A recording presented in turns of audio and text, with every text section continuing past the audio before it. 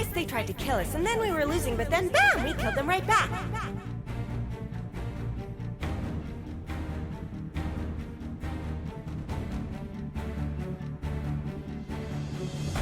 Step lively now. Your admiral is on board.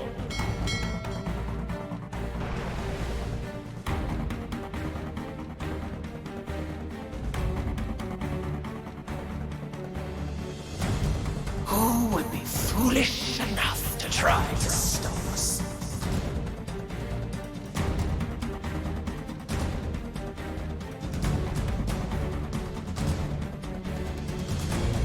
This is our moment.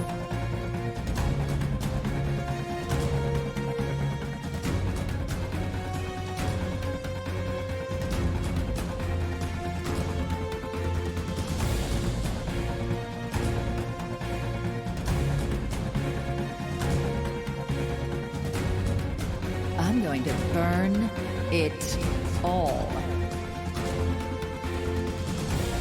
My light will be blind. Showtime.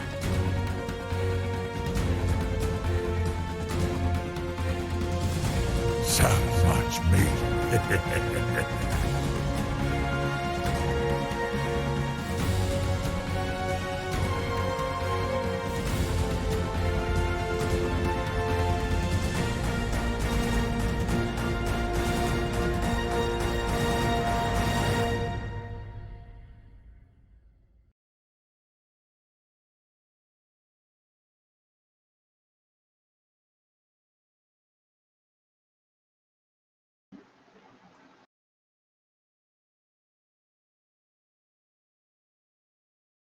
All right.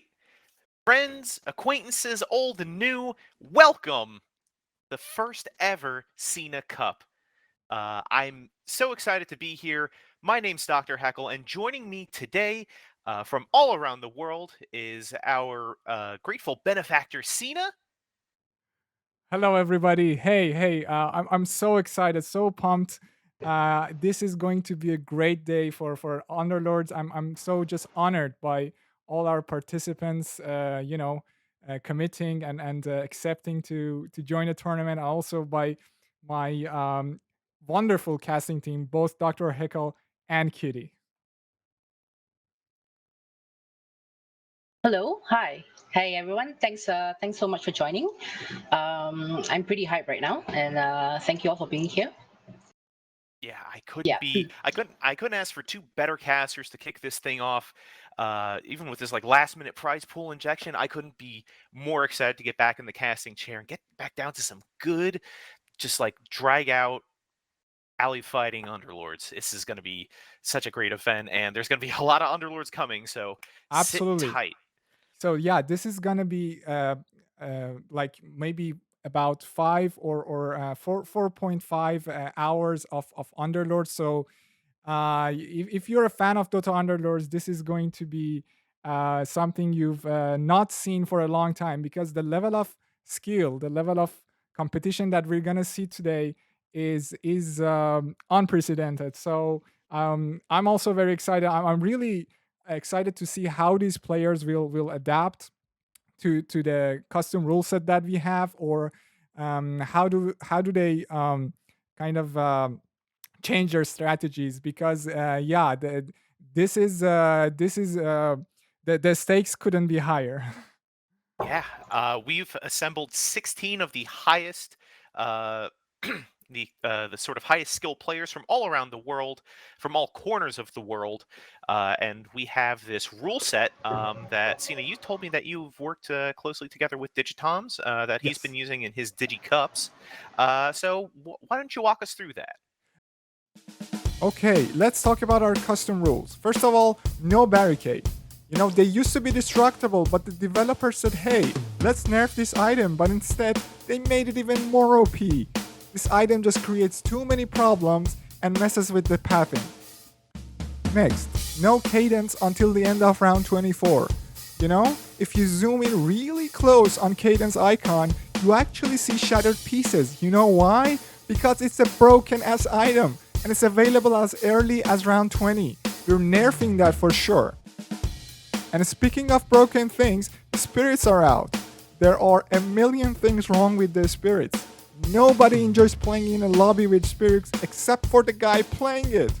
If there's been one thing slowing these guys down, it's the barricade. But because barricade is removed, there's nothing stopping these guys, and so they're out. And finally, no open forwarding. There's a lot of discussion about this. Is open forwarding good? Is it bad? There are definitely scenarios where it can benefit you, but it's definitely bad for the whole lobby. We don't want our players to think about or worry about open forwarding, and that's why it's not allowed. All right, yeah. So we got all these custom rules in. This is kind of like honor system stuff because we don't have that kind of fine-grained control within the client quite yet. Maybe that'll be in the next patch. Whenever that is, my children can play that with those custom rules. Absolutely. I mean, we have to keep in mind we cannot fix everything, and we cannot make it like very balanced, like perfectly balanced.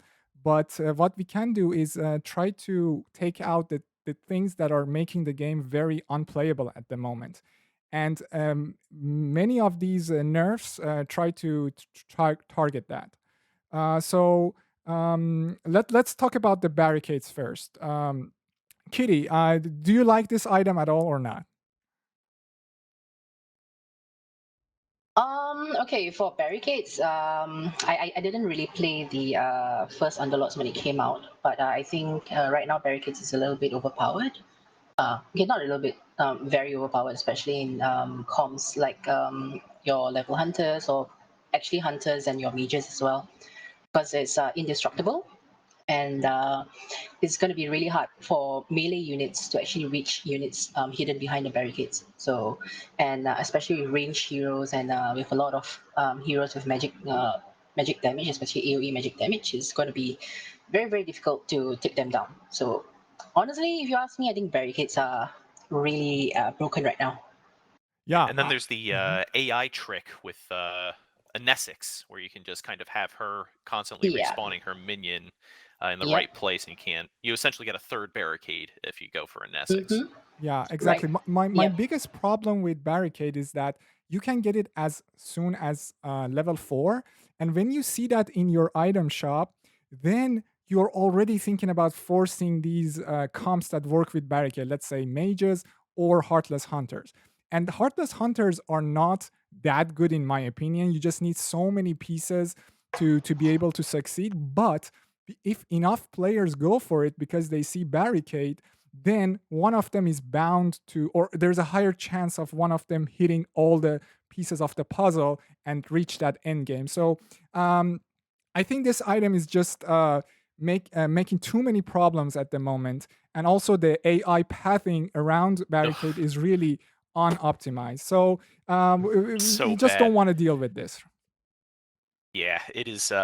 It can make a lot of things very messy. Like, if we want to talk about AI and Underlords, we can talk about the target acquisition for things like Demonic Purge on Shadow Demon, or who gets frostbitten, or why did you doom my level 1, or why did you doom the enemy level 1 Venomancer when there's like a 3-star Slark that could have easily been doomed, or something like that. The mysteries of unit AI and decision making in this game are deep and many. Let's say, but it's great. That part also adds a lot of flavor to the game. Also, in my opinion. Yeah, exactly. And let's talk about cadence next, because cadence in like I've heard a lot of complaints about cadence. I think this item still is logical to be in the game. I think the developers had some valid ideas behind it. I think the problem is that they didn't see Heartless Hunters as they can utilize this item so well because of the hunter buff and also Medusa with the split shot. So this item in itself, I think, is useful because, for example, some comps like Brawnies or Knights, when they all have their 3 stars, you can't deal with them unless you have a cadence. So this item is rational, but the problem is that you can pick it at round 20. At round 20, when all the other boards hit start to hit their 3 stars, you can easily deal with them and kind of negate all their progress with just one item. So I think nerfing it to be available at round 25 and later is a good middle ground for this item. Yeah, I mean, as somebody who's watched a lot of DigiCup and has actually played in a couple DigiCups, this item used to just be like straight up banned in that format. I think, if there are any DigiSubs in chat, he still has that custom emote of the Cadence blade with the X over it. But yeah, it's, you talked about Cadence Dusa probably being the best item combo in the game, better than maybe even Stonehall Cloak Jug or Stonehall Cloak Bristleback when they hit 3 stars. But I would agree. I think banning it around, from the 1st to the 24th round is a viable compromise because, like you said, the brawny comps and the knight comps can get quite out of hand if left unchecked.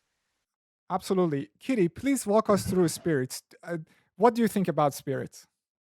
Okay. Well, spirits is but I guess like in the early game, I know like a lot of people really don't like spirits because they're really hard to take down, especially when you have like 4 spirits, and because of the magic amplification from your mage alliance.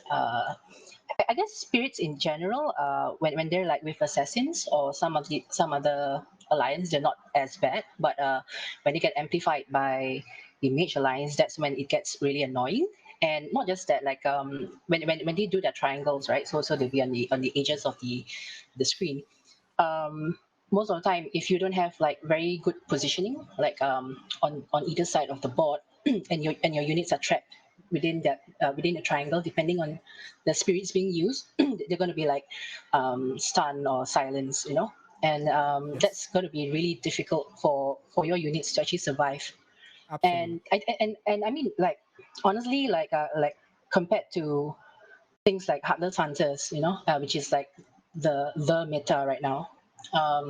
Spirits used to dominate boards previously, and while it's difficult for spirits to actually survive in the early game, like if you don't like, I mean, even if you don't 3-star your spirits, right, you just need to have as much spirits as you can on board Exactly. in the Yeah. early game, right? Like you have double, especially Storm Spirit. I mean, the other spirits like Earth Spirit is not too bad. Ember Spirit in a mage comp doesn't really use Battle Fury, right? You want him to get mana fast, so like it's not that bad because of the damage output. But the one that's really annoying is Storm Spirit, because he zaps across the board all the time. It's really hard to pin him down, and at that stage you don't have in the early games or mid games, you don't have items to actually lock him down, like things like maybe a like a silence item. So Yeah. it's mostly because of Storm Spirit. I mean, spirits itself, individually, they're not too bad except for Storm Spirit. So I mean, you could consider like nerfing Storm Spirit a little, even when he's not in a Spirit comp or Spirit Mage comp. He is very very True. annoying. Yeah, Yes. whether Yes. 1-star or 2-star. Yeah. Absolutely. And my biggest problem with spirits is that they don't take damage when they're in their triangle form. Yes. Yeah. And if They if they can die, though. I've had scenarios where like a triangle goes off and only 2 of the things go because somebody dies mid triangle. yeah, I No, think no, that's but they're invulnerable though. yeah, that's They're very yeah. occasional. But if you, for example, take Joel with the spirits, the problem is that when Joel casts his ult and kind of staggers the damage on everybody, when the spirits are in their triangle form, they don't take the staggered damage, so it allows them to cast even more spells because of the staggered damage. I think this alliance needs a lot of change, but. One thing, without barricades, we cannot let this alliance happen because, people are going to be in the middle of the board and they're going to hit all their units. So this is not acceptable, and that's why they're out. And Yeah. because we still have a lot of things to cover, let's just quickly talk about also open forwarding. And this is also a very controversial thing because some people think it's stupid, people think it's good for certain comps, and I think the biggest problem with open fort is that if you're going for open fort and forcing a certain build, if there's another player in the lobby going for the same build, they're screwed because you have so much more momentum, you have so much more free rerolls than them. So it's not it's unfair for some of the other players in the lobby. And I don't want to be in a situation where our players say, hey, somebody's open forting, should I open fort too? Or I don't want them to worry about this. So that's why we're completely getting rid of open forting to make it simple, make it more interactive, and that's why it's out. Sorry, if I may say something about open forting. Sure. Go for it. Yeah, okay. Well, I mean, yes, they might have the advantage in terms of goal as well as their loss streak, right? But I think open forting is not really done very skillfully by a lot of players. And the thing is, like, if there's a player in the lobby that's really, really good and they're getting a lead, right? And they're getting win streak. So your win streak will actually bring you up even more. And but if they're fighting the open forters, it's just going to be feeding that win streaker. So and they're going to lose, and I mean it's kind of like a gamble. You're actually it's really bad in my opinion, because you're gambling, you're sacrificing your HP, which is like the most important thing in your lobby, for money. And if you roll for your units, you're gambling like your goal away to actually hit your 3 stars firstly. And Right. I mean, yeah, there's pros and cons to open forting, but personally, I think it's pretty useless. Yeah. Yep. I think the most important part of that, of getting rid of that particular strategy, is that it's casting poison. Nothing's worse than just like going to a board and going like, all right, well, we're going to check in with Digitans real quick, and yeah, there's no opponent. Other side, just nothing going on. So I guess we'll I don't know, switch to somebody else. It's just not intuitive from like a production point of view or a casting point of view. And yeah, it's just I'm glad it's gone. I don't like open fort. Catch me never open forting in my games down in Big Boss. And maybe that's why I'm down there. Who knows? Yeah, so let's talk about the format of this tournament. We have the rules. We know how players are going to play, but let's how are things going to stand from game to game? Sina, why don't you walk us through that right now? Let's hear it from Kitty, because I think she's prepared. Yeah. Sure. Yeah. All right.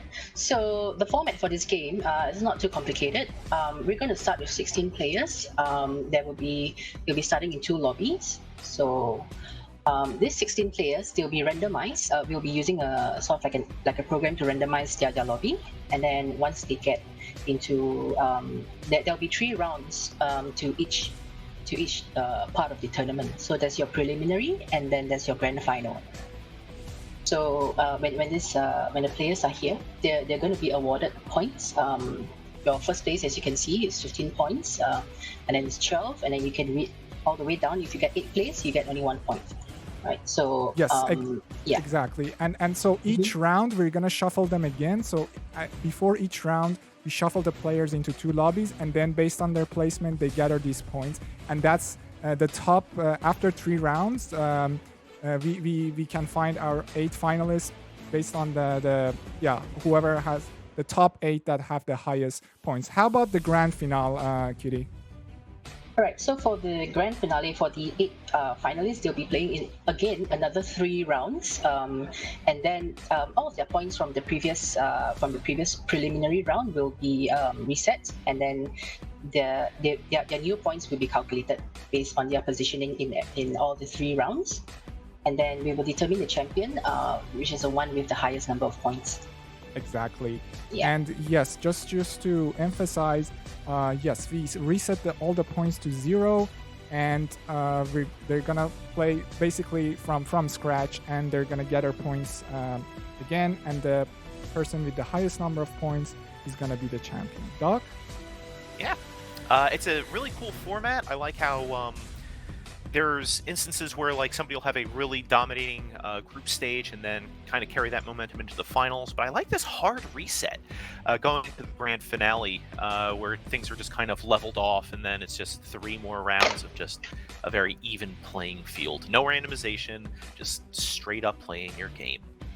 And that's awesome. I can't wait to get there in due time. And at the very end, of course, we got prizes. We got moolah. We got Absolutely. hard cash. Just before we get to the prizes, I wanted to mention, I think this format is also good because it allows comebacks as well. So if you end up 8th in one game, you still have a good chance to get because first gets 15 points, right? You can make some comebacks. So having because you can get low rolls and be unlucky one game, but over the course of 3 games, you still have a chance to make up for it. So that's why we think it's a good format to have. Yeah. Getting first is so crucial because if you think about it, if you get first and then last, you still have 16 points. Whereas if you got something maybe 2nd and 7th, you only have 14 points. So that gives you a ton of leeway to try out maybe some more experimental builds, maybe creep a little bit, and try to chomp somebody else's build. It's really, it provides a lot of cushion for winning your lobby. But you know me, I'm all about the money. I'm all about just getting that green. At the very end of the day, we have prizes, cash prizes for our top 4 finishers here. Our first place finisher out of our €175 prize pool gets the lion's share of it with €80. Second place will get €50. Third place will get €30, and fourth place will get €15. And everybody who reaches that grand finals status will have the title of master within our community, with the first place finisher being the Grand Master. Yes, and I'm really honored because first we started with only 75 euros prize pool, but everybody was excited for it. All the players were committed, and I don't think they were playing for the money. They were more they wanted to bring the community together and participate, even if we didn't have any prize pool. But then bam, the community steps in, and €100 by Dink Largewood, which we really, really appreciate. It's just amazing to see how a community of a game comes together in order to infuse some life into it. So yeah, that this I think. Sorry, I'm having a bit of problem. Tech issues. No problem. So it's really amazing again, Doc, to see all the support from both the players, our participants, and also the community, and all of you in chat right now who are spamming and or lurking, whatever you prefer. Yeah, it's it's the DotA Underlords community is really something special to me. I've been involved with the sort of competitive side of things since last summer. In bombing out of UPLs, and then going on to cast a bunch of UPL, and then waiting in vain with everybody for these patches ever since November. It's truly a miracle and a truly wonderful thing how it's been kept alive, largely by the community. You've got your DigiCups, you've got people on the subreddit creating content. It's wonderful. It's just like such a cool, tight-knit community, and I'm really proud to be a part of it. Absolutely, and it's also I think it's also like I'm really sorry for that we couldn't invite so many players to this tournament, because we have just so many good players, so many talented and skilled players in the community, but we had to only choose 16, and we tried to go as wide as possible and tried to include as many communities. But for example, we don't have anyone from Australia or from let's say South America. The Peruvian boys, they are always there. So I want to apologize that we couldn't invite so many of these great players, but I think the talent that we have right now is also a good showcase of how talented and skilled the players are right now at in the community. Yeah, and that's one of the strengths of this community too, right? And of the format of the genre is that you can have so many people from all over the world playing because lag isn't really that big an issue compared to another genre like your MOBAs, like Dota 2 or League of Legends, where you have a bunch of people that are really like, um, that require that sort of low latency to play effectively. Here, in the mornings before work, I can queue against somebody in Russia and in Vietnam and in, South Africa, and we can all play and have a pretty fair chance to get the W in the lobby.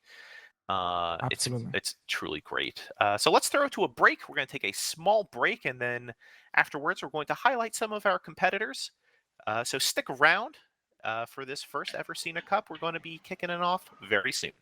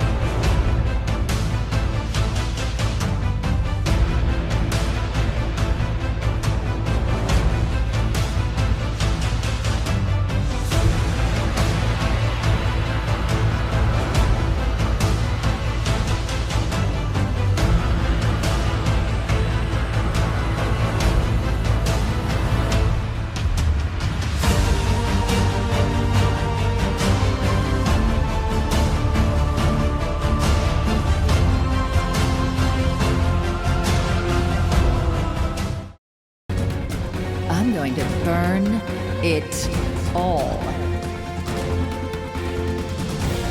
My light will be blind.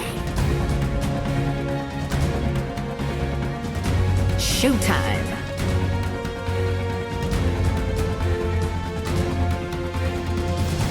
So much meat.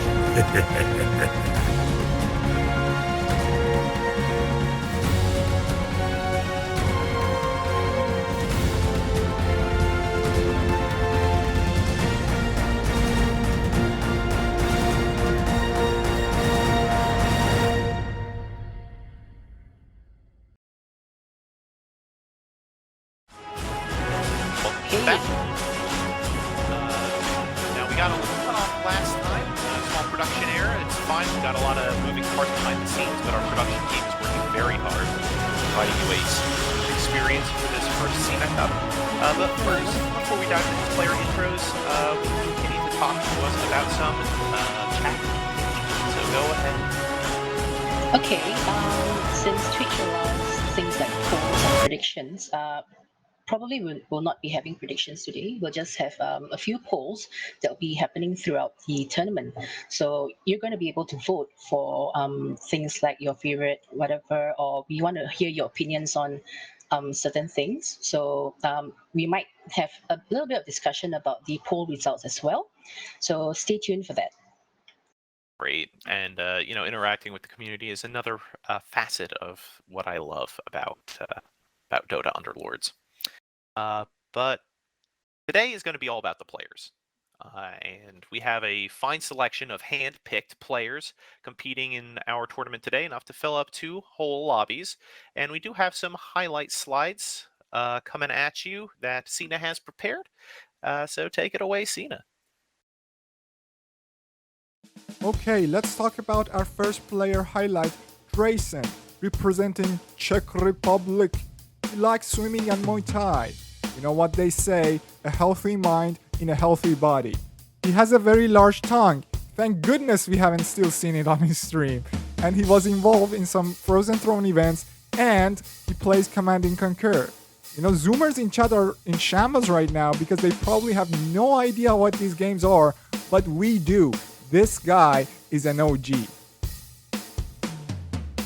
I really like Drayson because if you've watched him stream, by the way, he streams at Drayson Gaming on Twitch. And, when he's going for a build that he's going for, he really explains his decisions, is very calm, collected. And it can be very educational to watch his stream as a Underlords player. Yeah, it's important because sometimes people do sort of strange builds. Like there's that healer mage build I've seen a lot on DigiStream. That it's just like, what is going on here?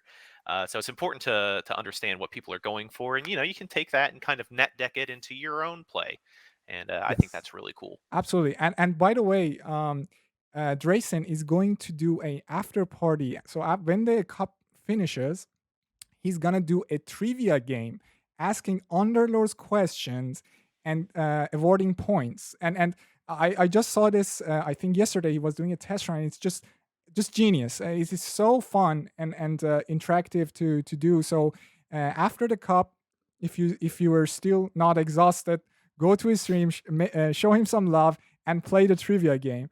And he's gonna tell you more about it on his stream after the cup. Yeah.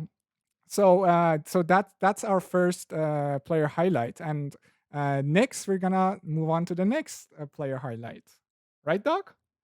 You bet. Coming up next is going to be Kant from Cambridge, Guide Maker, and All-American Boy. So take it away. Yes, I'll need a few seconds to set that up, so please of course keep talking. yeah, no worries. It's great to highlight all this talent and all this great diverse talent from all over the world.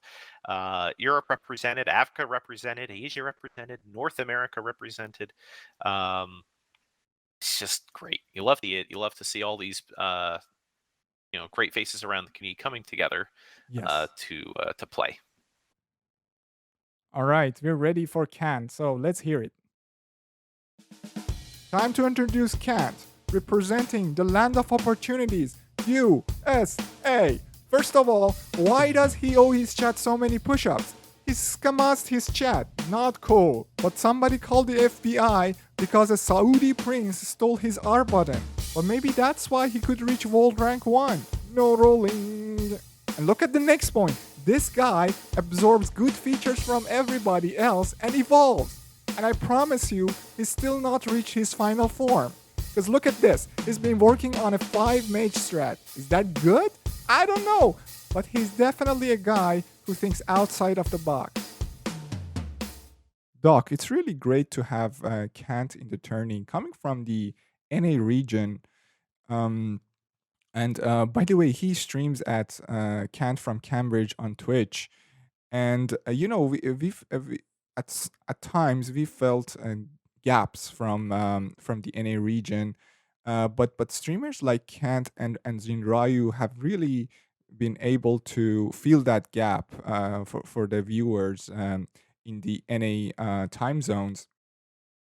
Yeah, it's we've had content creators like Swim over with Evil Geniuses or whoever is sponsoring him now sort of come and go. So having more NA players is great just to have a presence on Twitch and in and around the competitive scene. It's wonderful.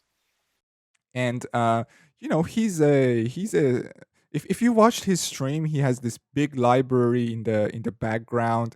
So he's the student of the game. He's a scholar. He plays chess at a very high rating. And it's really great to have a master tactician like him in the tourney. A fine tactician, very well read. How could you lose in a game that relies so much on 8x8 positioning in a genre like the auto chess genre? Kant, we wish you the best, and it's gonna be good times watching Yes, you. Sure. and Next up, we have maybe one of our most accomplished players in the entire player pool, hailing from South Africa. We've got Tylee, who won the China versus the World Cup set up by Pinty a couple months ago. Very excited to see how he does today. So, Sina, take it away. Okay, let's talk about someone who hardly needs any introduction whatsoever. Tylee, the pride of South Africa. He loves animals. Can we just end the tournament right now and give him the first place? Because that to me is a true winner. Oh, no, we can't. Okay, I'm being told we can't do that, but he is best friends with Digitams. Oh, I think something went wrong in the production because those 2 first points are literally the same thing. Why are we repeating ourselves? No, but jokes aside, this guy is never toxic. Oh, there's a Kappa emote right there, but I don't know what's that about. No matter how badly things go wrong, this guy stays optimistic. He just oozes positivity, and that's probably why so many Underlords fans are rooting for him. And yeah, Tylee, the pride of South Africa.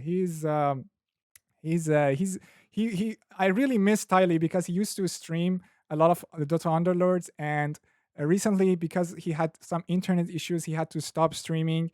But I think the community still loves him and really they're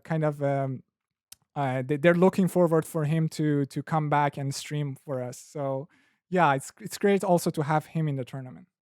Yeah, and quite fashionable as well. I know I haven't gotten a haircut in about 13 months, but when I do, maybe I get the Tylee. I just bring this picture in and say, like, do me up like that. Just really just kind of mess up my whole scene with that hair. It's great.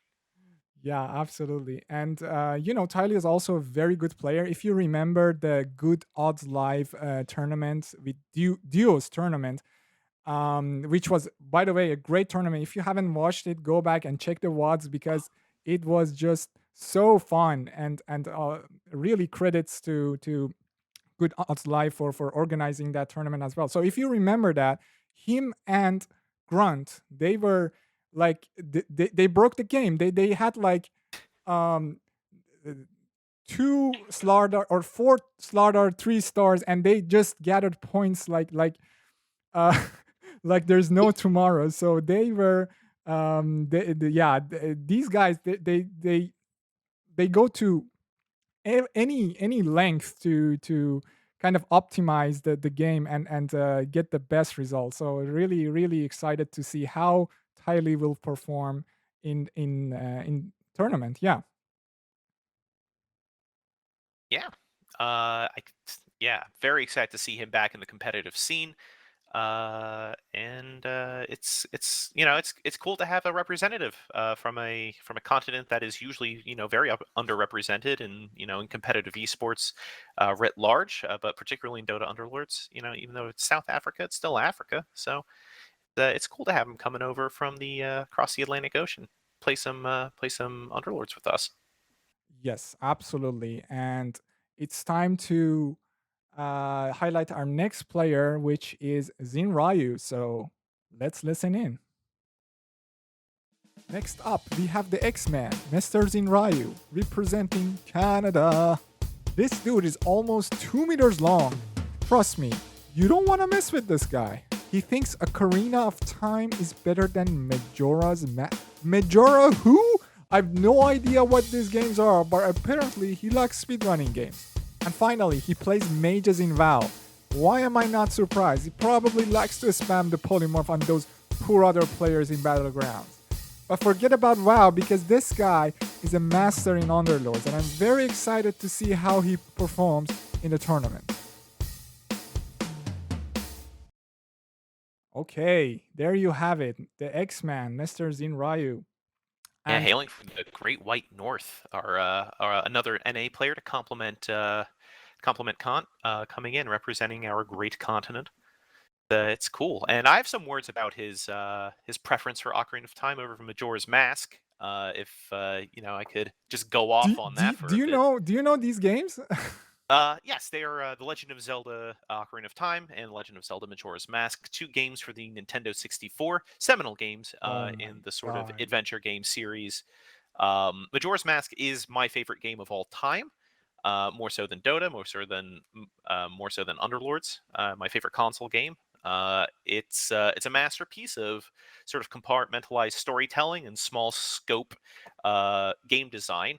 It rules. Wow. It's the superior game. It uses more RAM. You need the expansion pack to play it, so there's one up on that. And even though it may not contain as many dungeons or side quest, or it might not contain enough or as much like main content as Ocarina of Time. Majora's Mask really excels with the really handcrafted smaller side quest content. It's just phenomenal stuff. And yes, the game does reset its state every hour, but I think that's beautiful. It's the restrictions of a medium that really give things their flavor. And I feel like even though while Ocarina of Time is this sort of seminal game and this sort of landmark game, Majora's Mask is the perfection of that game, and Wow. by extension, the perfection of that genre. That's just kind of my two Okay. cents That's on those two amazing. games. We have some strong opinions about these games on the casting board right now, but I have no idea, so I can't comment on it. Kitty, do you Me know these neither. games?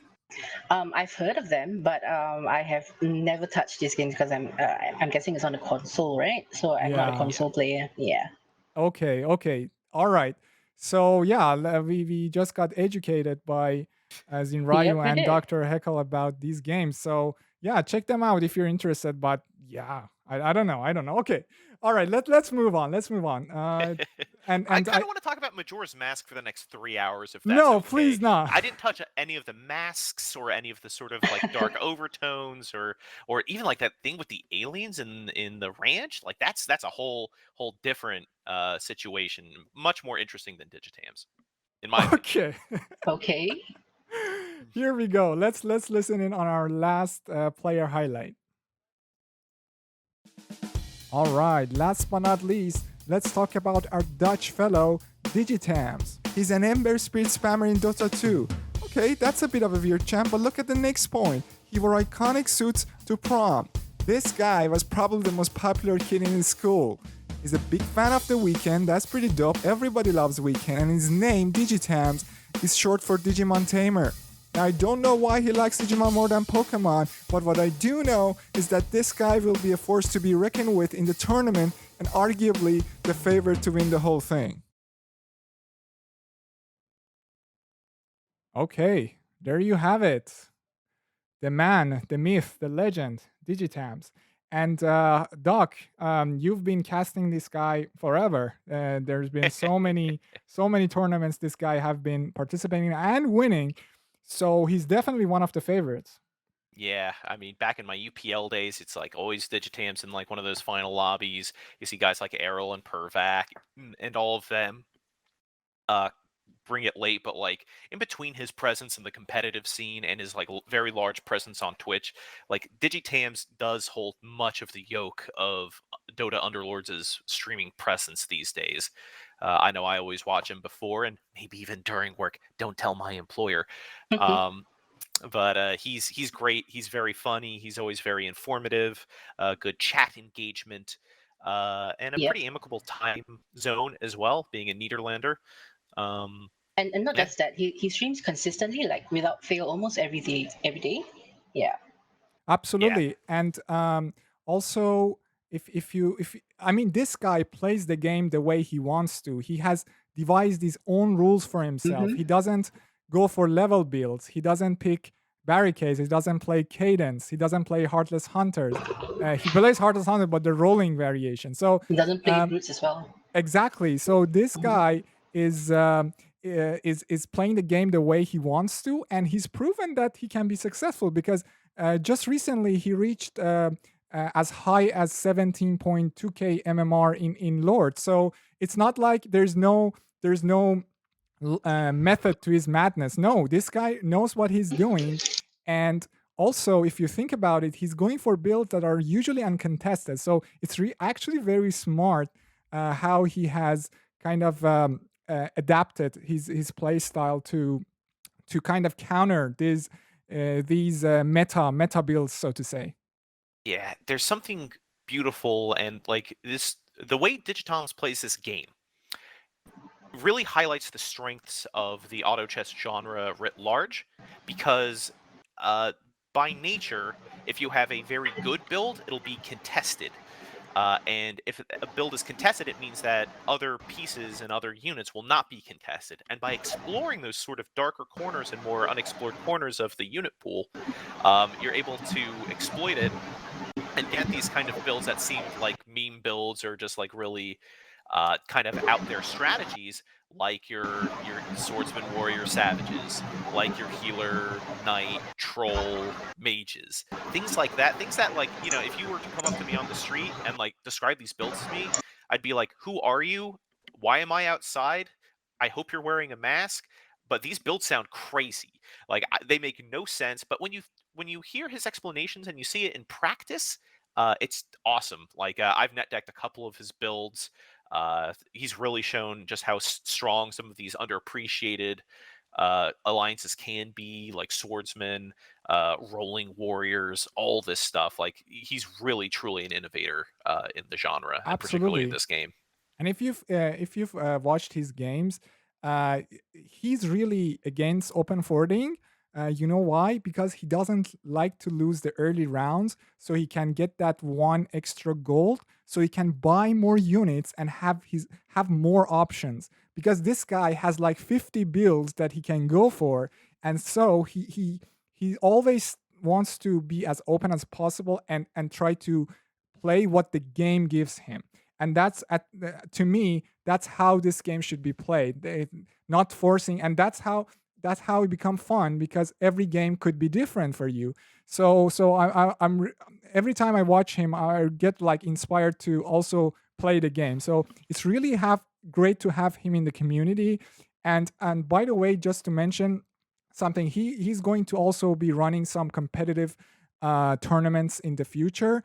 And so we're gonna have more info on that later. Maybe we get an interview with him later on. But yeah, keep in mind that he's also organizing some events in the future. Yeah, it's I mean, I've never seen a player, or maybe not never seen, but like Digitam's blacklisting and overflowing skills, his APM, actions per minute, when trying to get these builds when he's rolling to try to complete these 3 stars, incredible. Things that I can't do on PC, more or less mobile, which is where I play about 80% of my games, I would say, probably even more. Like just truly a high skill player, a high concept player, and definitely one to watch today in this cup. But enough about our players, enough about talking about them on paper. We want to see games, but we're just going to have to wait a little bit longer. We're going to throw it to break for about 5 minutes. And when we come back, our first preliminary game here for the first SinaCup. Stick around. The blood's about to be spilled.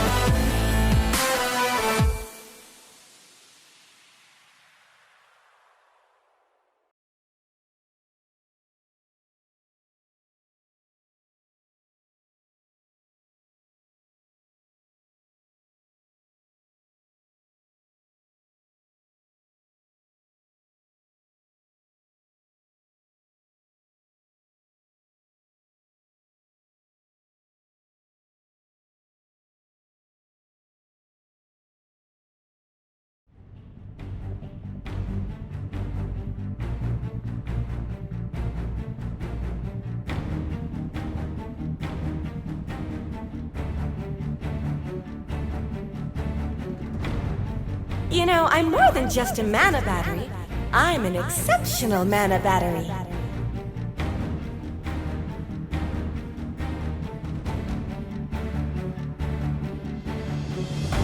Step lively now. Your admiral is on board.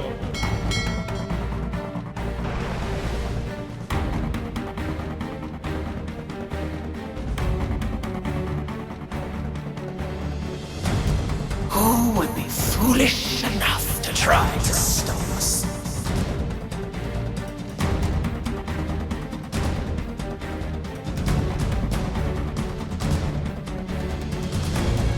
This is our moment.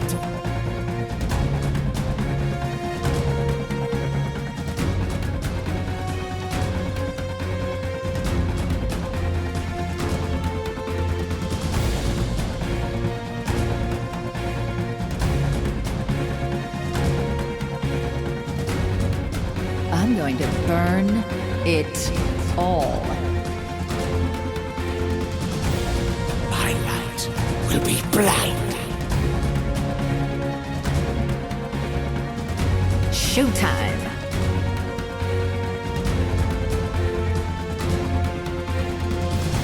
So much meat.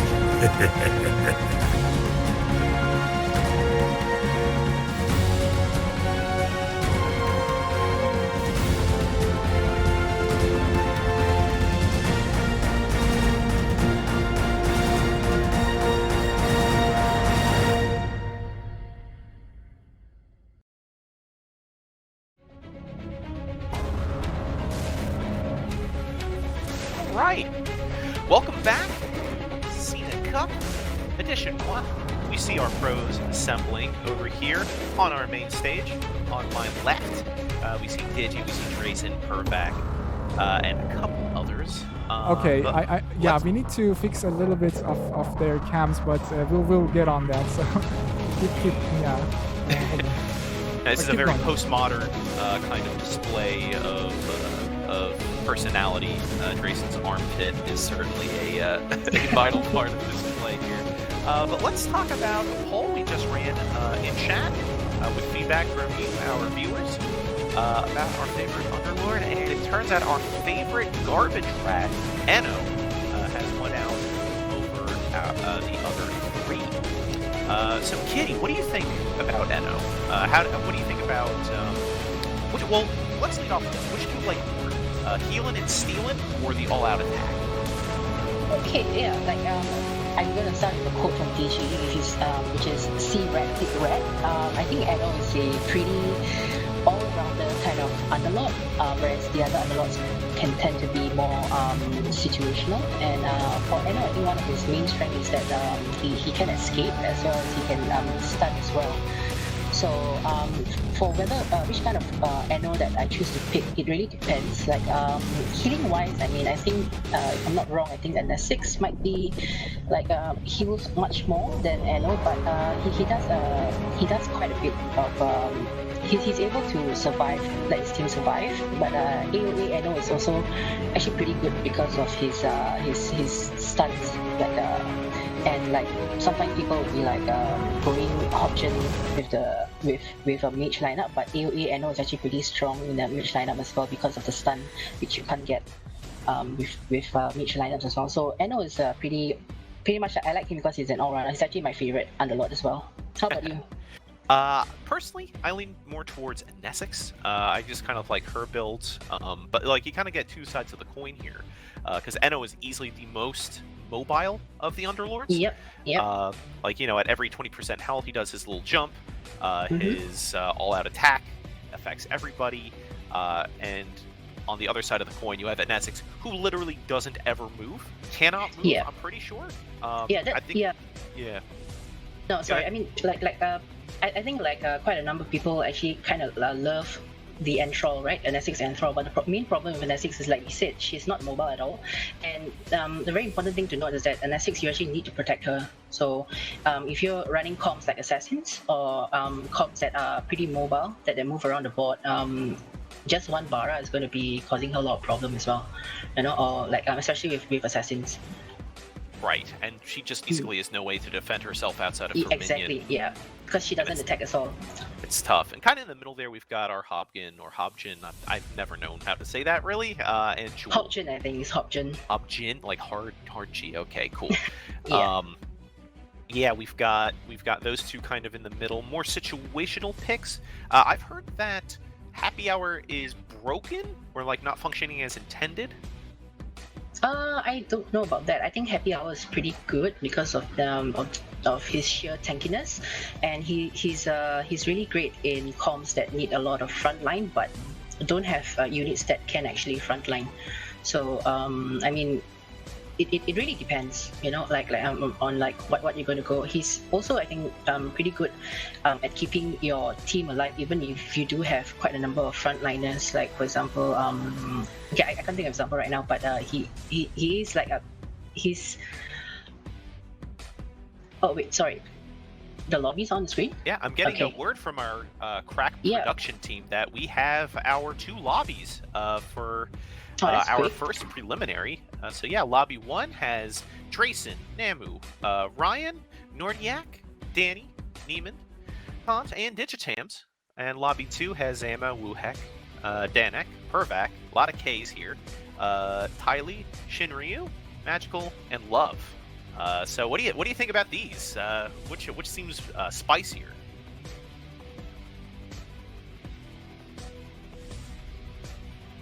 Yeah.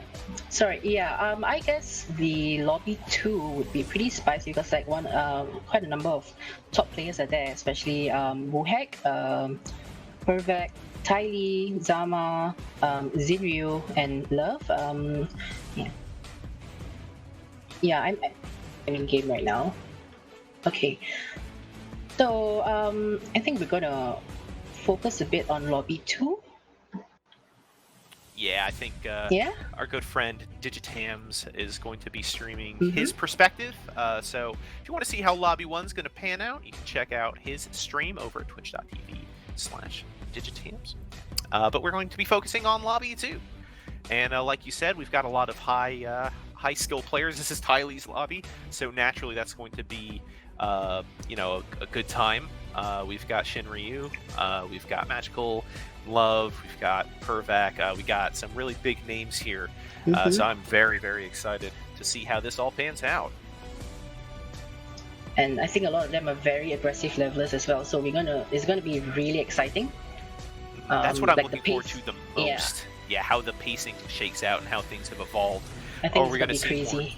Are we going to see more 3-star meta? Are we going to see hyper levelers with like brutes and poisoners? Are we going to see knights? Are we going to see mages? I love to see the stream comps. Have people been saving strats on streams? Or we're going to see something that like breaks the meta wide open.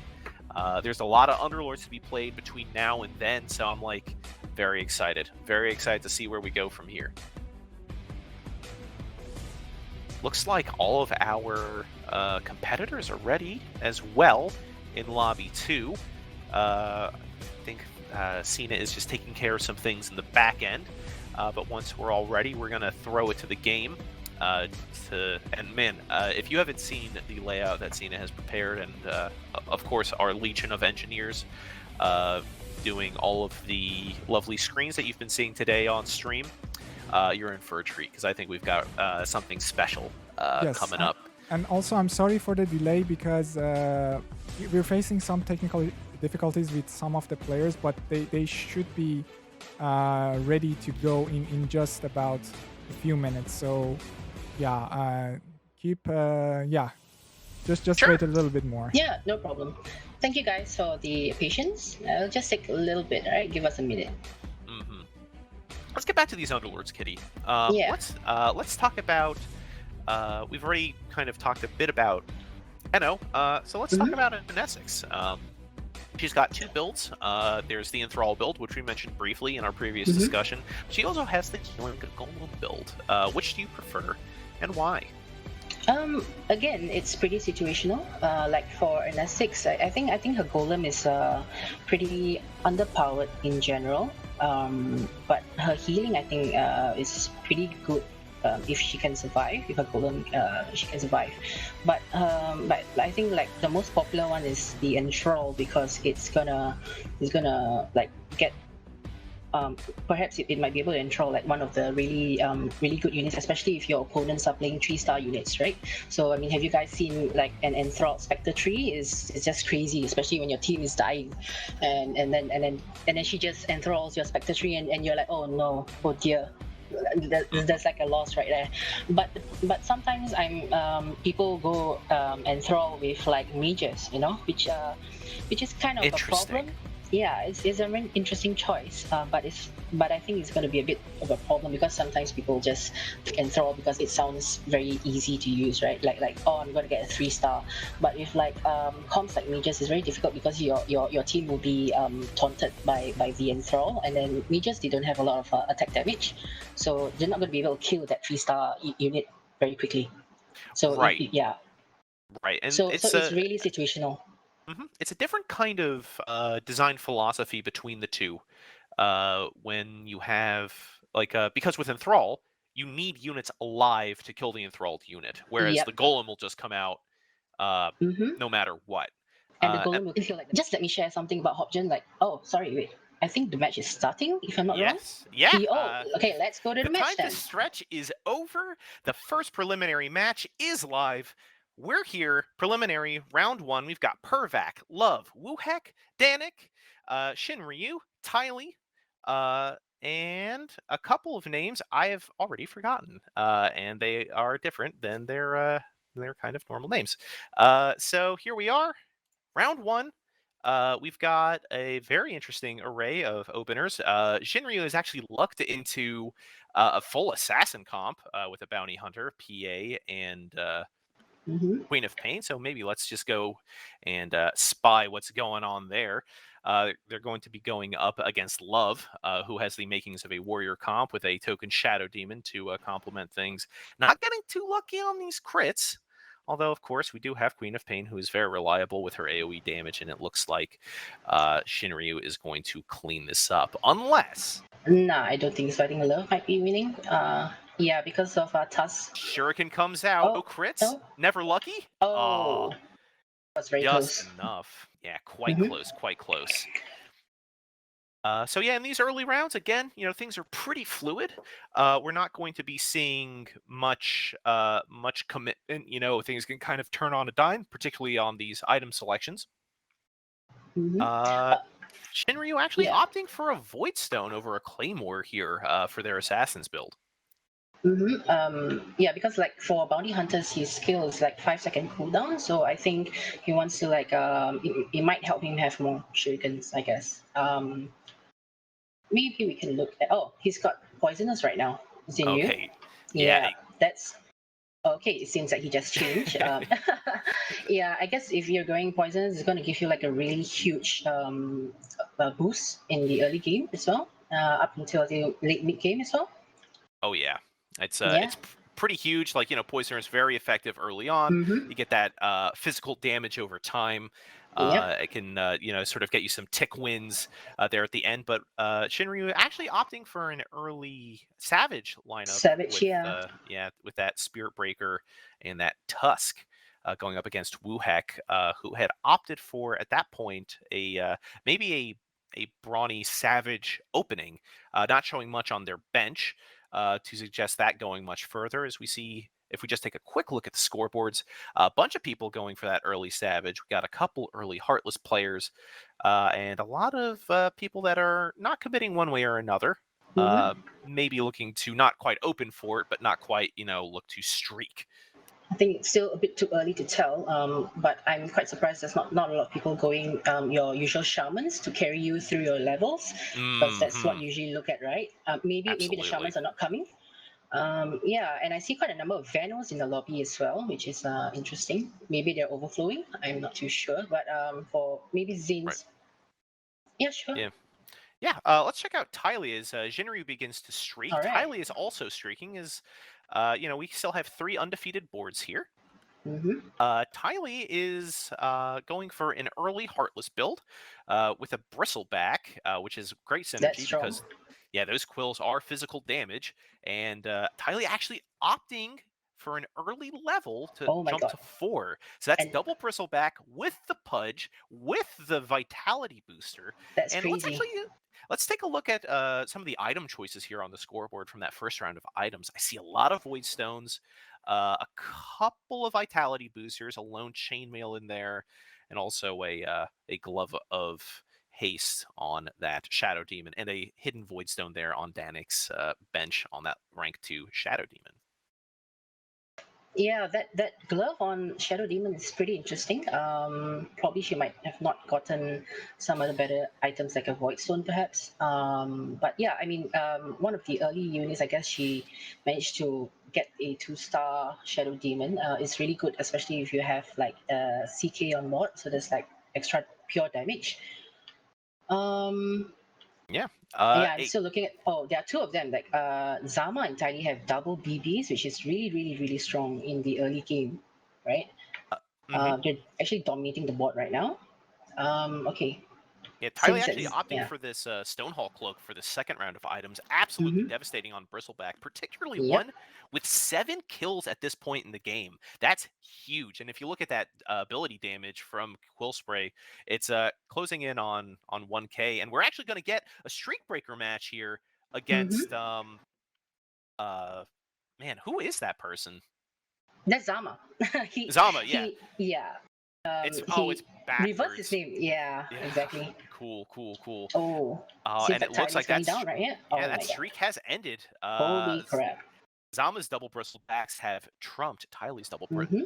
bristlebacks, and that's a streak ended. Let's actually go over to Zama, being the lone streaker here left in the early game, and we see the makings of a brawny build, and this is always Mm-hmm. exciting to see because it's such a high risk commitment to go for Exactly. a lot of these early units and bank on getting a lot of kills in the early game. But if you're streaking, if you're getting the rolls, it's you can't go wrong there. Already hit max interest too. Hit that 30 gold, and it looks like they rolled down a bit. Also took the jump just like Tylee, popped up to level 4. Because Mm-hmm. I guess you want to get the damage in early or get the Yep. kills in early, just to build that nice like sort of bank of health for your brawny units. It looks like he might be losing here though because Xinryu has a 2-star Dazzle, and he doesn't have any 2-stars yet. I think he, like you mentioned, he might have rolled down a bit, or maybe it's just. I think maybe he's just overflowing. But it's Yeah. quite important to actually get your 2-stars early in a brawny build so that you can actually start dominating your early game. And it's Absolutely, and really dependent. that Yeah. was one of the changes early on to Brawny, which was before it was everybody would get that flat health bonus. They made it scale with star level, so uh, Brawny bonus health. Before it was that we are currently on Zama's Zama. board. We were following them around, and now there are no streaks. There's no perfection here in DotA Underlords, and certainly no perfection here in this lobby, as we have everybody beneath everybody is beneath 100 health. And wow, is that a target dummy? We got 2 target dummies actually out from that second round of items. Kitty, would you like to go over this this second round of item choices from our competitors? Sure. Okay, so we can see that Wuhek has gone for a Vanguard on his Enchantress. Tylee has gone for a, yeah, like you mentioned earlier, the Stonehall Cloak. I guess okay, for Love, she's gone for a Paladin Sword. Um, I guess maybe she's not having that great luck in her item rounds. Mm-hmm. Maybe, yeah. And we've got Danek with really good item, Dragon Lance on Wind Ranger, so she can actually just stay at the back. Yeah, that's just pretty, Yeah, big power spike there. yeah, that's a classic build. So you can just hang back, and it's a ton of damage too. Let's actually pop over to Wuhek's board here, as they're going to be facing up against Love. And like you said earlier, we're going to see some early Shaman play here. You're letting the dogs out, as it were. But it is not looking so hot for Love, as it looks like the Shaman Summoners are going to take this one home. And for Wuhex, I think he's getting some brutes on board as well. Um, yeah, he's gone for an early trolls as well. Bat Rider and Shadow Shaman. Like Shadow Shaman, this is round 8. He's really powerful in the early games, especially with his wards. And it seems maybe we could also look at Tylee's board. He has a 2-star CM Oh, together wow. with a couple of brutes. He's still got Savage and he's got a 2-star Patch. Interesting. Yeah, but I think I he think is we're definitely experiencing going some to. technical difficulties here on my end. Oh, okay. Yeah, so it seems Tylee is definitely going brutes because he's collecting his 3-star life stealer right now, and possibly a troll late game. He's got a Uh, lot of pairs. Oops, sorry, I hear some sort of feedback. Hello? Is everything all right? Yeah, we can hear you. Yeah, I can hear you though. I'm back. I Yeah. encountered some pretty raucous airs there for a bit, but I'm back now. Welcome back. Oh, Yes. We are So still on yeah. Wuhek's board? No, we yeah, are on Tylee's board, but I just wanted to give a quick Sure. update on because of the delay that we had. One of the players couldn't make it to the tournament, so we had to Oh. replace them with imoartle. Now, I think Doc is already familiar with this player because he used to be in the China versus the world tournament, so he's exceptional player. So I don't think it was a last minute call, so we're very thankful that he accepted. But basically, we're gonna have imoartle instead of Namu for the rest of the cup.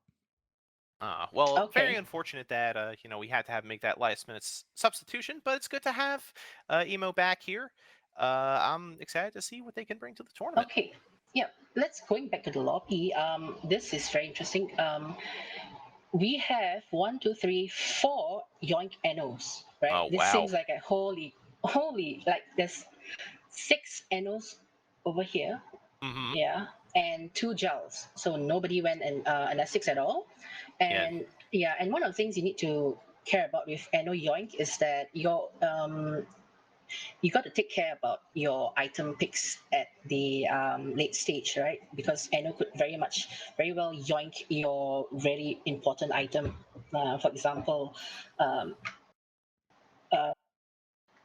Yes. sorry, could you? Yeah, hold And on. There's a problem. also yes, No and worries. also Yeah. sorry. Hello. Go for it. Yep. Sina, are you live? Yes. So what I wanted to say was that, of course, with the barricades being removed, NS6 loses a Yep. bit of her value. And course. also, if you think about it, in the preliminaries, people want to just gather points as much as they can. So they want to play safe. They want to have safe points. Whereas, so for example, they don't want to go first or they don't want to go last. So they want to play safely and try to have high HP. And Eno is the perfect tool for that because he's very survivable. He stuns everybody or he does this poison damage. And as you can see, we have a lot of poisoners, already 2 poisoners. So yeah, we got poisoners, we got brutes, but we also have a surprising amount of healers out on the board as well, with our True. healer shamans coming out of Xinryu, Wuhek, and Pervac. The last of them currently in the lead. So interesting choices there. Of course, the shaman, has a ton of efficacy early game just by value of having more units on the board than everybody else. Yeah, and Interesting. yeah, that's it. Okay, let's look at the love spot. In true DUVN fashion, she has 4 heartless right now. Yeah, I think a lot of us know that. Definitely in Interesting my pick pubs. with Luna. Yeah, in my pubs as well. She doesn't seem to have much luck with Pudge over there, but she's got a very early Viper at level 6. That's a pretty good upgrade, I guess.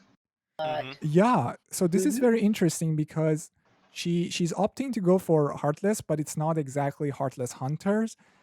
She's more like playing good stuff, let's say, and having a Luna with a With a Quelling drow? Blade against all these summoners boards is really strong. Good point.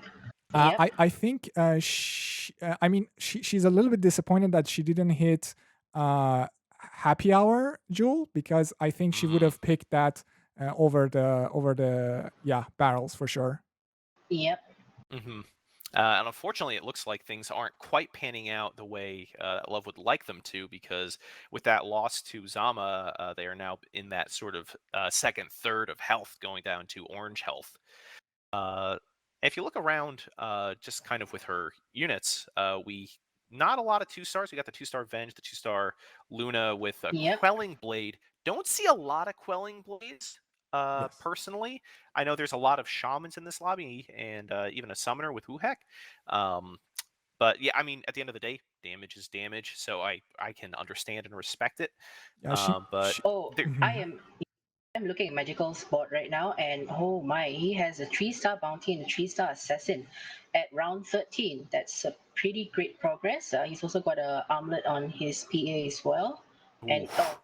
and he just got a restore on his bounty hunter. That's insane, especially with a Queen of Pain over there. That's going to do a lot of damage, and he's Yeah. got a couple of slugs as well at level 5, right? He's got 2 slugs at level 5. He's definitely it's a bit unexpected that people will be going rolling builds in this tournament, whereas like most of the lobbies at level 7 already. Yep. Yeah, Yeah, that And yeah, mhm. And remember, without barricades, assassins are hmm really strong in really terms strong, of exactly. positioning. So Yep. we might see uh, Magical do really well. But look at that, maybe Tylee not is this round. dealing with not this round, because Tylee. Let's look at his board. He has 3 poisoners and really strong board, strong front line, hmm and also Eno with the stun is really a nuisance to assassins. Yeah, that is hmm truly an awful, maybe worst case scenario matchup for Magical here, because not only are the poisoners really bad for assassins because they slow attack speed, they do that tick damage with the hmm poison, but they also are comboed with Brute, the actual apex predator to assassins, because once that Brute debuff goes on them, their attack damage, their primary source of damage, is gone, and there's just very little that can be done. Yep, 30% at 2 brutes, right? And 50%. Yeah. Yeah, I mean they like Valve nerfed brutes a bit. Like it used to be a bit higher. I can't remember, but even so, it's still it's still pretty able to dominate lobbies, especially if you have brute poisoners. Hmm. And yeah, and it's not just like for the assassins, like for any bot, even like with Savage as well. Like you're gonna remove their like 30% is quite a lot of damage reduction even at 2 brutes, and Hmm. not to mention he has troll as well. Yeah, let's go to Danik, right? Yeah, let's check out how Danik's doing over here. Danik is actually going to be up against Magical here, and will take a loss. Magical Oh, popping up to level 6. And there is a bit of collision, just as a final word on Magical's build right now. There's a bit of collision with the Ristool Circlet, and using that in conjunction with Queen of Pain, particularly because of how low cooldown both of those spells are. And because the demon bonus does silence all demons while that's active, that bonus damage is active, they're going to be bumping up against each other, and particularly here in the early game, mana generation really isn't too much of an issue. They're both going to have their spells on cooldown, and it might be a bit of a race to see who can get theirs out first uh, with those short cooldowns. yeah. I'm probably guessing like the Queen of Pain is going to cast first, but with a Ristol on an Ember one, I'm not sure if he's going to be able to survive, because Ember usually gets focused down pretty hard and he dies very quickly, even at Ember 2. Mm-hmm. Yeah. It looks like Danik's luck is starting to turn around up against Xinryu, because even though that Spirit Breaker was able to charge the back lines, it looks like the Heartless Hunter Summoner strategy is proving to be more effective. The Summoners do give you a bit more front line with that unit spam, and that can take the place a bit of those barricades. And hold on just a second, because Zama is hitting that Mm-hmm. 3-star That 3-star Snapfire spec, quite yeah, quick, snap and has fully committed to a to 4 brawny brownies. build. Yeah, has those 2-star Bristlebacks, has the 2-star Beastmaster, has the Juggernaut with the Heaven's Halberd, and the Puck to complement all of that. That's looking really quite good. As we're gonna have a Magical Danik run back in the meantime here. And that man, that PA with the armlet really can do damage. Just chunked away like a fourth of that Mm-hmm. Jewel's health with that. Yeah. And we might be switching over again with that victory over Magical. Love is actually getting into heartbeat range and might have to start making some drastic changes if they want to continue on Mm-hmm. and fend off a last place finish here in this first preliminary. Yeah. Yeah, absolutely. And still, she has one puck, 1 star, a Viper 1 star, and a Drow Ranger 1 star. So you could say it's really underwhelming at this point of the game. And she has low HP. So and she doesn't also have a lot of gold. So she's in a dire spot. But I really hope that she can find some of her upgrades this round. Yeah, love rolling down here too. Yep. Hits level 8 and didn't exactly get the best items from this most recent item round. Opting for Yeah. that craggy coat on the Pudge. That's a good combo, Yep. but it looks like they're kind of struggling to fall into any sort of like meta build or preconceived strategy here. Just kind of fumbling with these Heartless Dragon, Vigilant. Not something that I see very often in my pubs, but trying to make the best out of a Yep. tough situation. So let's see Yeah, I how guess she like does. for the dragons and puck, it's because it's not a 2 star puck. It's not going to do a lot of damage, right? And like, but the good thing about puck's dragon is that it can actually opt out and like when just like that when Dazzle was trying to damage her. She really has bad luck with the drow right now. She's not really doing much. Yeah, and she just lost as well. Yeah, having a So pretty token tough luck. splash Yeah. drow is not the worst Mm-hmm. thing. I mean that attack speed R is going to be quite good. Enabling that vigilant alliance is also quite good. But there's the 2-star Viper in for love. Might turn things around there with the glove of haste. Pretty good. Viper actually has some pretty decent natural attack speed with that 1 attack rate. And some interesting splash units coming in here as well. Keeper of the Yeah. Light with these His first. AOE. Yeah, that AoE is going to deal a lot. You combine that with some of the soft CC from Viper's Mm-hmm. Nether Toxin, rooting people in place. Yep. And that's pretty much it when it comes Yeah, to CC. I true. think it might be possible if she gets like if she gets I mean she's probably going to keep the puck unless she gets a Dragon Knight, right? So if she gets like a I mean she has a Whew. Lina on board as well. If Yeah, she's not probably going she needs to get a level 9 to actually get like a bit of magical damage from the Magic Alliance. Yeah, she's definitely going that. But the problem is like you mentioned her she doesn't have enough cash to get to level 9. So but she's definitely going for that Lina, I suppose. It might help her a little, like survive a little more. But her health is at 16 right now. That's very, very dangerous. She's with how developed all the other bots are. She might be in 1 shot range as Yeah, well. Yeah. and you can really feel the tension because Mm-hmm. she doesn't have a lot of goals. She can't go into 9. She needs to keep rolling to find Yep. some upgrades.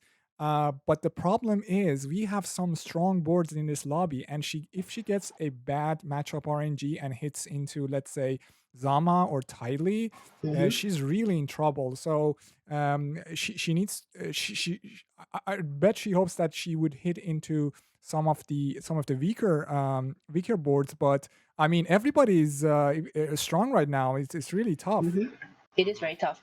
Like I think maybe like her only way that she can probably stay What is this alive a little bit coddle more. acquisition? Look at Oh this. no, No, oh no. that coddle. Terrible stuff coming Oh out from dear. that Keeper of the Light. This could be curtains for love. she Yeah. she can't catch a break. No, Look I at think. that Cuddle. Yeah, I There think there she was would. only So one bad. unit behind Cuddle, and Cuddle decided to just target that one unit.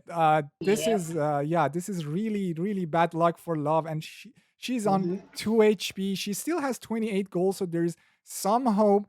But the other players have so much HP that I don't see a world where she can come back Oh. from this. Well, Mm-hmm.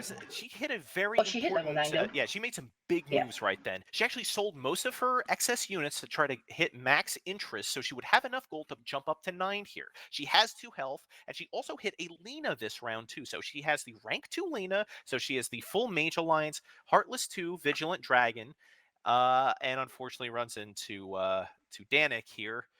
who is also going for Yeah. a Heartless Hunter build. And if there's a time to make a rally, it would be now. Mhm.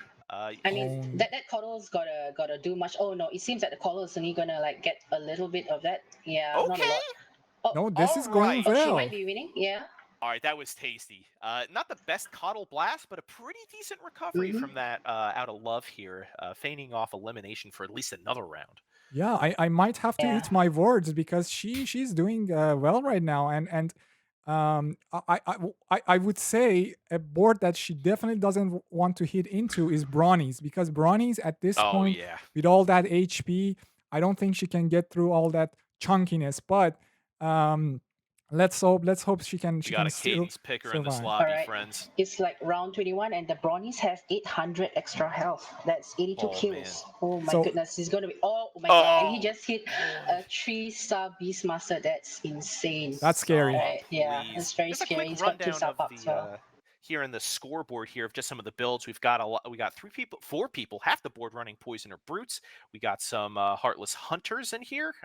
We've got a Lone Mage player, but we also have Magical running and committing to that full Assassin, that 6 Assassin with Rogue and 1 level of Swordsman. Very interesting.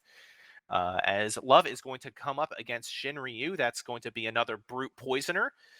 Pretty good run from the Bara, and then actually it looks like a pretty well-angled Coddle Yep. blast there. Really chewing through a lot of stuff, and this But look might- at that Life Stealer. Life Stealer is still alive and Let's well, look- yep. and Oh, this yeah. Alright, might seems be like the it's end for lost. Love. Oh. Yeah.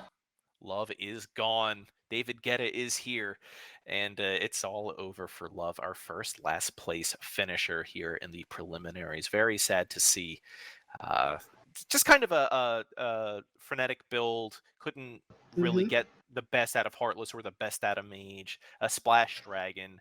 Probably not what they wanted to get coming into this, but it is what they ended up with. But Yes. let's Yeah. check in on Danik here. He Kind just of got our a 2-star meter. Oh, that's quite good with Dragonlance. So she's going to be able to Mhm. hit from anywhere on the map. Gets a Death Prophet as well. Okay. So this is your kind of stock and standard Heartless Hunter with, a Wraith King as well. All right. Okay. Some saucy stuff coming out from Danik as they go up against fellow bottom feeder Wuhek here. Oh wow, this is very important. This can be really affect both. a lot of things for these players. So let's see how this game goes. And Yeah, as this is a far as potential elimination scenario for both. Both of them, yeah. Potential 2 short range, 1 short range maybe. Yeah. I don't think this- it's lethal. Yeah, this Yeah, I is don't think not it's going to be a lethal, yeah. W. That Dragon Knight's doing Okay, work. he survives on 5 HP. Wow, that's really close. But the thing is, he needs to find more upgrades, because remember, those Bronnies right now are really scary. If anybody hits into Zama right now, they are probably dead. So they need to find upgrades right now. Yeah. Well, as scary as Zama is, don't look now, but Magical is our lone streaker. Actually just lost to Tylee. But is enjoying that full assassin bonus again with the 3-star bounty hunter, the 3-star phantom assassin. But Danik gets a shot in the arm here with that 2-star tide hunter, which can drastically flip a match on its head. And not to mention that Magical has 6 embers right now. He's very close to his Ember 3, and he has a Battle Fury as well. We know how horrible that can be, especially Yeah. with like comms that are stuffed into a corner, right? Absolutely, because Yeah. with that Battle Fury, Ember Spirit can crit on every single jump of Sleight of Fist, and that is just an unreasonable amount of Wait a damage. minute. Danik is in trouble. Danik is in Yeah. trouble. He has 5 HP and he's losing this round. He's losing this, yeah. Oh, It no. seems like it's an out, I suppose. Yeah, Yeah. unless we get some god jumps Nah. here. Nah. Yeah, Unfortunately out. not. And the problem is, look at this. So we nerfed the Heartless Hunters pretty much a lot, because there's no barricade, there's no cadence at round 20, and so they couldn't also pick an Essex probably. So you can see that Heartless Hunters are really struggling with these rules, and it's still interesting that they opt to go for that build. But let's check in on Wuhek, because he's on 8 HP. Yeah, and actually has completed a Void Alliance? Void Brutes. New meta, you saw it here first on SinaCup. Wow. I do love one of the things I do love itemization wise are attack damage items on Shadow Shaman, because even with this one level of troll, and this is not the matchup you want to get. Wuhek is going to go up Oh against no. that thick Against meat the wall of brownies. What is that Zama. Doom doing? Yeah. Oh, Doom didn't cast. wait, Doom this didn't is cast. the matchup because you have the Void Alliance, so everyone's Yeah. got Cadence Blade. Yep. But wait a Not as second. effective, but he still has 3-star. Oh dear. Chewing through, just He's actually doing kind fine. of a He's dominating doing- He's actually display doing really against well. Zama. Yep. Yeah, wow, actually a big brain plays coming out from Wuhek here. Yeah, now Well, he- Wuhek's perfect. level 9 as well. Zama's Yeah. only level 7 at the moment. he has really prepared for this brawny board, and also keep in mind Doom didn't cast, so he could have even been stronger if he had a good Doom. So, but it would be interesting to see how he does against all these other boards. Yeah, a lot of Vlad's pickups here in this round 25 item round. We see a Scythe of Vice, we see a mech. Checking in here on Pervac, who's actually fallen below Wuhek, actually hits the 3-star wow. Lycan, gets Oh my Yode. god. Zama hitting the 3-star Bristleback in the meantime. A lot of interesting things going on here in Pervac's build. And actually, Magical hitting that 3-star 3-star. Meepo. We're going to see Viva that Scythe. good item stuff. Oh, boy. I'm excited to check in on Yep. Magical a little later, but we're chilling here with Pervac up against Zama. Does not have the Void Alliance to match up against all this brawny health, Oh, and with no. that freshly minted 3-star Bristleback, that's a refresher or Refresher 3-star Beastmaster. So Yep. much damage. How much damage are we looking at here? That was like an 11k axes back to back. 13k. Yeah, But that wow. Lycan is still pretty much Kinda going gross. strong. Yeah, this Lycan Look at is the Lycan. kind of carrying right now. But can he Yeah. chew through all the extra meat of Is that that staff lethal? Probably here? not. Oh no. Is that The lethal? poison Oh, it coming is. out. Oh, he gets rid of the. Oh, he gets wow. rid of. Oh Lycan, my god. though. That's not lethal. 1 6 health. HP. Oh my goodness. My god. The hero Lycan eating up that Snapfire. He would have surely been dead had it not been for the heroics of that Lycan sticking in here, getting that RNGG out of the butterfly with those dodges. Absolutely disgusting stuff. Lycan is doing God's work right now. Look at that 11k, but that was really too close for comfort for Pervac. And I mean, let's look at some of these top boards because Zama. But let's do that later because now we have to find out which board he hits into. Oh, it's Goes up magical. against Oh, Magical. Okay. Now, this is a good matchup because we remember Pervac is still running those brews, so that's going to mitigate a lot of that physical damage from those assassins.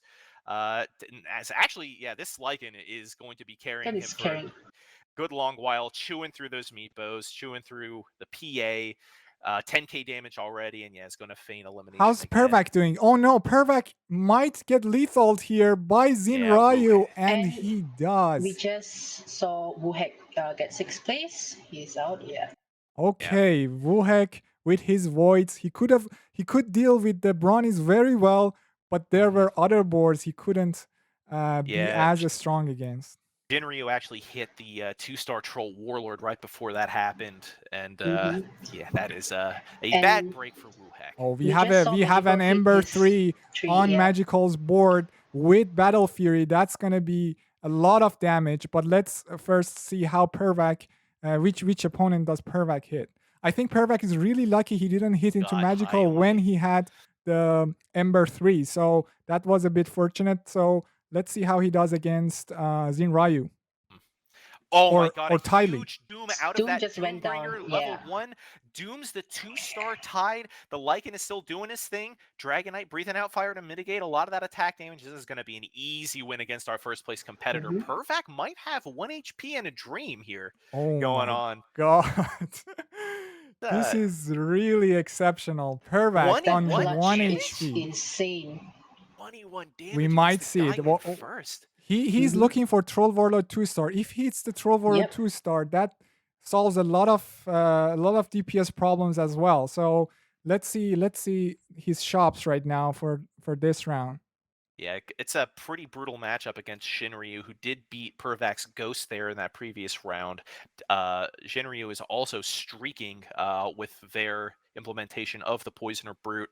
A 3-star Slark. 3-star slot. Yeah. Oh my God, that's with Assassin 2. He's got a Scotty. That's going to be a horrifying matchup to go up against. But Pervek fighting back with a 2-star Doom, going to be a bit tankier, giving him that Battle Fury, is going to go up against Zama and the thick meat wall of those brawns. Okay, let's see which Doom target he gets, because that's pretty important. Oh no, the Lycan, Oh, no. dude. Oh, the Lycan Lycan gets is doomed, and Juggernaut 2-star is doomed on the other side. That's a very very low roll for Pervak, and is that this gonna Lycan's be too big to fail? But he wait, might this still Lifestealer win, though, yeah. Lifestealer is going He's got a strong, Lifestealer. and he might just survive. This is going well for Pervak. The Viper's It's actually very doing close. mad work in the back as well. Yes, Lifestealer and Viper and Dragon Knight doing the work, and Pervak's still in it. This is amazing. 1 And Tiny HP just and a got- dream. I just got a 2-star troll as well. Oh my god, Tylee on 9 HP hits a Troll Warlord 2. We have to go to that board in a second, but now everybody is low on HP, and this is Limping into getting this item scary. round. Gonna be a And refresher Zin order just from got a Pervak. Preshow. Refresher like it 3. Let's go. Okay, Oh, Pervak's boy. going places with this build. This is what won the final UPL tournament that I casted. But we have a Kunkka 3. That's going to be a ton of cleave damage out of Magical. With that Swordsman bonus, we have a potential for a ton of damage there. And Ooh, as you man, can see, it's Tylee is spicy. going for Cadence Blade with Medusa, but that's allowed because it's round 29. We can have that It's after round unlocked. 25. So let's see how Tylee does. He's on 9 HP, but Pervak is really 1 really HP. close to dying. Let's see. Round 1 of Dogs. Round 2 of Dogs. Gets both sets of wolves out from Lycan 3 and actually gets trapped in a prison of his own making, Yep. chewing through that Troll Warlord 2. But it's not enough. The Troll Warlord 2 does go down. The Doom was down earlier, and this looks like it's going to be enough. This guy, 1 HP and a dream. avoids Yes, fifth place. Pervak is Zama goes out. surviving. But Pervek yeah, is clutching really, really hard right now. How many rounds he's been on 1 HP? I think 4 or 5. A ton. It's this Probably. is truly a comeback That's story for the insane. ages. What a Right? first round of the preliminaries to start on. This rally from Pervek is just incredible. absolutely. And It's- you could see Zama going out with his brownies. He had a lot of 3 stars as well. He wasn't weak at all, but look at these other boards. They are really, we have 2 Troll Warlords, 2 stars on 2 boards, and then the Assassins just all 3 stars. So every board is scary right now. Yeah, we actually have the 2 highest HPs going up against each other in an elimination scenario here with Pervek and Tylee. That Tide Hunter round 2 didn't get doomed this time. That went out on the Alchemist. The Spirit Breaker doomed there for Pervek. And what happened to the Lycan? I didn't see, Is- but he has a cadence, so that might Oh. be Oh, what Tylee- dealt with oh, that Is this Lycan. it for Pervek? Medusa Yeah. 2-star, Troll Uh-oh. 2-star. Oh man, it was a good run, Pervek, but Tylee does serve him the killing blow. And we are in our final 3 here in our Oh first my lobby. god, look at the HP of these players. Everybody can basically get the first place here with a good round. And Oh, you a know, 2-star there's a axe? Oh boy. no, Tylee is hitting everything right now, and he's scary. I think he's the favorite to take this game because I'm looking at the other I'm boards. seeing 6 3-star units from Magical and a Meepo 3 with Shivas. That's like an incredible amount of AoE magic damage coming out. Absolutely. But let's look at how Xinryu does because I think he's the underdog in this situation. Let's see how it goes. Yeah, we're going to be following the human players now that we have 3 left, and this is a massacre. Oh my god. This is You guys see absolutely that? going to be a killing blow. That Ember Spirit Ember 3, yeah. deleted the entirety of Xinryu's Oh, board. boy. 20 damage overkill.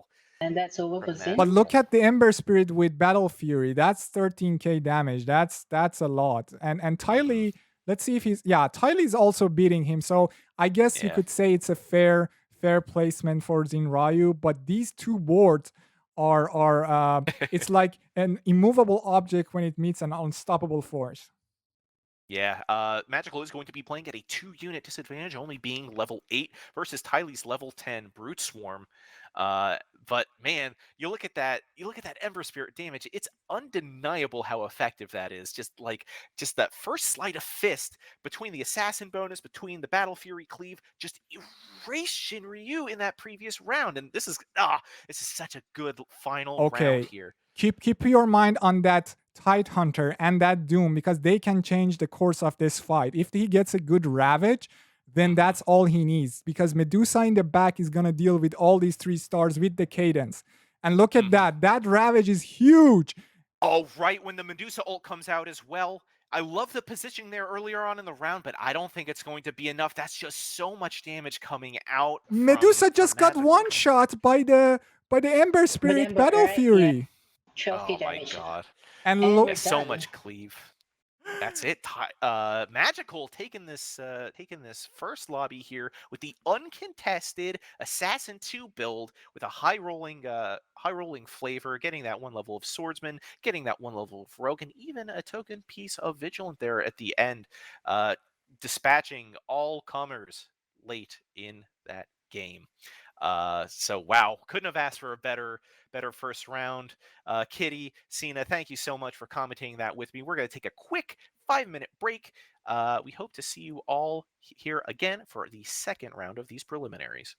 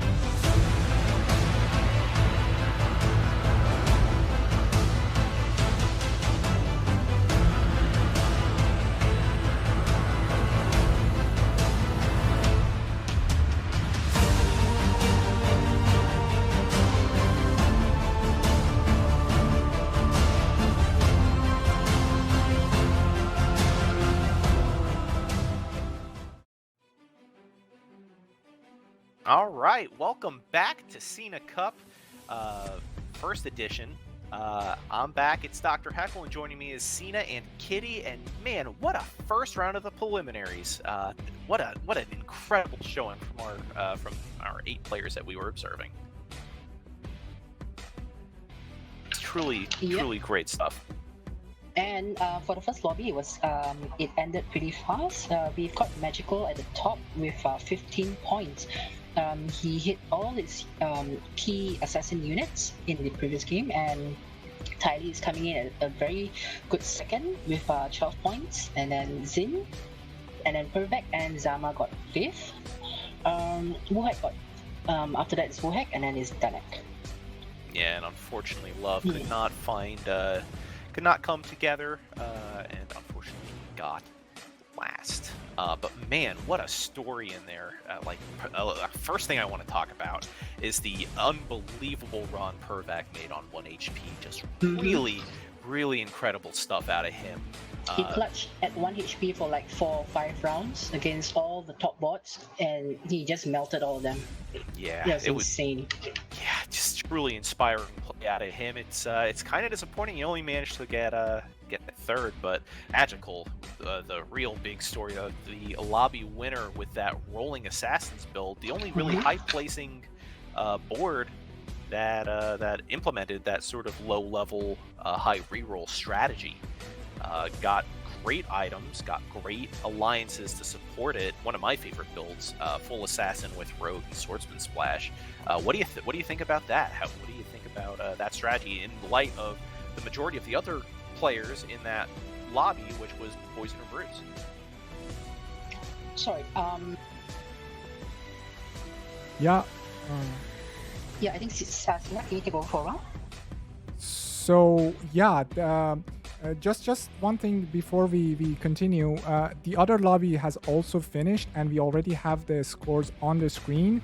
But let's just quickly talk about what the other lobby did, and I'll put a screenshot of the builds that they came up with. Oh, it's Immortal filling in for Namu. Gotcha.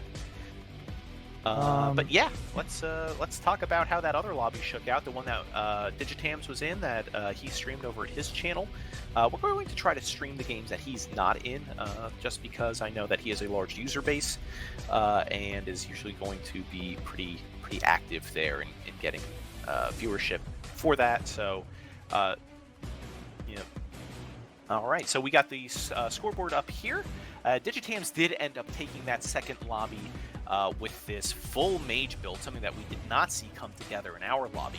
But yeah, we see a 3-star Enchantress with Shivas. Okay, pretty tasty stuff. 3-star CM as well, and a 3-star Lich. Staples of your sort of stock and standard rolling mage builds. But also some really good itemization, really good drops. Got the 4 humans in there with the Dragon Knight and the Kunkka. Ended up with Necrostorm, and that's such a great pickup, particularly in this rule format, which does not allow barricades. Just having more bodies on the board sort of protects your damage core backliners, like your CM, like your Puck, like your Lena. Particularly devastating with that Octarine core, and Puck with the lore-appropriate Dragon Lance. Was able to also activate Dragon Alliance for the Dragon Knight. A ton of damage coming out with that Breathe Fire. Was able to best Drayson, who went for this sort of very popular build that we saw a lot of in our lobby, the Poisoner Brute. Right below them is Niemand with a full rogue, yes, a full rogue with Splash Assassin and Swordsman rogue build with a 3-star PA, 3-star Bounty Hunter. We saw Magical employing similar tactics, although they hit tons more 3 stars than Niemand here, and I guess that's the difference, right? And also, in my ear again, our production core is telling us that our games are going to be starting very soon. We got fresh, new, shuffled lobbies, and here on screen you can kind of see what we're going to be dealing with in our lobby too. We got Niemand, we got Drayson, we got Nordiac, Dani, Ryan, Wuhek is going to be coming back with us here. Xinryu also rejoining us, and yep, that's it. We got our private match kicking off, and we are in it. And that last person was, of course, who did I forget out of here? Oh, we got Zama. Zama is also back. Okay. Yeah, here we are, round one again. The boards are reset and pushed anew, and we got some interesting things coming out. We've got Wuhek going for an early Savage. We got Nordiac actually opting for the early Rogue, an interesting choice. Again, no early Shamans. I don't know if that is just the luck of the draw, but yeah, we don't have much of anything going on there. No dogs in this round. Oh, and it looks like we do have some small production issues. I'm just going to try to mitigate that real quick. I'm actually going to be. Mhm. Yep. I'm sharing the game via Discord as well, so that's going to be live up to the minute view of this game lobby. So we that first round comes and goes. We have our slate of winners. It looks like the people that actually did opt for full alliances did a little better than those that didn't. And yeah, our first items are coming out here. And it's a bit more varied than that first lobby. We've got 2 vitality boosters, 2 void stones, or sorry, 3 vitality boosters. Excuse me. We got 2 I have a problem. chainmails and a talisman of evasion. Kitty, I am streaming the game in Discord. Yeah. It's okay. So I got in. Yep. Yep. So you could just cast off of that. I'm currently following Wuhek. What do we got on stream? Also Wuhek. Good. Cool. So yeah, we see an early bristleback here from him with that early Savage. Got some Spirit Breakers running into each other at high speeds, but it looks like Wuhek might be able to. Oh wait, this is a 2-star bounty hunter coming out from Ryan, and that might be able to clean things up. Yeah, that shuriken is just devastating damage. Yeah, absolutely. And finding a bounty hunter 2-star this early is so good because he just helps you with the early game and also denies these other players, like Assassin's player, from going bounty 3. So that's a very great find for Ryan. And if we know Ryan, he really likes to go shaman savages. So let's see how he does. Yeah, another 2-star coming out here out of Dani, now rocking 2 2-stars and an early Heartless. And just pop in there real quick. We have a small disconnect from Xinryu. We hope to see him back in here sooner rather than later. And Dani's actually going to opt for an early level 4, throwing in the Slardar to complement that 2-star Anti-Mage and the 2-star Shadow Demon. Going to be going up Yeah. against Drayson here. And that Shaman is not going to help him out one bit in this. This anti-mage is just going to go to work. No, this anti-mage early just disables one unit altogether and also does a lot of damage. So again, early game should be secured for Dani, and like finding so many 2-stars this early just such a strong start that we'll have to see. But I think Dani is already going to have a great game this game. Yeah, it's a pretty good opener here. Like, those early 2-stars, it's essentially just like having another unit on the board. And with that early level, it's quite good. As round 3 or round 3 concludes, we're into round 4 now. A couple more 3-stars coming out, and we see a bigger and better diversity of builds. A couple of shamans out.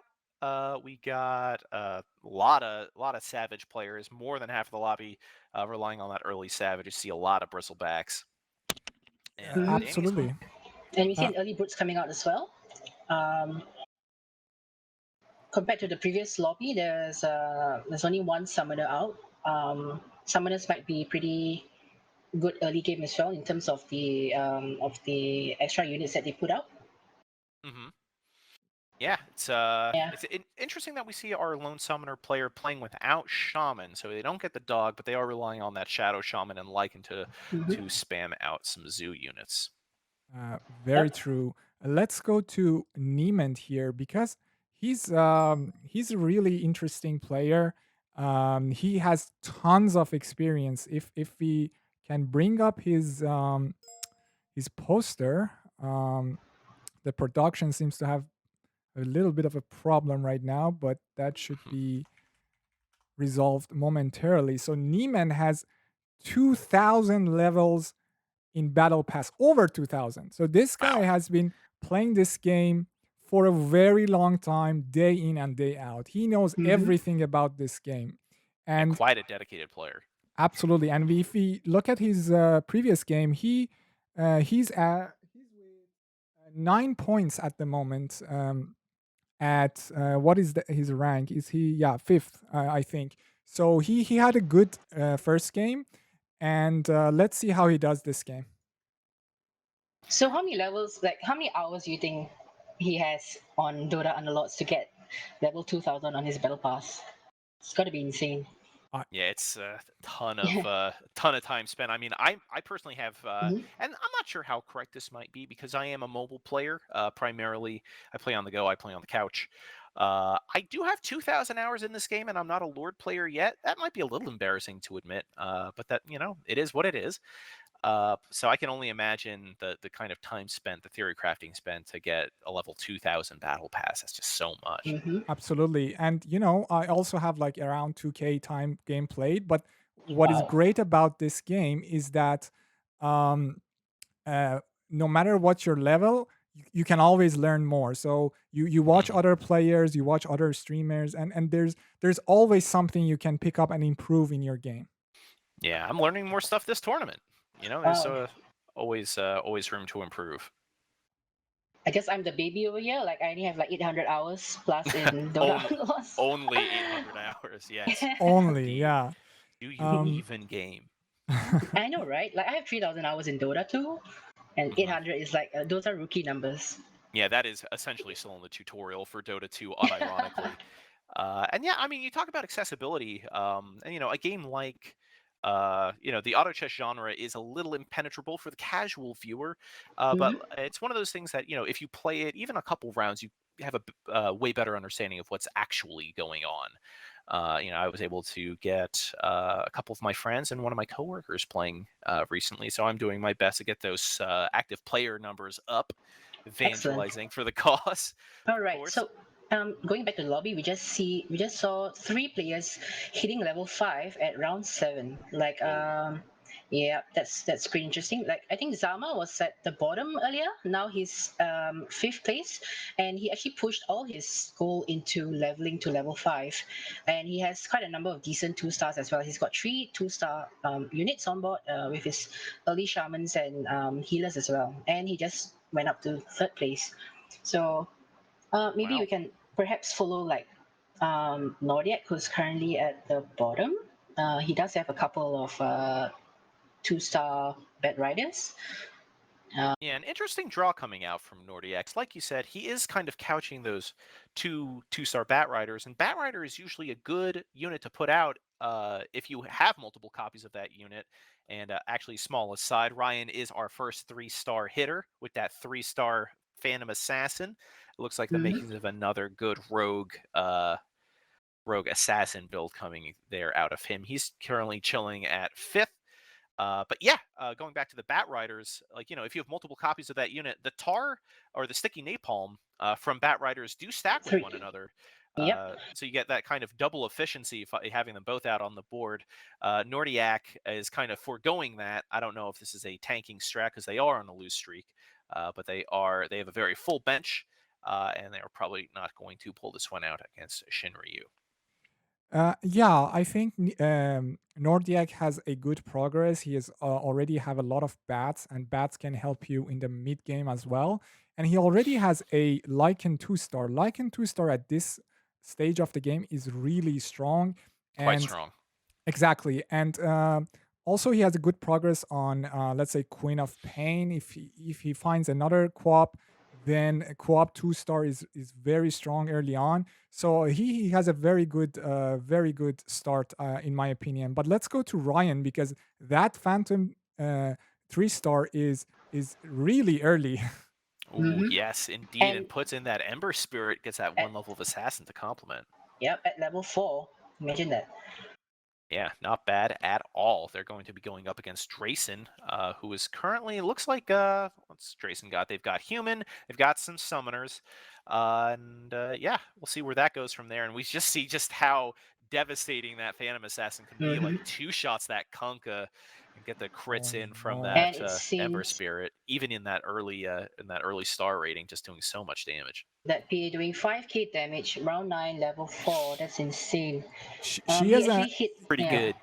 she has an armlet. An armlet, you could say, in the late game becomes a bit of a liability, but early Yes. game, because she has so much HP right now with being a 3-star, and there's not much resistance on other boards, that armlet provides a lot of value right now.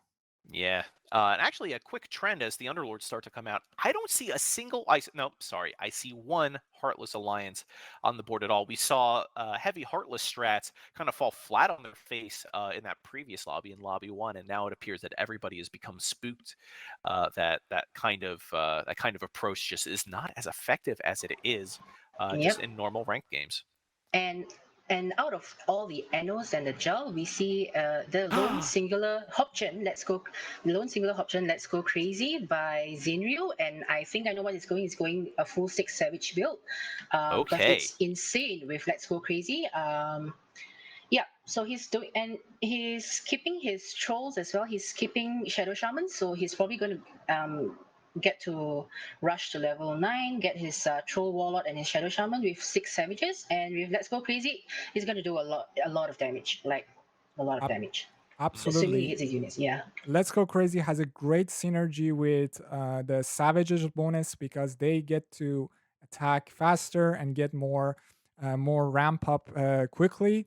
But in the same time, that all the summons actually also benefit from that. So it's a really great Underlords to get. My only concern is that he needs to have a good mid game, because if he falls low, then Let's Go Crazy can be underwhelming. It doesn't really save you a lot of lives like Eno does. It's more like a high risk but high reward pick.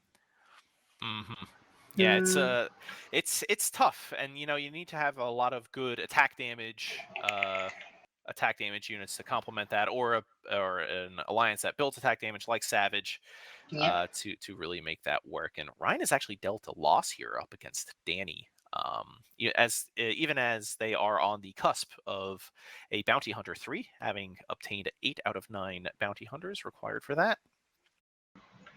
Okay. Hold on. We're looking at Zama, who has like a very big win streak. He might be losing this. His Anno was against a Storm Spirit 2. Is an AoE Anno, and he actually won. Oh my god, that was so close. 25 health.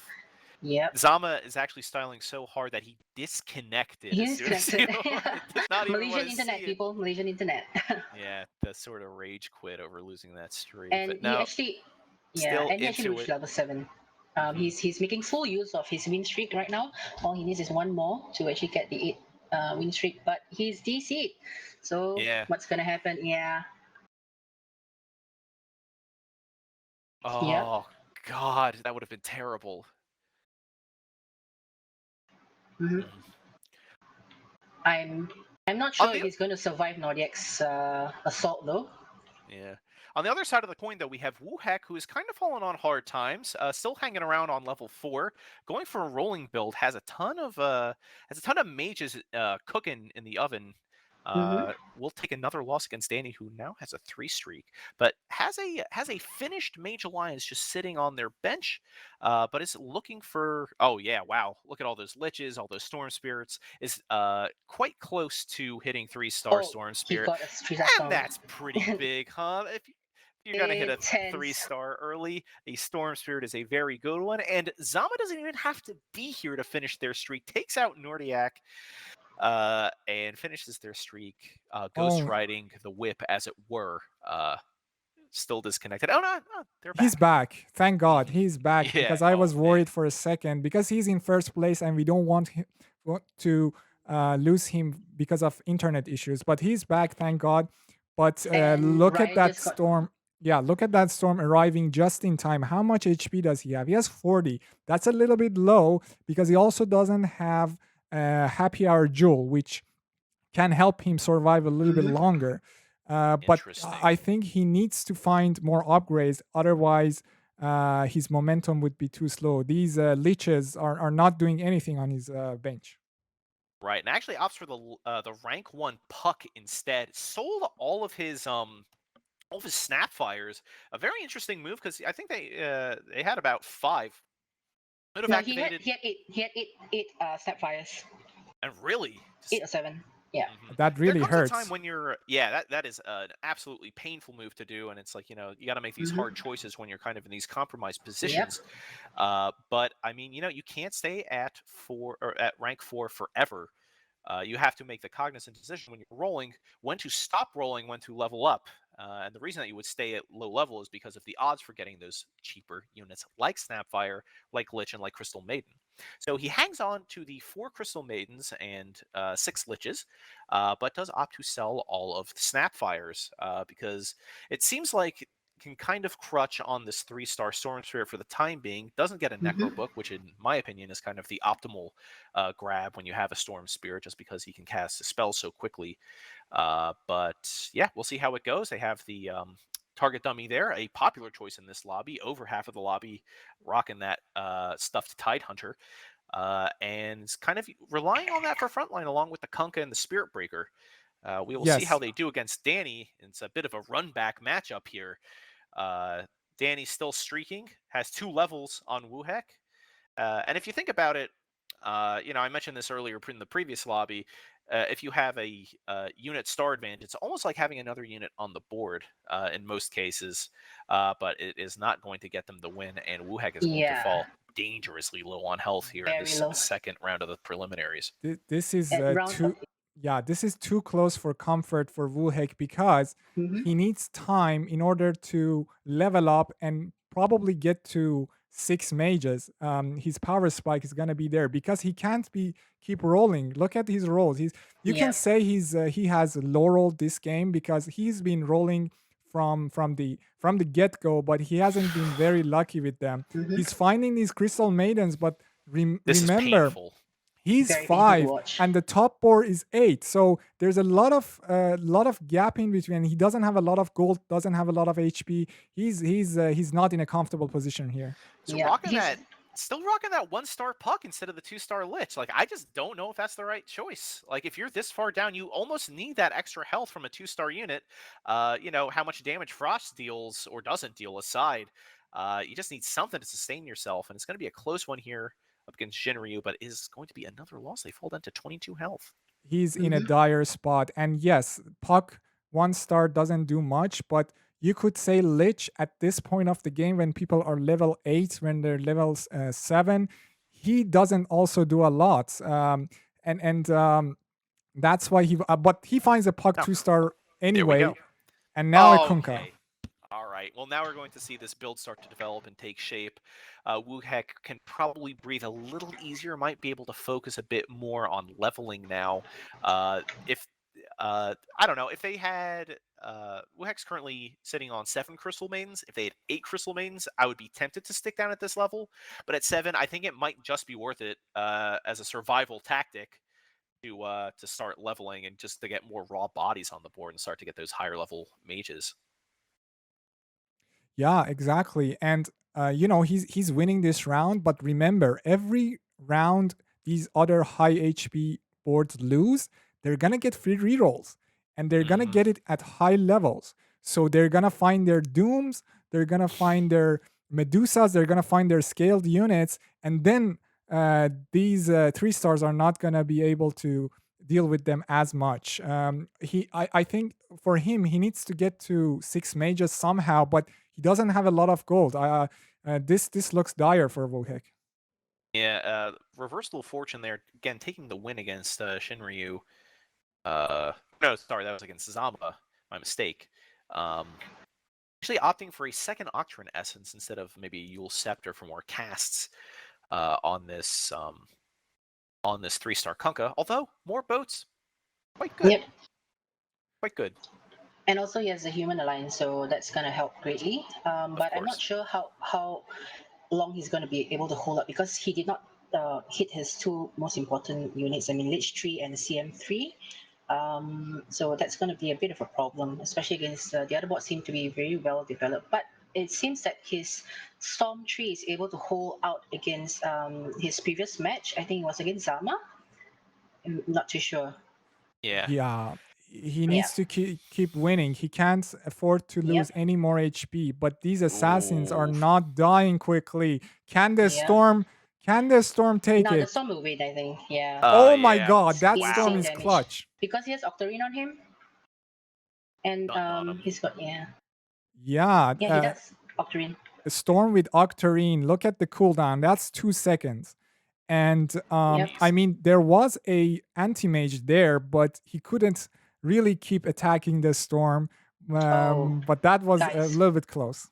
Yeah, You that's going to see be a Ryan? different story next time because, yeah, Ryan's got that 3-star Meepo and some interesting items to put on him. Right now, he's just kind of sporting the chainmail, but could easily just put on a wristwheel circlet. I don't know if that counts as a separate demon per Meepo, but actually opts for the pirate hat.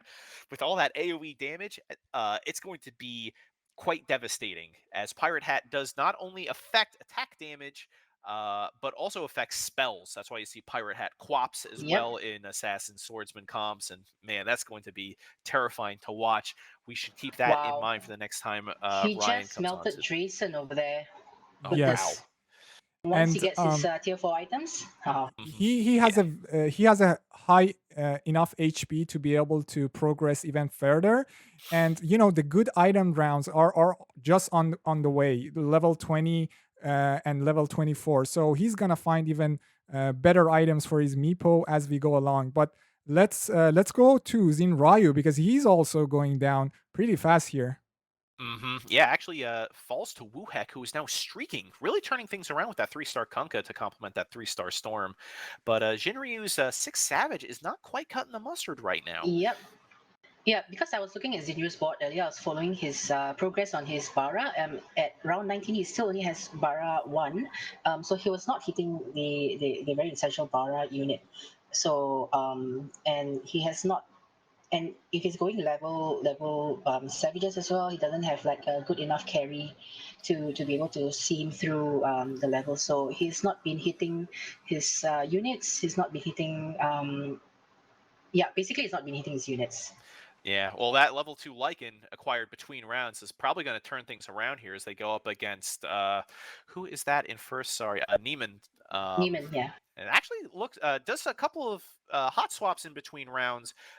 Gets rid of and sells the tree to get rid of that the Shaman Alliance, instead of opting for a more troll heavy build, putting in that Shadow Shaman to get 1 level of Summoner. And remember, those wards and the wolves are both going to benefit from this Savage Alliance, and actually couches the Spirit Breaker as well to put in the. But that was what I was concerned about. But because Let's Go Crazy is a great has a great synergy with his comp. But if he falls too low, Let's Go Crazy, it's not gonna save him. And you can see he's struggling with his HP right now. Maybe also he lacks a little bit of frontline. If he can find this Spirit Breaker 2-star, that's gonna be a huge difference. Yeah. And more bad news actually for Wuhek, just looking around the board. Looks like Drazen is also going for a mage build, hitting 6 mage here by round 20 with that early Rubik and Coddle pickup. So that'll be something to watch and see how it affects Wuhek, who opted for that more rolling style of mage. But yeah, Xinryu here up against Zama is not doing so hot. I don't think it's going to be an elimination, but it's not good. Not at all. And you can really feel the lack of frontline for him. Yep. And speaking of Rubik's, right? It's quite interesting. There are 3 people in the lobby with Rubik's. We have Zama with Brutes and a Rubik 2-star actually. He hit it about a round earlier, as well as Dani. Also Brute Poison with Rubik as well. So Rubik is 2-star is really good, especially if you're against casters with very important skills, maybe like a Kunkka, who is also a frontliner, like or Tide 2. Or even the Tide as well, to steal your Ravage as well. Because Ravage can really, sorry for this, but they can actually turn the tide of the game. Yeah.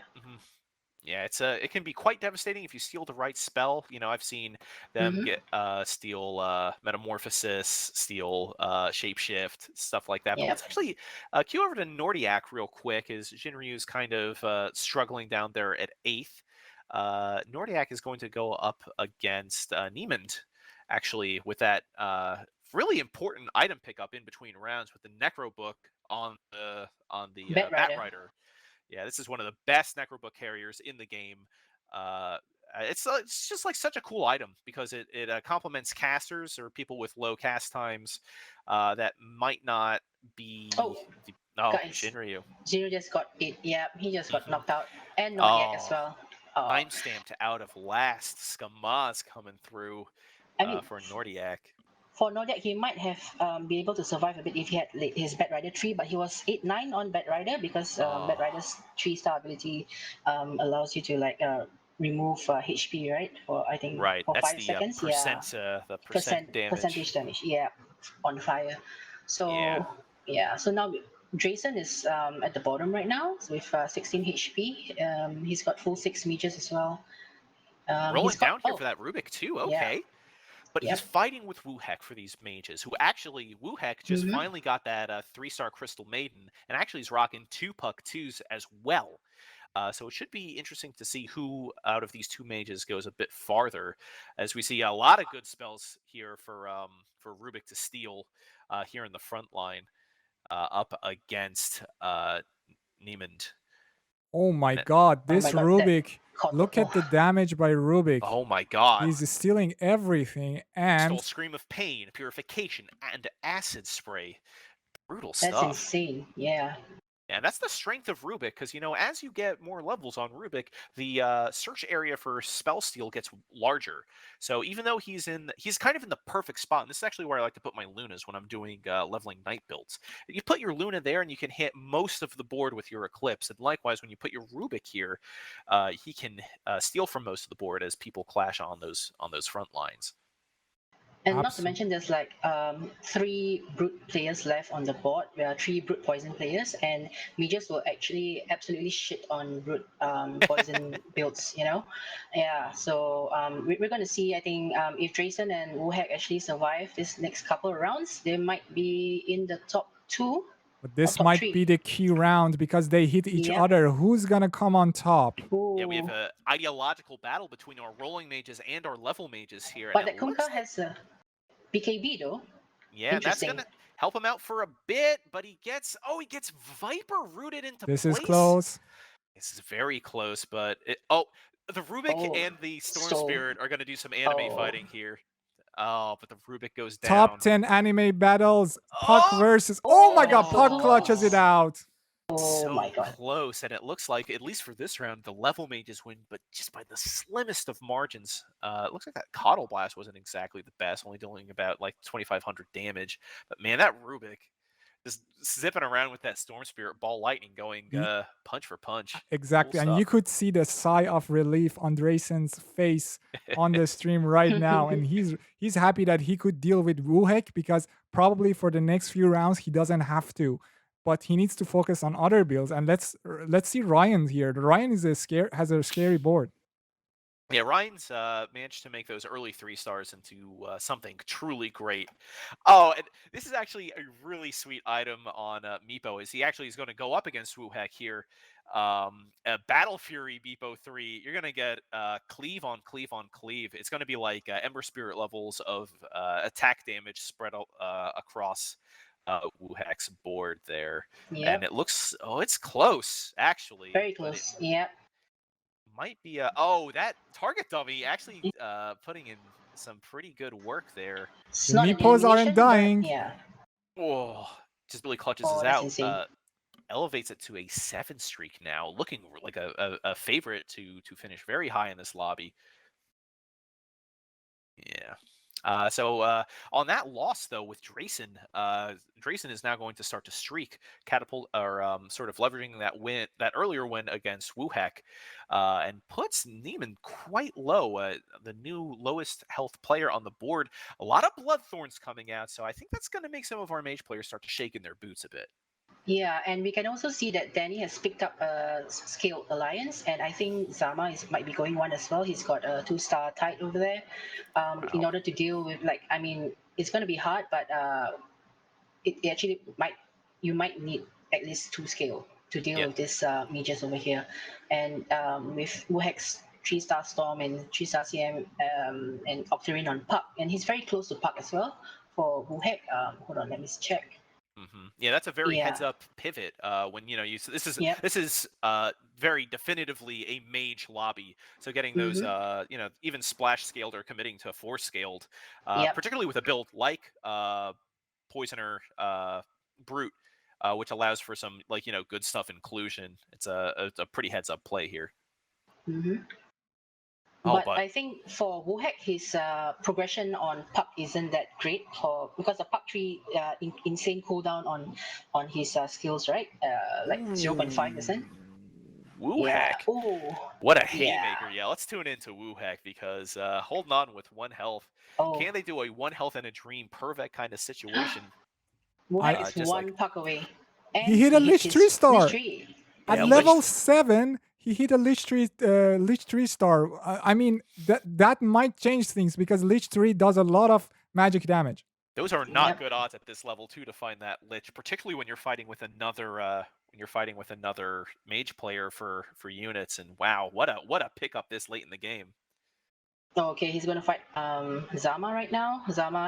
Although Zama has a 2-star Rubik, which is pretty important because he might be able to steal Storm Spirit's Zep or Puck's skill as well, his op. Ooh, what a ravage though out of that my Tie God. Hunter rank too. Yeah, This is getting close, but I think Wuhek might be able to pull it out. Yeah. Yeah, that Storm Spirit is still unchecked and going ham on the back line, and he should be fine here. And that CM3 insane. Even CM2 is pretty insane on her own, especially with she doesn't have Octarine on her, but she has cooldown for the whole team. But look at the HP of all. Yeah, look at the HP of all the players. We have 1, 3, 8, 10. They can all go out. The third place still in question. So who do we focus on, guys? You tell me. Yeah, this is tough. I'm gonna have to kind of rub my crystal ball here to figure out who to spectate to not miss this. I'm kind of feeling Wuhek though because he does have a lot of 3-stars and hit a lot of very important things, and it's actually opting for a double 2-star Puck.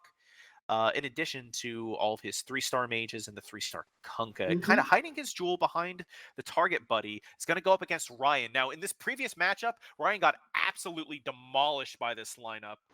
But yeah, I think he's doing okay. So let's go to Dracen's and because this could be a potential elimination. Since Zama is out, Dracen's mages. This is close. Like I mentioned earlier. Yeah. Just enough. Is that an exact? Yeah, I think it was. Yeah, it was. Exact, yeah. lethal, brutal stuff. Zama goes out in 6th. Dracen hanging on. Wuhek hanging on. Even Niemand starting to streak now with only 10 health. This is the sort of cinch on this lobby is getting pulled tighter and tighter. This is a scam lobby if I see one.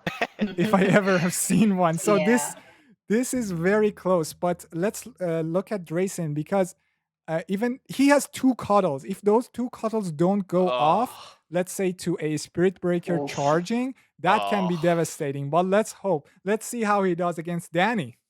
Has never won against Dani's team. They're 0-3. Yeah, scaled. There's a Doom here. They are scaled on the board. This is a very tough lineup. It's okay. He doomed 1 cuddle, which was in the optimal position, I guess. Yeah. But it seems like he's actually winning. Yeah.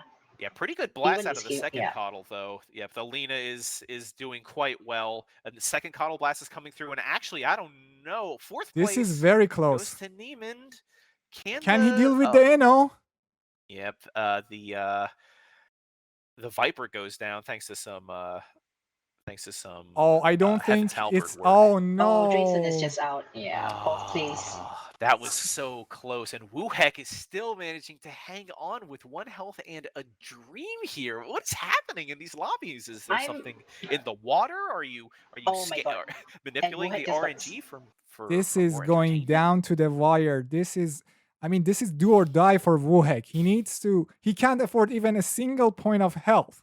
So he needs to. Diffusal Blade pickup from Dani, pretty good against That's mages, a but very you don't good- see it yeah. you don't see it too often. That's Yeah, true. with, Oh, yeah. with three people left in the lobby, we're going to be following the human match, and oh my god, my Wuhek God. with the puck Is- 3, with Oh, that's Dragon huge. active, that's gigantic. Plus with human 1, that's going to be mana. This puck is about to turn into a damage machine with the sight device. How do you kill this puck? I don't know, but he does and have. Wuhek on both boards, so we're going to see exactly how this squares up against our lobby leaders. I'm pretty sure Wuhek is going to be maybe top 1 with his. Oh, the puck tree. Doom! The Doom on puck! Doom on Oh the no! puck. Oh wow, that's an important. Disaster. Oh my God, Doesn't is even Wuhek going matter, down right though. now? Oh dear. Oh, it does. It I does spoke too matter. early. Yeah. Yeah, unless the Storm Spirit pulls out some truly Nah. hero mode stuff. Oh, and he just. No. he beats Oh. Ryan. That's the wrong matchup. If those ghosts are switched, then Wuhek still fights, but that is not the case. Our You champion can- rolling mage goes out. You That can was an feel the insane Doom. frustration in Wuhek's Yep. face right now because that Doom 1-star doomed his puck 3-star, and without the puck, he didn't just have enough damage. The puck could have done so much in that fight, but a Doom 1-star just really unlucky for Wuhek, but he goes out third. But now we have our top 2, Ryan with the Cadence Blade. Let's see how he does. It's an active legal play for that Cadence Blade. Again, we have a clash of ideology here. We have the leveling build of Dani versus the rolling build of Ryan. Got those rogue units and those assassin units up early. The PA goes down. The bounty hunter is doomed, and things are actually looking pretty good for Dani. This is a favorable matchup. The axe fails his dunk, and yeah, this is going to be a cleanup. It looks like from Dani's force. Absolutely. I mean, that Tidehunter was in such a good position to ravage the entire board of Ryan. So that's really key to his success. Let's see the item for Dani here. Oh my God. Okay, that could change things because that's going to be a little extra survivability on your quad because of the dodge chance. And that's extremely lucky because Ryan could have been eliminated there had those poison ticks not taken out that Doom at the very, very end of the round.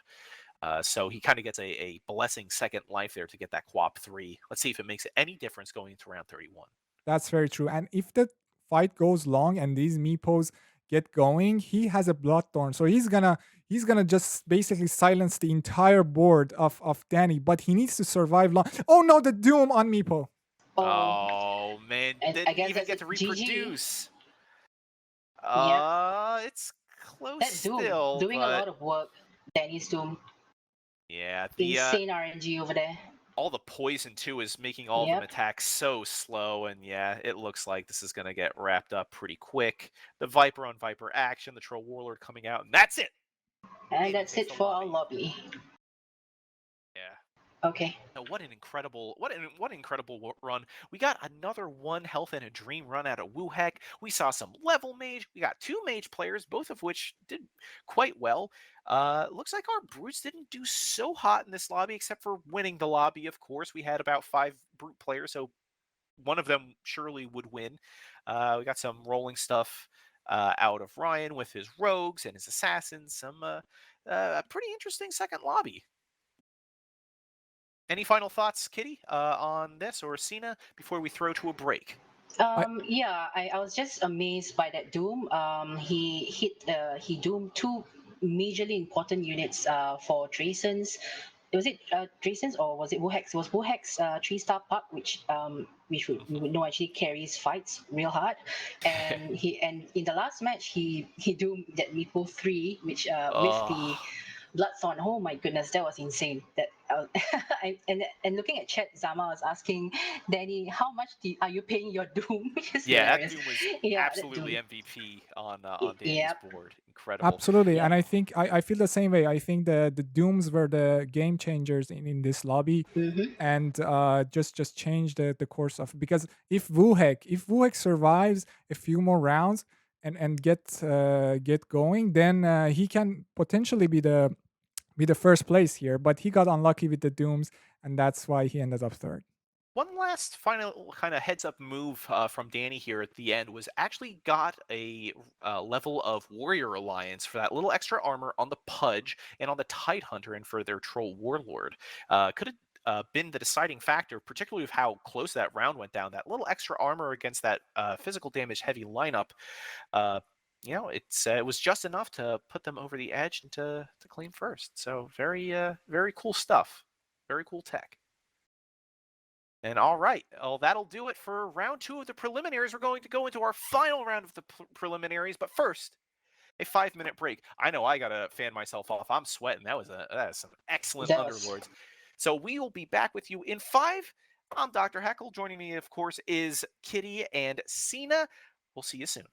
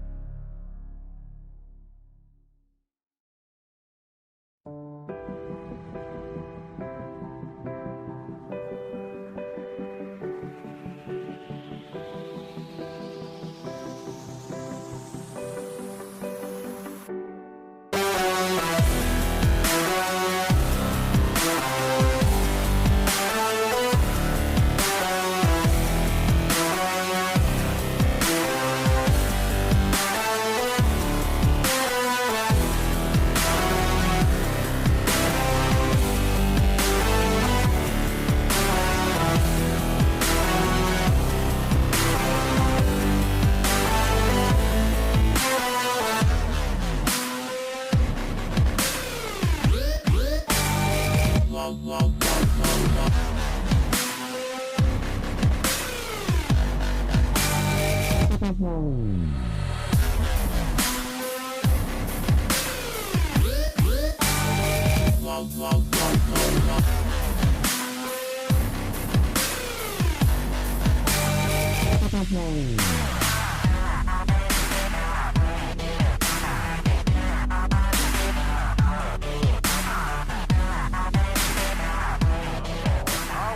welcome back to SinaCup round or edition 1, first edition.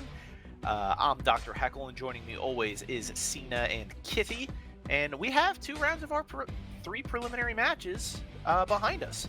And here's what these scores look like at the end of that.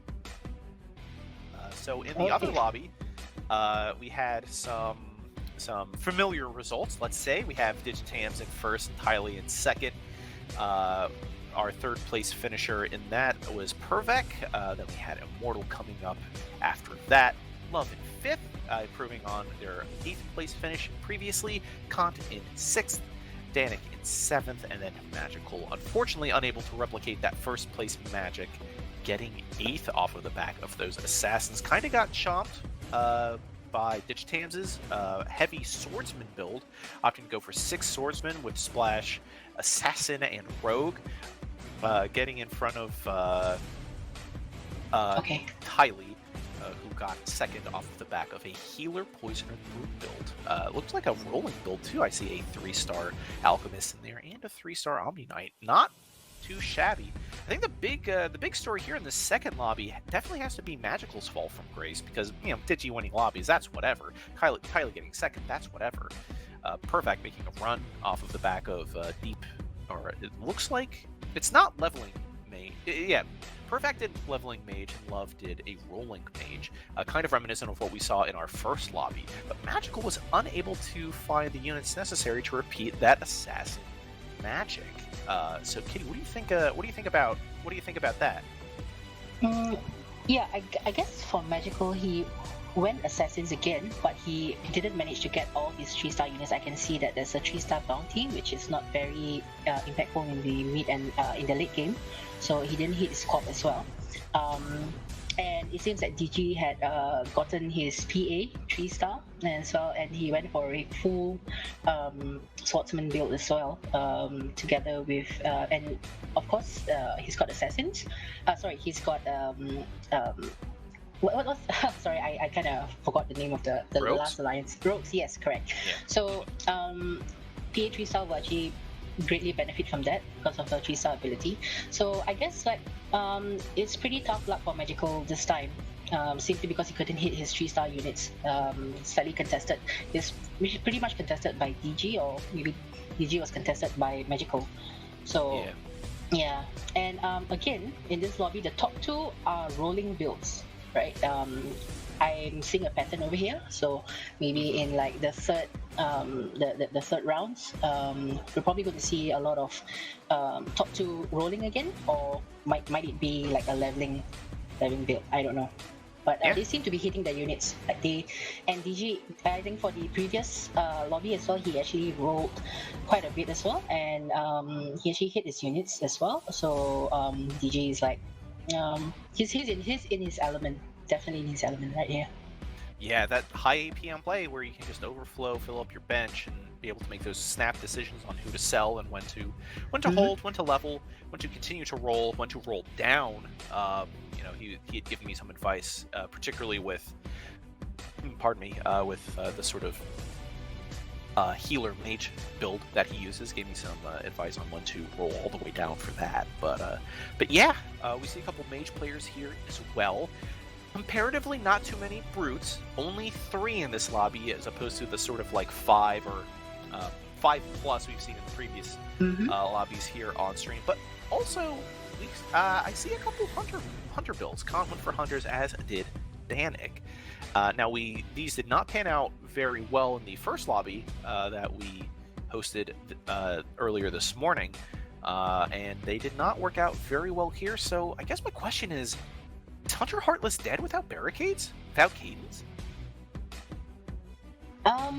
Yeah, well, two of the biggest power spikes for Heartless Hunters is when they hit their barricades, because they are very weak without protection, right? And because you can't naturally chuck in some front lines for Heartless Hunters, strong front lines. But yeah, okay. Gotcha. Sorry, it seems like the lobby is up.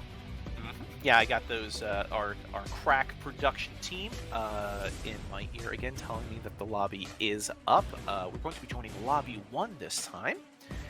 So I'm just going to pop into there real quick. And yeah, Digitams with those 2 wins is doing quite good. I'm not sure mathematically, because it's very early on the east coast of the United States for me. So my brain isn't working so good. But I believe that might actually just put him into a position where he just kind of coast. I don't know if he can fully bottom out for 8th, but he's in very good position to progress to the finals round and maybe even win the preliminaries in general. Yep, sorry. No worries. We got a lot of spirited competition in our 3rd and final preliminary lobby of the day.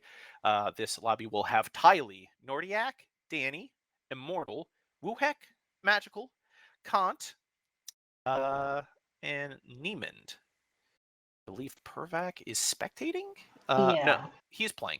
Sorry. Yes, Pervac will also be in this lobby. Currently, he's set to a spectator.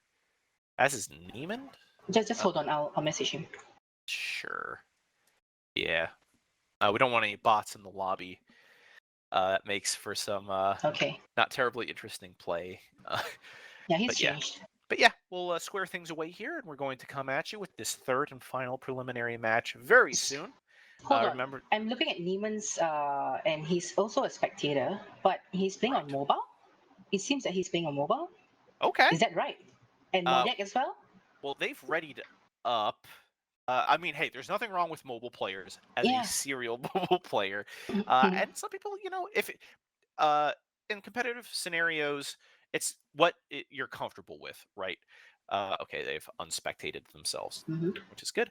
But you look at professional Dota players setups, or anyone across the spectrum of esports. People talk about there's that StarCraft player that would always have the napkin with him to sort of capture the body dirt and keep their mouse clean.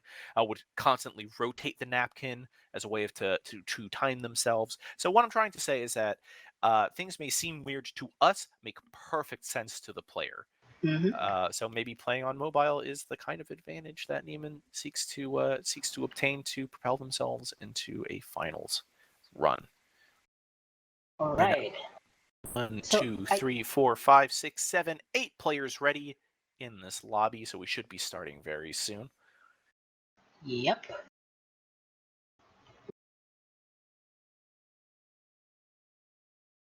Great. Awesome. Alrighty.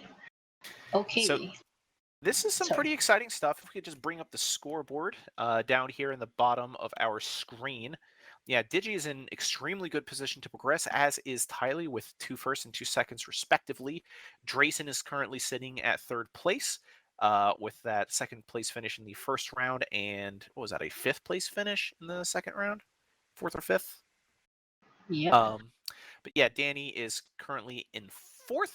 Ryan is currently in 5th after that masterful 2nd place finish off the back of those rolling assassin rogues.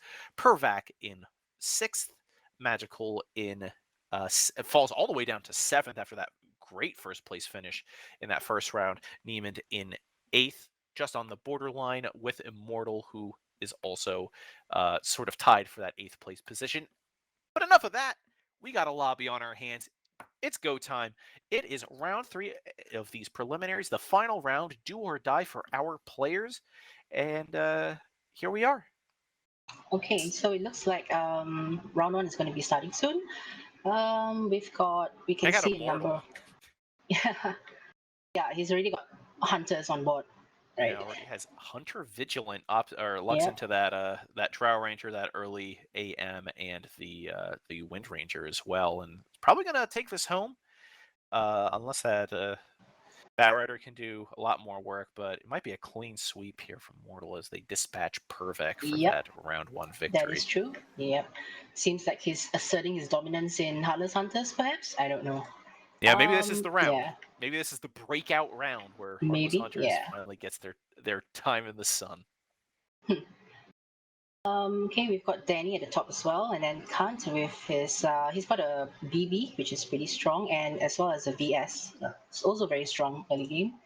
And he's got like the VS to combo with the Heartless, so that's quite a bit of it's quite a lot of damage in early game. So he's probably going to be in the top 3 for a while, seeing the units that he's going to get. So far there are 1, 2, 3 players, 4 who don't have alliances. Tylee is, I guess, he's asserting his dominance with mages as well. He's got like a Storm Spirit on board. Nice. Yeah, Niemand's got a Early swordsman? Okay. Yeah, interesting. Some interesting item choices coming out from this first round of items. We got, again, 2 chainmails, 2 void stones, a talisman of evasion, 2 vit boosters, and a claymore actually for Wuhek on their Venomancer.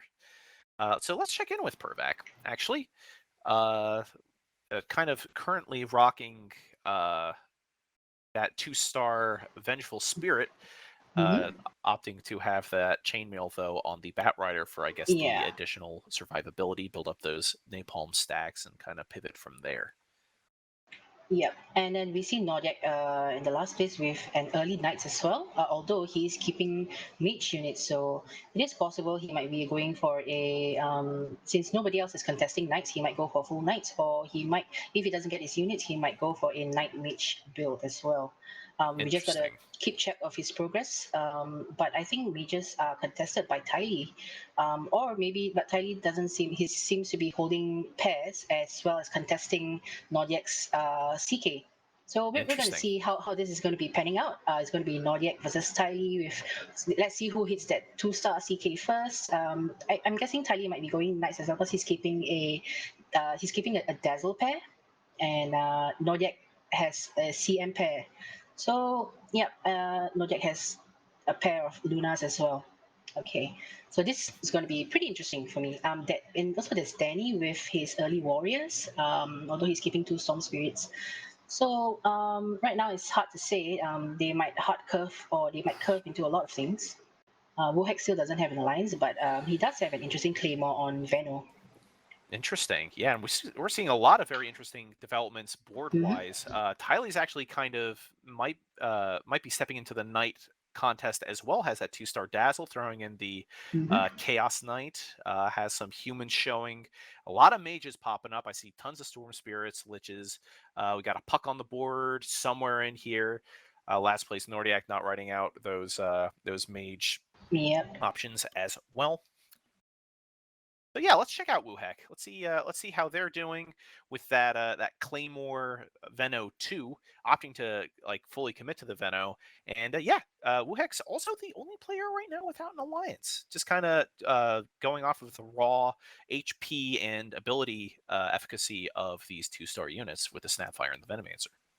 Well, we can see that Wuhek's really waiting for his 2-star Storm to arrive, and his 2-star CM. He's keeping a lot of mage units, and I think if we look at the scoreboard, it's pretty interesting because I think the game is giving a lot of mages to all these players. So it's a matter of who actually gets the 2-star mage units to be able to actually curve into it.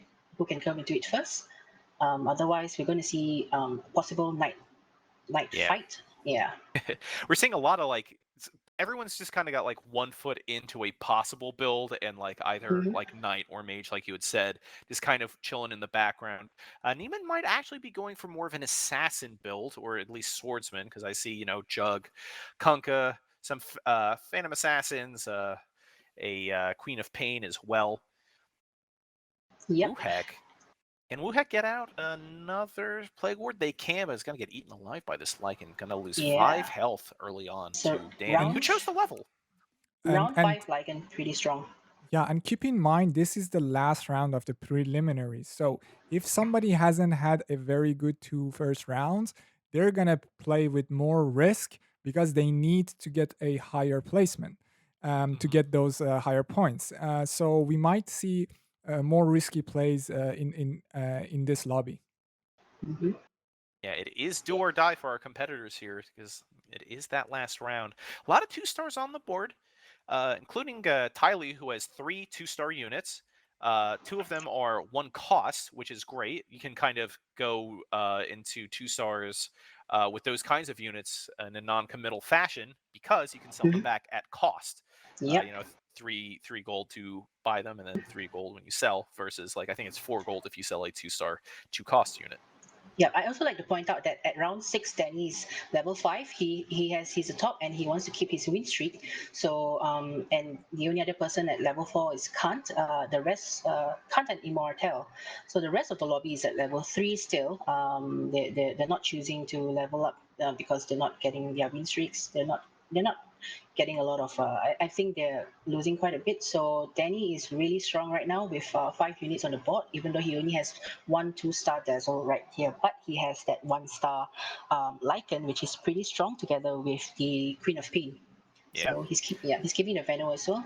And I think that Poisoner Alliance is very very good against.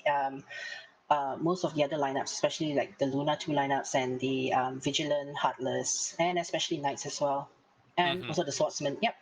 Yeah, I mean, we saw how well that rolling builds have done in our Mhm. lobbies in the past. You know, Magical Yep. pulling out that first lobby one, and Digitams certainly enjoying lots of success with those Yep. rolling builds. So, you know, seeing that there's only a couple people opting for leveling builds at the moment is no great surprise. hmm So are we going to see like high, like a lot of rolling? We're probably going to be seeing a lot of rolling in this lobby as well, and I'm guessing in the other lobby also. Yeah, I wouldn't doubt it. Yeah. I wouldn't doubt it. That second tier of items did come out. We see some continuing interesting pickups. We see a Heaven's Halberd out there for Dani on their Lycan. See a couple of Vanguards, one on a Storm, one on a Slardar, one on a CK. A Stormhall Cloak on a Kunkka down there on Niemand's board. But yeah, we actually see a Blink Dagger currently not on anybody here Yeah. with Wuhek. Because Blink Dagger is a pretty bad item overall. Like there's also nobody to actually really use it except for maybe Storm Spirit, I suppose. Yeah, but I think Niemand's board is pretty interesting. He's got double PA2 and double Kunkka too. He's not doing really well in terms of his progression for assassins because he's not getting his 2-star quap, although he does have a 2-star BH. So yep. We also see Kant. Dani is level 6 as well, and Kant just reach level 5. Very interesting. Another round of items coming out. We see more leveling coming in. Like you said, Dani pumping up to 6th, Content level 5, Nordiac at level 5 as well. So we're starting to see this board kind of stratify, right? We got one half of the board choosing to sit and roll, and the other half are opting for those higher levels. Mm-hmm. Nobody's had any 3-stars yet, so nobody's gotten that like super good tournament luck thus Oh my far. god. I just saw Tylee get a 2-star spec at round 9. Oh yeah, let's check with out. a Vanguard. Holy. You know, let's check out Tylee because they are streaking, and we haven't really gotten much by ways of 3-stars or streaks elsewhere on the board. So let's see what this 2-star Spectre does to Dani here, and so far it's quite devastating. Yep. At least in the back lines, but can they option this into a win? A big Nope. Heaven's Halberd disarm actually out of Yep. Dani, and yeah, this is gonna be a win for them. The Yep, end of so- Tylee's streak. I guess, yeah, so Tylee is definitely going to be rolling at level 5 for his Knights because he's got a 2-star spec and he's got Dazzle as well. And he just got his, earlier, when the round started, he got his 2-star Bet and his 2-star CK as well. So he's definitely going to Knights. So Nordiac is definitely going to run into problems, although Nordiac has 4 Knights right now. He doesn't have progression on his Bat Rider or his Dazzle, although he does have a Troll Alliance. But Tylee, usually in my experience, if you have a Troll and a Healer Alliance with your Knights, even if you don't have 4 Knights, you're going to pretty much win a lot of games. Simply because you got Troll and you got Healer to keep your Knights alive. Yeah, right Yeah. now Tylee has such a strong board, all 2-stars with Spectre, So Spectre. 2-star as well. The only thing he doesn't have is Enthrall, but I think he has a strong enough board to kind of breeze through the mid game. And remember, Tylee is in second place. So he already has he's in third place, but he had 2 second placements. So he has a lot of points. He just needs to make sure to get a relatively good placement in this lobby, and he will secure the grand finale for him. Yeah, that's the Manor Golem there in their win over Nordiac as Tylee improves to hang on to 90 health there. But yeah, not a lot of success coming down for Niemand in our first player to fall beneath 66 health. Let's just check out their board real quick, and it looks like they are currently sitting on 7 out of 9 Phantom Assassins in their Assassin build. And actually, no Assassin Alliance. Wow, a lot of misdraws looking at this bench. I see 8 Kunkas. I see 7 Phantom Assassins. I see 6 Bounty Hunters. This is tragic, to say the least. Yeah. Yes, but Sorry, Yeah, no, so- I mean, it would be good that he could level to 5 to actually roll, but is kind of forced to stop at 4 to roll for his BHPA and his Kumka, because he's really, really close to all these this 3-starring all of them. Yes. I mean, Niemand he has a huge potential for if he hits these 3 stars, he's gonna be really hard to deal with. Okay, But the there's only one. problem is that he's not getting the best matchup RNG. He's facing these top boards with winning streaks, which are like level 6. So he's not catching a break in that sense, but he still has a lot of potential if he and round 12 is coming up. This is the round that most players will roll down all their gold because it's an item round, and at the end you have more time to roll all your gold. So if you see, okay, he hits the He just got PA3 3-star. anyway, which is a huge find, but expect him to roll a little bit more after the round finishes. Yep. Wuhek hitting that 3-star Snapfire, but going for that mage build. So that's going to be a lot of vomit coming out of Snapfire with the Mortimer's Kisses. They can get that Dragon Alliance active. So I guess they're Oh just my waiting God. on the puck. Okay, yeah. Guys, Niemand just hit his 3 stars, 3-star Kumka, BH, and PA. And actually, not just that, he got his 2-star Ember at round 12 as well at level 4. Yeah. He's also 3 away from his Juggernaut 3 stars as well. So Yeah. his HP isn't too bad right now. It's still 46. It's still in like I mean, it's pretty low, but he's got his Assassin 3 stars and his Swordsman as well. Yeah. So he might be able to come back really, really, really, really good. Niemand is in a great spot because when you hit a Oh, bounty, the Battle Fury. oh wow, that is huge as well. Oh my You want to talk about, Huge they bounce talk back. about the Caster's Curse. This is the Caster's Blessing. This guy was in dire straits before we started spectating him. And here we are. We got pretty much hit all their draws and got optimal items. Just great stuff. Absolutely. Okay. It And- seems like he's going for 6 swordsmen, or although it'd be better, I guess, to be going for 6 assassins with his Ember as well for the crit. And he has Battle Fury as well. So Another 3-star for Wuhek, that 3-star Crystal Maiden joining the 3-star Snapfire in that Mage Dragon build. Wuhek also chilling at 4, the lowest leveled person in the game. Just a quick aside there as we tune back into Niemand. Those assassins and those swordsmen are going to work. The assassins the knights rather never really stood a chance on Nordiac's board. Yes, it's so huge to hit a bounty 3-star because he if you look at his 3-star effect, he will generate right. 1 gold for yep.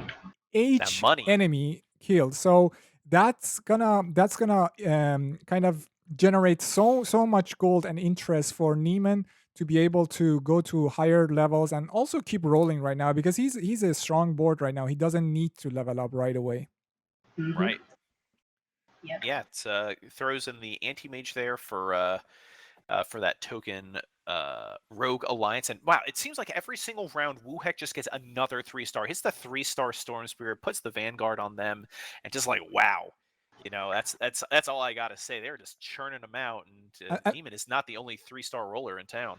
That's true. I mean, the rollers kind of help each other because they take all the units out of the pool, so they help each other. But look at the liches here. He has 9 liches. I think he needs to hit that lich before leveling up because it's gonna be a huge power spike for him. Yep. Definitely. Yeah, Niemand here is well on their way. So maybe let's check in on Wuhek for a bit. We are on It looks high. like they are doing quite fine. Again, with that many 3-star units, how could you not? Even though they have a level down on their rolling companion, Niemand, they are doing quite well for themselves. Yep.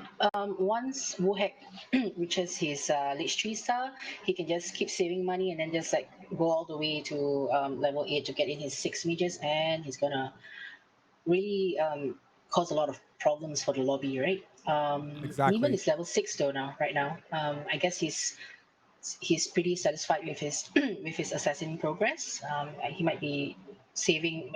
His goal is a bit low, and as well as Wuhek has spent most of his goal, all of his goal rolling actually, Yeah, except for that so one level up. Yeah. Wuhek is in a little bit of a tough spot because he wants to find this lich, but he also Mm-hmm. needs to level up soon because the other players in the lobby are just gonna level up.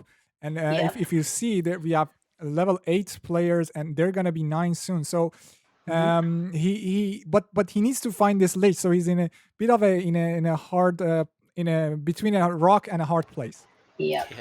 Yeah. Yeah. Particularly with Pervac also challenging on Mage as well, has that 2-star puck, the Lena, and the Storm Spirit in there, and opting for a more leveling based progression.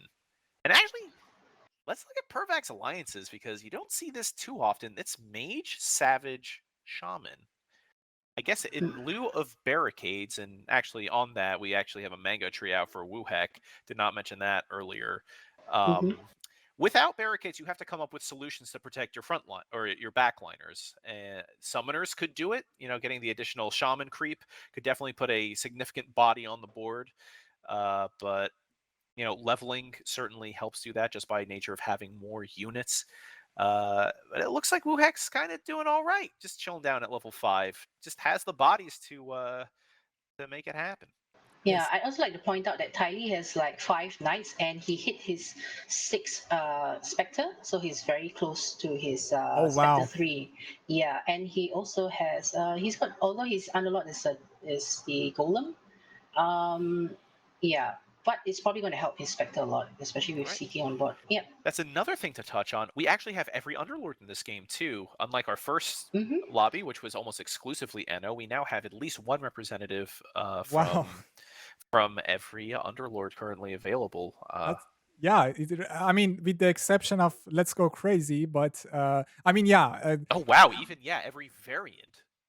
Yep. that's Except for true. Let's Go Yeah, Crazy, every of course. variant is Wow. also there, so it's a very high variance Underlord lobby. Mm-hmm. See, everyone, the game is balanced.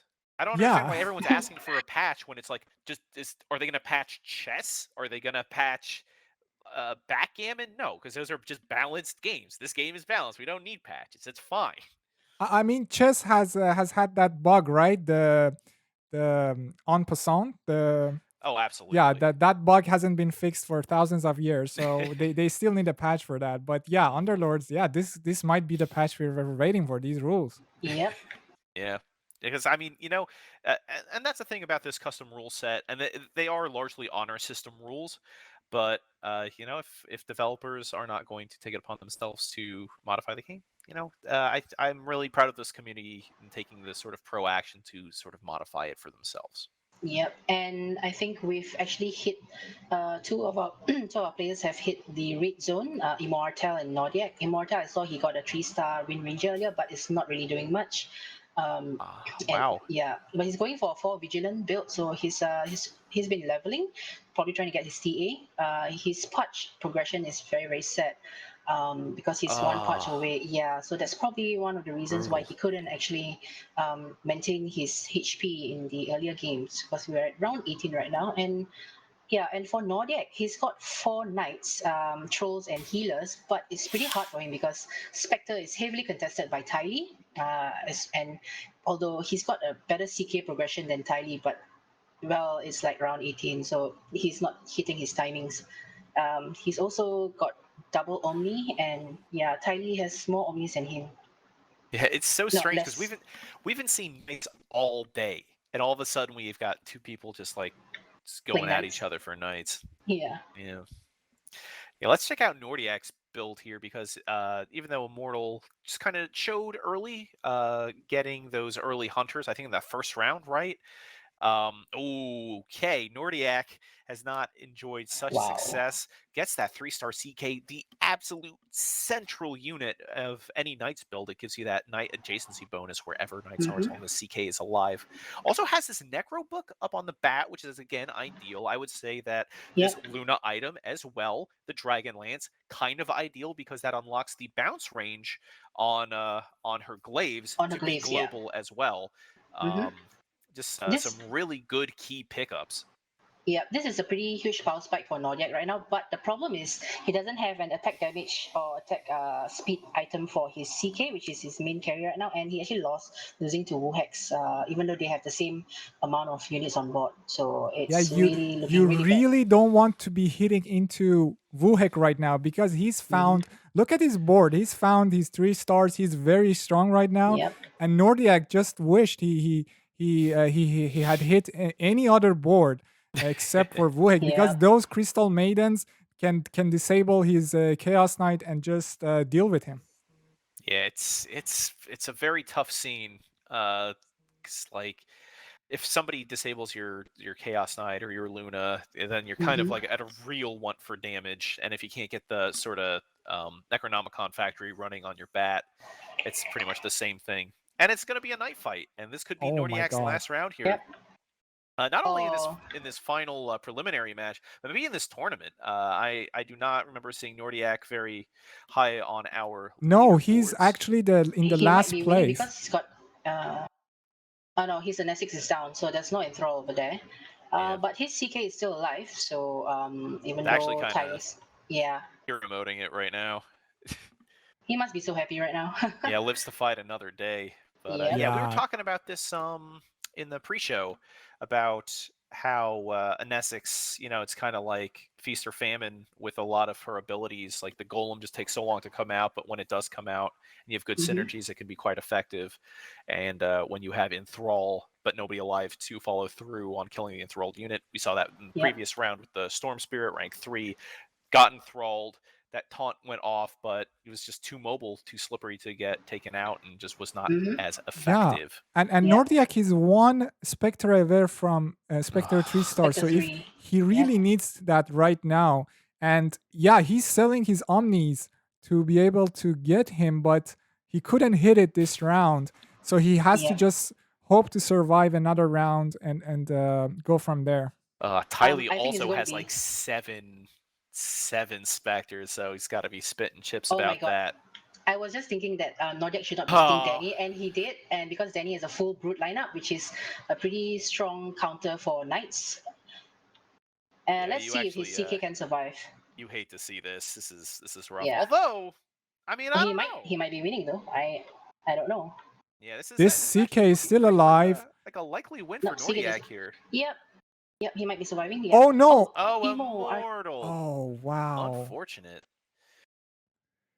So imoartle going last place. I mean, this lobby is also very close. Kant is on 5 HP, Nordiac on 4, and this is going down to the wire. I mean, Nordiac still has a chance to find these Spectre 3-star, and he really needs it right now.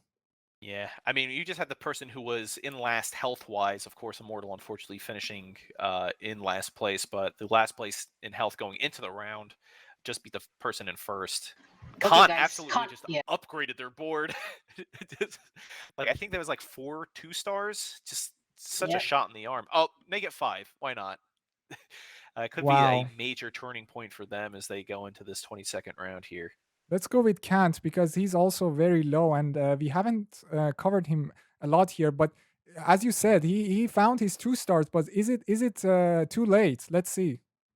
Yeah, it's a pretty big Tidehunter roll, particularly from a 1-star Tidehunter. And it looks like that leveling might have just been unit leveling rather, might have just been the problem because they just steamrolled Dani as well.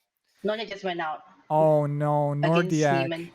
Yeah, Niemand taking that streak They've been doing quite all right since we last tuned Mhm. into them. They've hit a ton of 3-stars. Has that Kunkka, has the Bounty Hunter, the PA. But Yes, Oh, are you look, are you seeing this double Battle Fury on that's the on? dream. No wonder they're streaking, because that's the Yep. dream.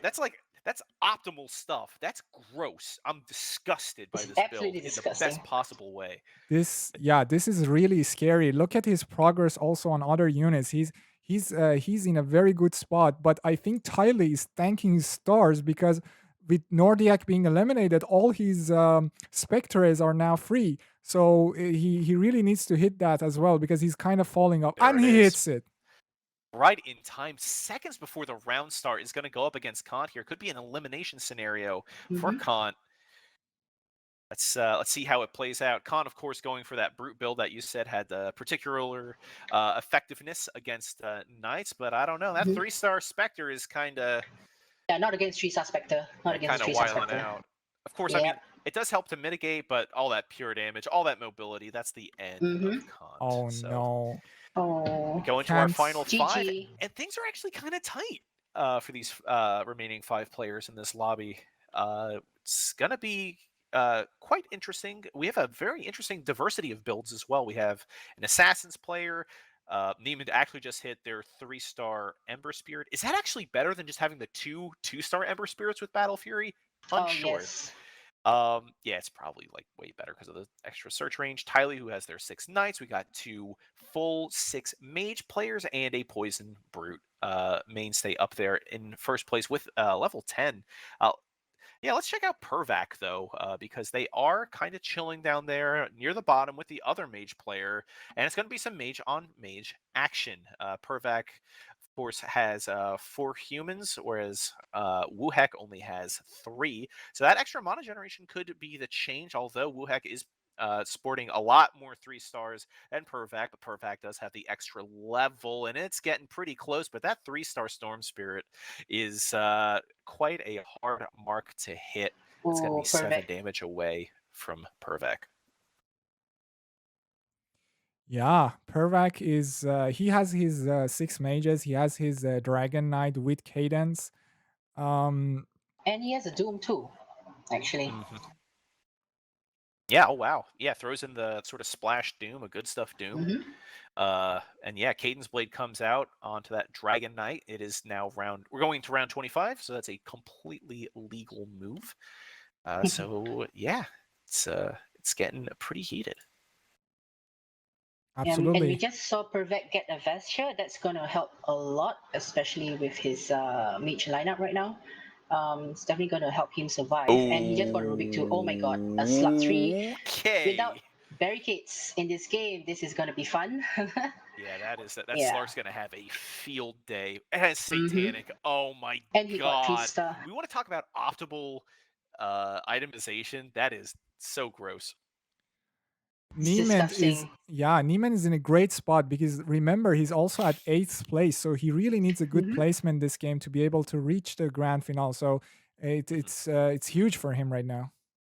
Oh my Yeah. god. That 3-star Spectre got completely dumpstered. Frozen and blasted by Hobgen point blank. The friendly fire comes down. I don't think it's enough. I think this is I It's not. think it's a loss for Wait a minute. Hold on. The vesture. Okay. The The vesture vesture. actually kind Yep. of game-winning stuff. Okay.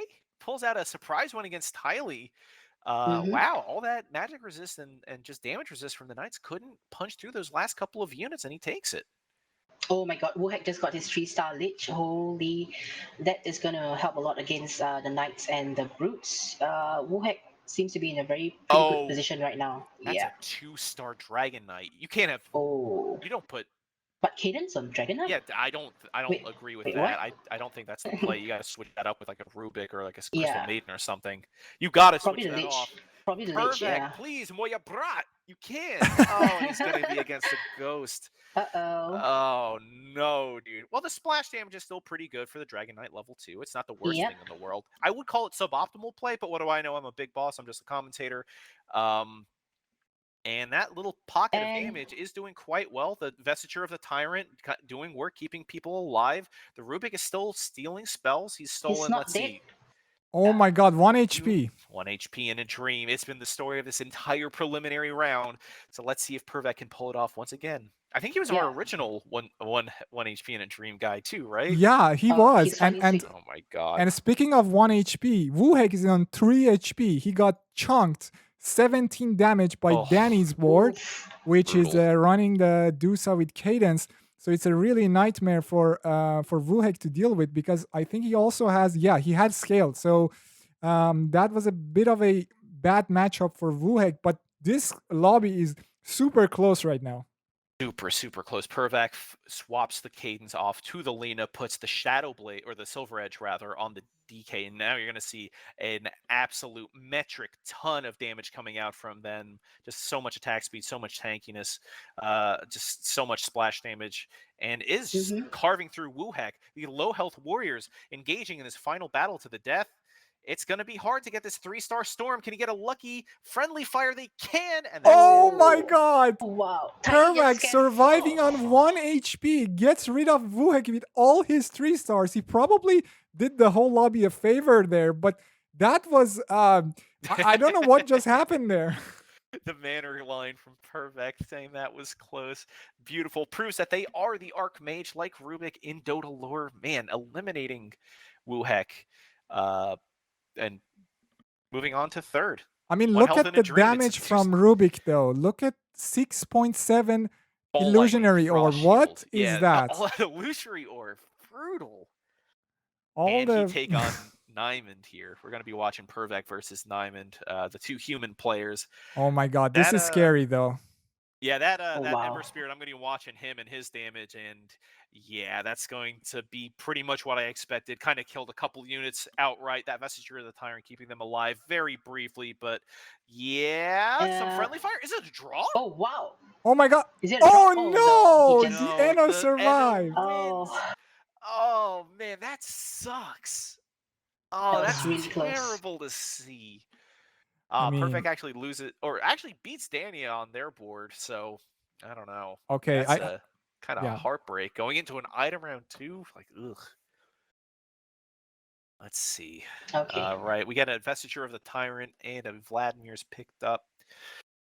Man, it's hard to see Dani taking this home, has opted for that Brute Poisoner build, going for the leveling option, but you see Niemand's board, and they have just hit every single draw that they've attempted. They've got the 3-star Ember Spirit, Bounty Hunter, Phantom Assassin, Kunkka with the Vlads. They got the 2-star Tide Hunter. They got the 3-star Slark with Satanic. Like, if you're Dani, it's like, what do you do? Hope you get the best Brute procs of your life? It's like, I don't know. It's tough, but here we go. It's going to be a this is all of Niemand's raw skill and experience. You know, that 2000 level battle pass coming here, proving its worth. A lot of disable time on that Slark.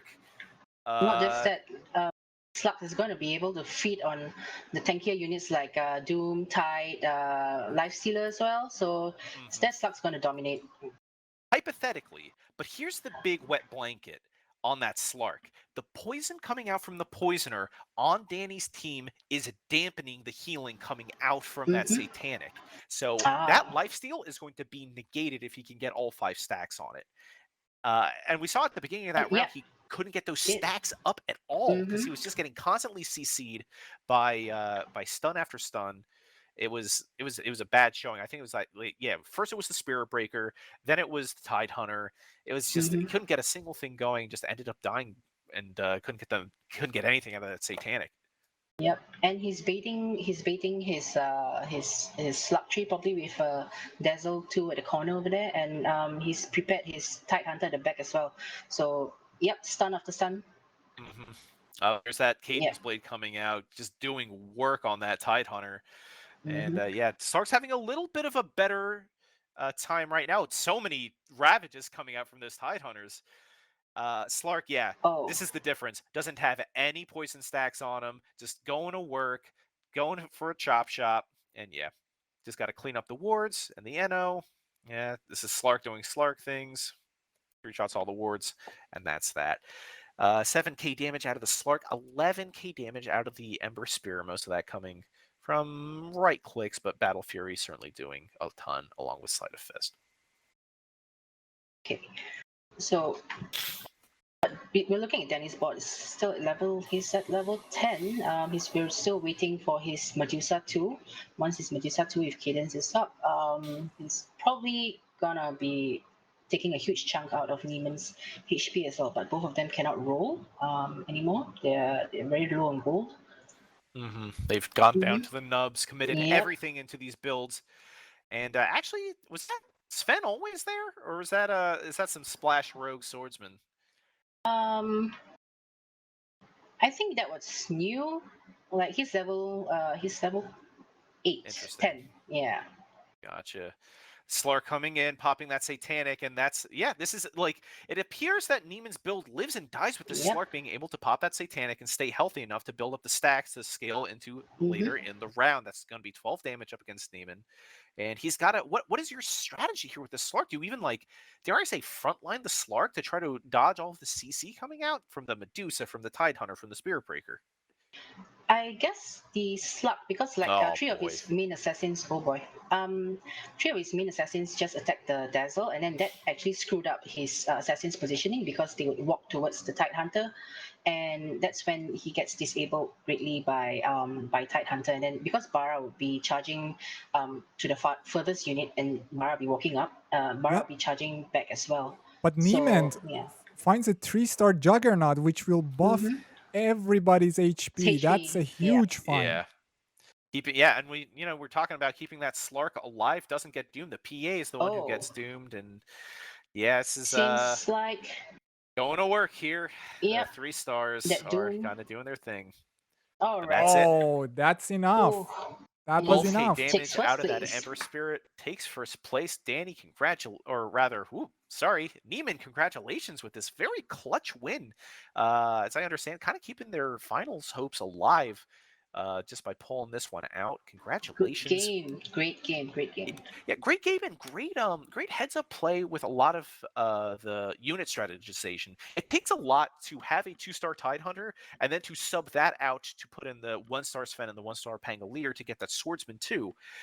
Just like incredibly heads up stuff there. You lose a lot of the CC, but you get so much damage out of that, and also from the Juggernaut as well once that hit 3-star. Just masterful tactical play, and you get that out of a 2K battle pass. So get in there, grind it up, and you too can win rolling boards like Niemand. So that will do it for our preliminaries. I think we have a score update, Sina.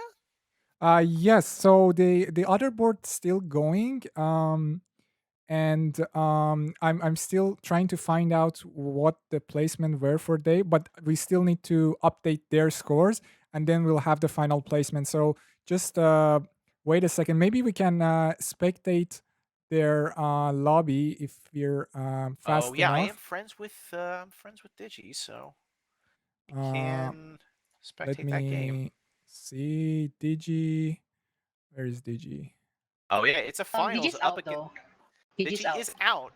It's it is between Drayson Danik versus and Danik. Drayson. Oh my god. Is this the Heartless Hunter Redemption? Danik with 47 health versus Drayson's 4 up against Drayson's 6 knights, and that's a 3-star Terrorblade. That's a 3-star Pudge, and this is going to be a 1 lobby. That's wow, impressive stuff. A strategy that we've seen today just absolutely fall on its face. Now wins this final lobby above Digitams, above Danik, above a lot of these like really high scoring players. Takes it home for Danik.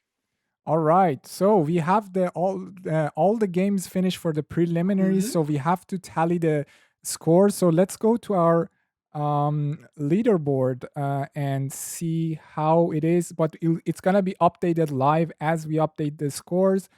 So let's take a look. Okay, seems. Is that the latest? Yeah, Tiny's. No, that's we still have to update the scores for the other, but we'll do that live. So yeah. Yeah, this is hype. This is the hype part. It's now we see all the fates sort of develop like a Polaroid picture.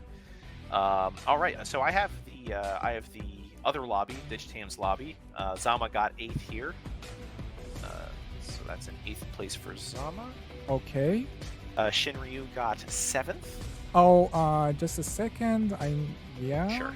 Okay, keep going, please. Digitams Two-time lobby winner got 6th.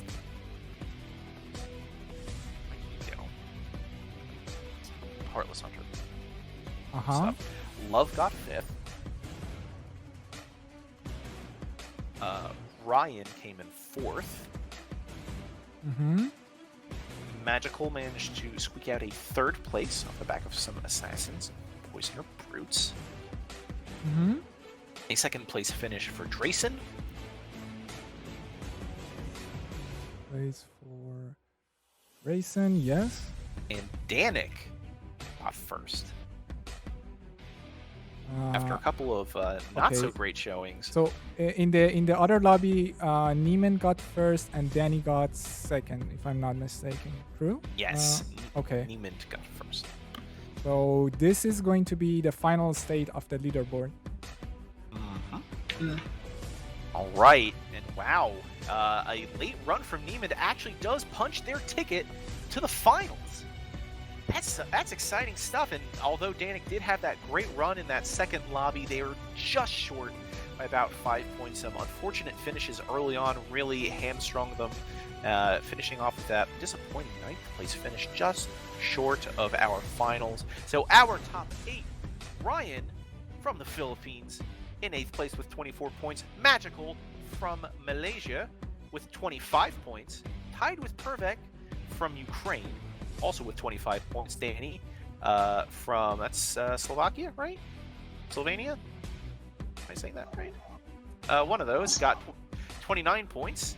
Niemand, all the way in China, got 29 points as well. Tied for 2nd with 31 points apiece is both the Czech Republic's Drayson, tied with South Africa's own Tylee, and in 1st place, even though he may not have gotten the best results in that final lobby, hangs on for that 1st place finish. And that's our 8 finalists going on for another 3 rounds, full clean slate stuff. We're going to be coming back to that after a short break, and we might have a little something extra for you. So if you're gonna, this is the perfect time to get up, stretch, get a drink of water, hit the restroom, but don't go too far, because we got some good content coming your way between now and those finals. So hang around. Again, this first SinaCup rather is going better than I could have ever hoped. We've seen some truly high skill match, and we will see you soon.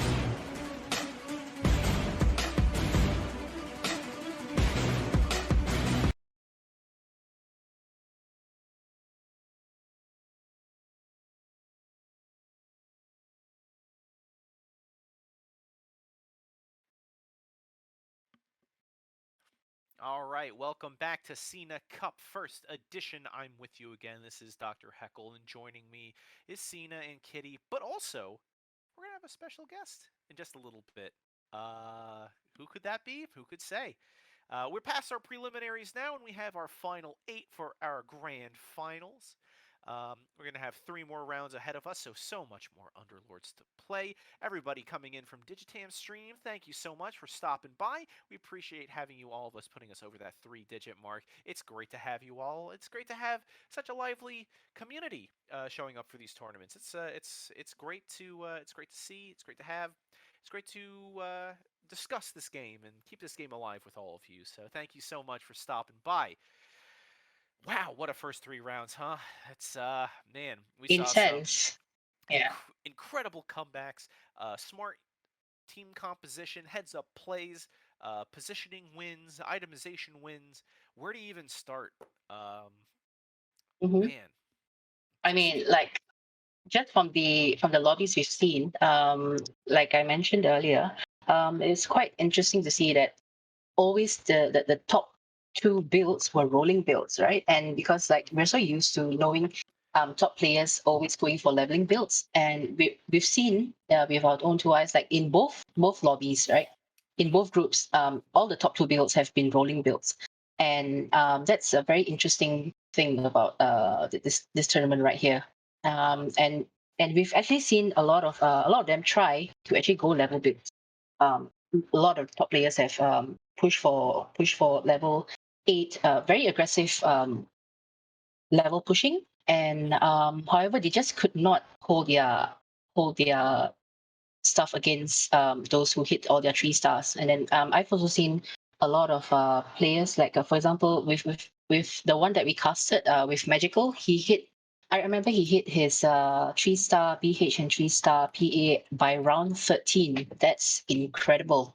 yeah. And yeah, even though he was at the back for quite a long period of time. He was at level 5 or level 4 for quite some time, and then he just like went up there, right up there. And the same thing went for I think Wuhek as well for the second game.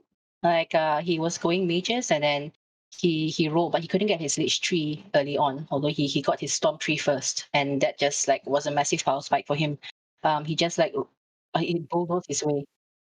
Great. Oh, all right. Nice. Okay. What's that? I think we're getting an R here from production that we have our interviewee.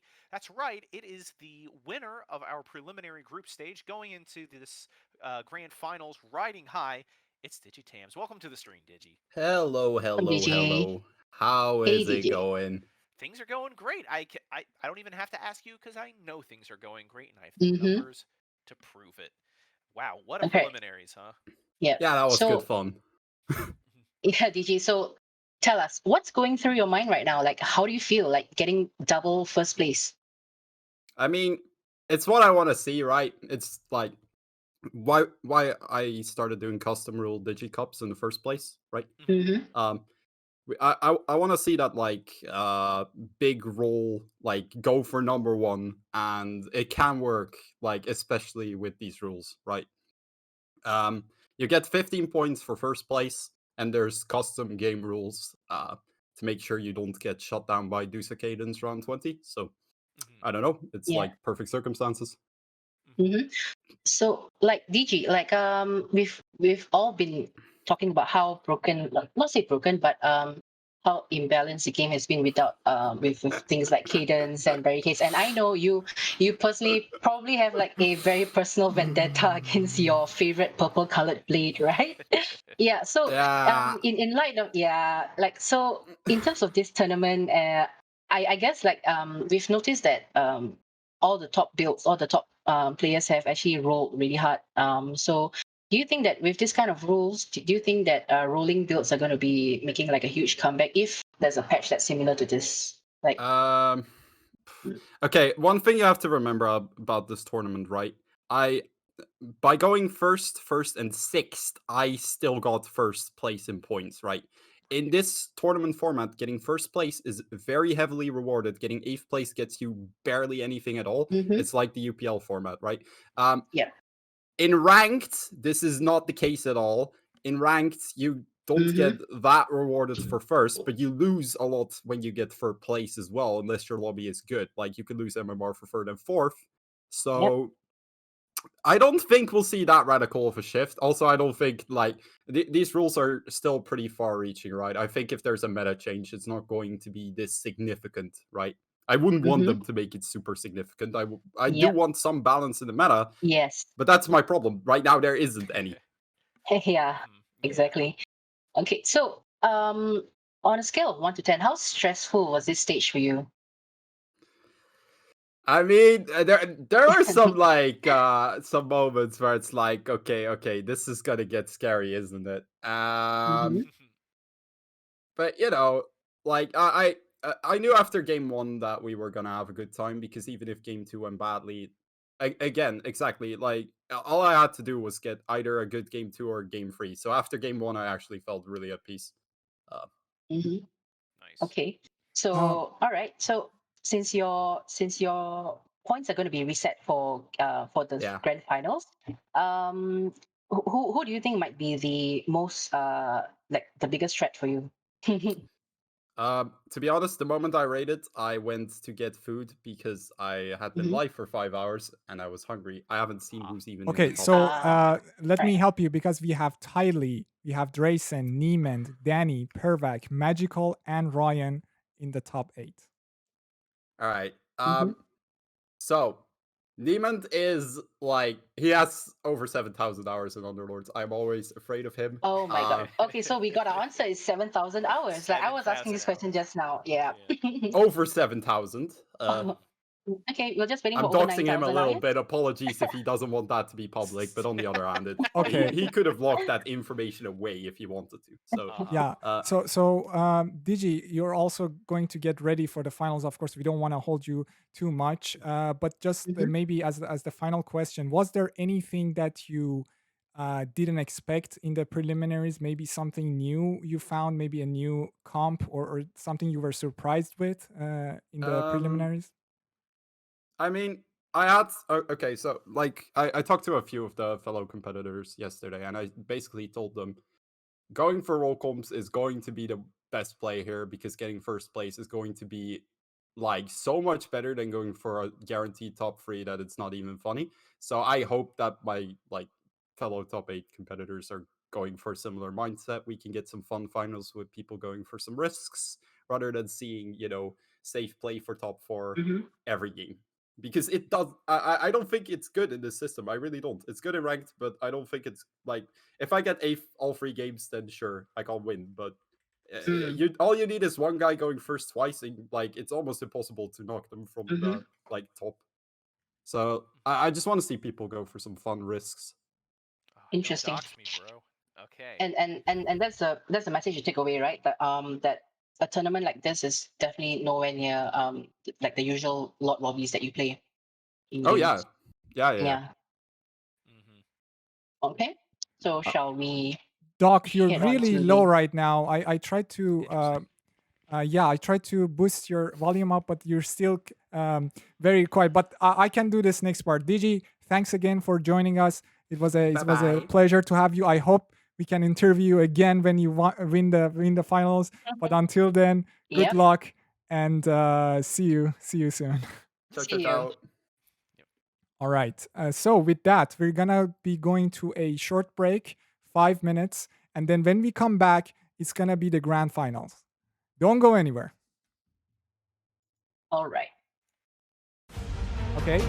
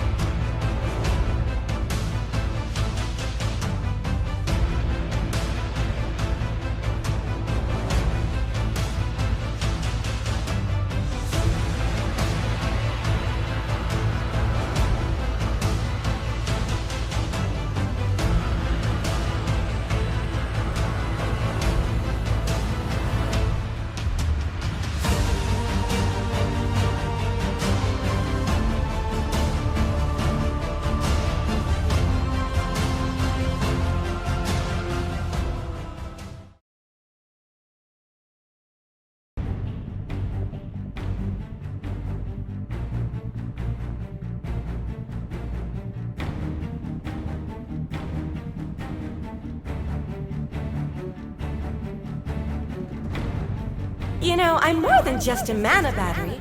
I'm an exceptional mana battery.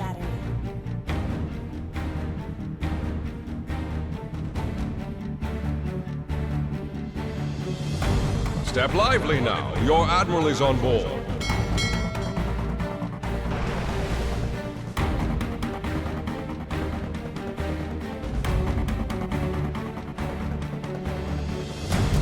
Who would be foolish enough to try to stop us?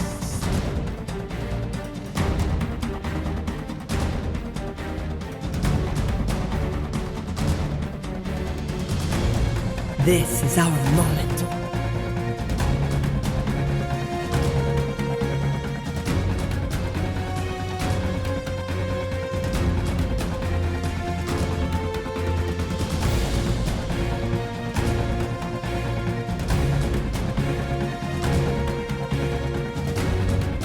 I'm going to burn it all.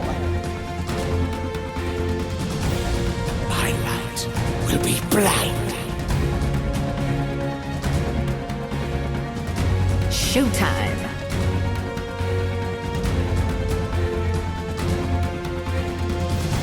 So much meat.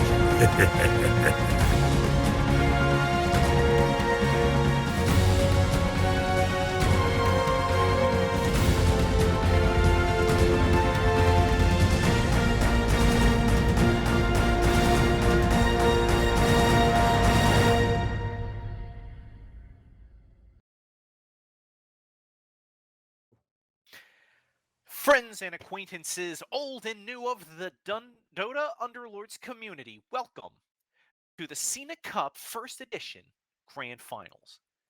I'm Dr. Hackle, and joining me still, after all these preliminary matches, is Sina and Kitty. Friends, we got one hell of a preliminaries behind us and one hell of a finals ahead. How are you all feeling? How's the mood? I'm feeling hyped, man. Like those were some really intense lobbies. A lot of rolling going on. Really blew my mind away. As well as like how the those who were at the bottom, like finally got their 3 stars, and then they just shot all the way up. That was amazing. Yeah, it was a lot of cool underdog stories, a lot of Mm-hmm. really tense matchups, a lot of very interesting builds. Like we saw knights, we see assassins, we're seeing leveling mages, we're seeing rolling mages, we're seeing Mm-hmm. poison or brute, we're seeing all sorts of stuff. We even saw heartless hunter rear its ugly head and win a lobby Uh-huh. last round. So this is truly anything goes, and I think that really lends itself to the rule set and the format, Yep. because you look at some players like Niemand, or Niemand rather, they fought back from some kind of middling or mediocre performances and won their last lobby, and here they are in the finals. It's incredible stuff from some incredible players, and I can't wait to see how this all concludes. So right now we still have we're still waiting on some of them like Dani, Tylee, DG, and Perfect, but I think they're taking a break right now. Hmm. Yeah, so maybe we can talk a little bit about, for example, some of the interesting items chosen. I noticed in the first, I think it was the first lobby that we casted. I think it was Love. She went gloves on. Was it Veno? I can't remember An which early hero it Claymore was. on Venom answer, I Oh, believe. Hurley Claymore, yes, Claymore and Veno, and someone else went glove on a very interesting hero as well. Like, do you remember that? There's an early Shadow Demon, I think. Oh yes, it was a Shadow Demon. Yeah, so that's an Yeah, interesting early choice. gloves. Mm-hmm. Hmm. Yeah. Because I mean, you think about these early like first round items like Glove of Haste, like Claymore. They're Mm-hmm. kind of never bad because you're always going to want to damage and attack fast. Yep. So in cases with like even a Morbid Mask, uh, if you're running for an assassin comp and you luck yourself into a Mask of Madness, Yep. having the Morbid Mask does go a long way, particularly with like your high damage critting heroes like Slug your as well. Slarks, Mm-hmm. like your Phantom Assassins. maybe you don't get Dragonlance if you're going for Knights, but you can still throw the Claymore on, a Wind Ranger or a Luna or something like Yep. that. And, all this stuff is very, very scalable. Same with Glove of Haste. You can put that on your Lifestealer if you're not if you're not doing if you don't get your Mask of Madness, but you have a Lifestealer, you just throw Glove of Haste Yeah, but I right think on them. Claymore isn't very scalable. It's a very early game kind of item, as well as your feat booster as well. I think that which brings me to my next point. Like there's like your three main popular items in your early round, which is your Void Stone, Chainmail, and your Vid Boost, right? Most people would pick one of these three. Some people I know, like DG, he loves Vid Boost. Quite a number of people love Vid Boost because it gives them that huge advantage, HP boost in the early game to actually win you early rounds. Whereas some people who prefer having items that can last them all the way to the end, like for example Chainmail and Void Stone, like because your mana gain is pretty standard, and there's only like a really few items that can help you gain mana, right? And a Void Stone can be placed on any hero that needs a skill, that has a skill in the late game as well. So Chainmail also, it scales up with your HP. So Right. Like yeah, 7 so armor is never going to be bad. yeah, never going to be bad. It can be used like your mid game and your late game as well. Just chuck it on one of your 2-star with decent HP. It's gonna last quite a long time. So, which would be your favorite item out of these three, like Void Stone, Chainmail, and Vid Boost? How's your playstyle? Oh, headdress. Headdress. No. Really? No, have we seen a single headdress or a No. single Hood of Defiance? No. Is there a case for Hood of Defiance? Like from a early position? Early position. Yeah. Like I guess. can you like look forward to the board? Because like at that point, like everybody's boards are kind of in flux unless you see like 8 people going for mages, right? But like I don't know if like that magic resists is gonna really take you very far. Yeah, I think generally people avoid Hood of Defiance, or because like it's a pretty early mid game item, and then like mages don't usually come out until um, like the round level is a bit higher, so you don't really Sorry. All right. In my ear, that's production again. I think we've got game 1 of the grand finals going on. All right. Yeah, it looks like everybody's locked and loaded. Everybody's readied up. Could this be Hold on the a moment, first yeah? round of our grand finals? Let's just do a private match Hold on. and begin. Thank you. All right, no worries. It's a little tricky, but we made it, fam. It's Yep. here. The finals. We've I got was looking 8 for it. masters of DotA Underlords. That's So- right, masters. By passing through the preliminaries, they've distinguished themselves from this hand-picked field and now bear this title for the rest of SinaCup. Who will be Grandmaster, though? That is what we are here to decide and define as we go into this first lobby. Absolutely. And just keep in mind that all the points from the previous section of the tournament, so the preliminaries, are reset to 0. So Yep. we essentially start from the scratch. Everybody has 0 points, and it's going to be 3 rounds with the scoring system we just had. Okay, and in this game, we can see a very early Knights with Luna and Bet from Drayson. We've got a lot of them without alliances, which is fine. We have 2 Shamans on board. Shamans very popular to actually get ahead in the lobby. We've also got Niemand with a very strong bristleback, single bristleback, anti-mage, and of course a CM.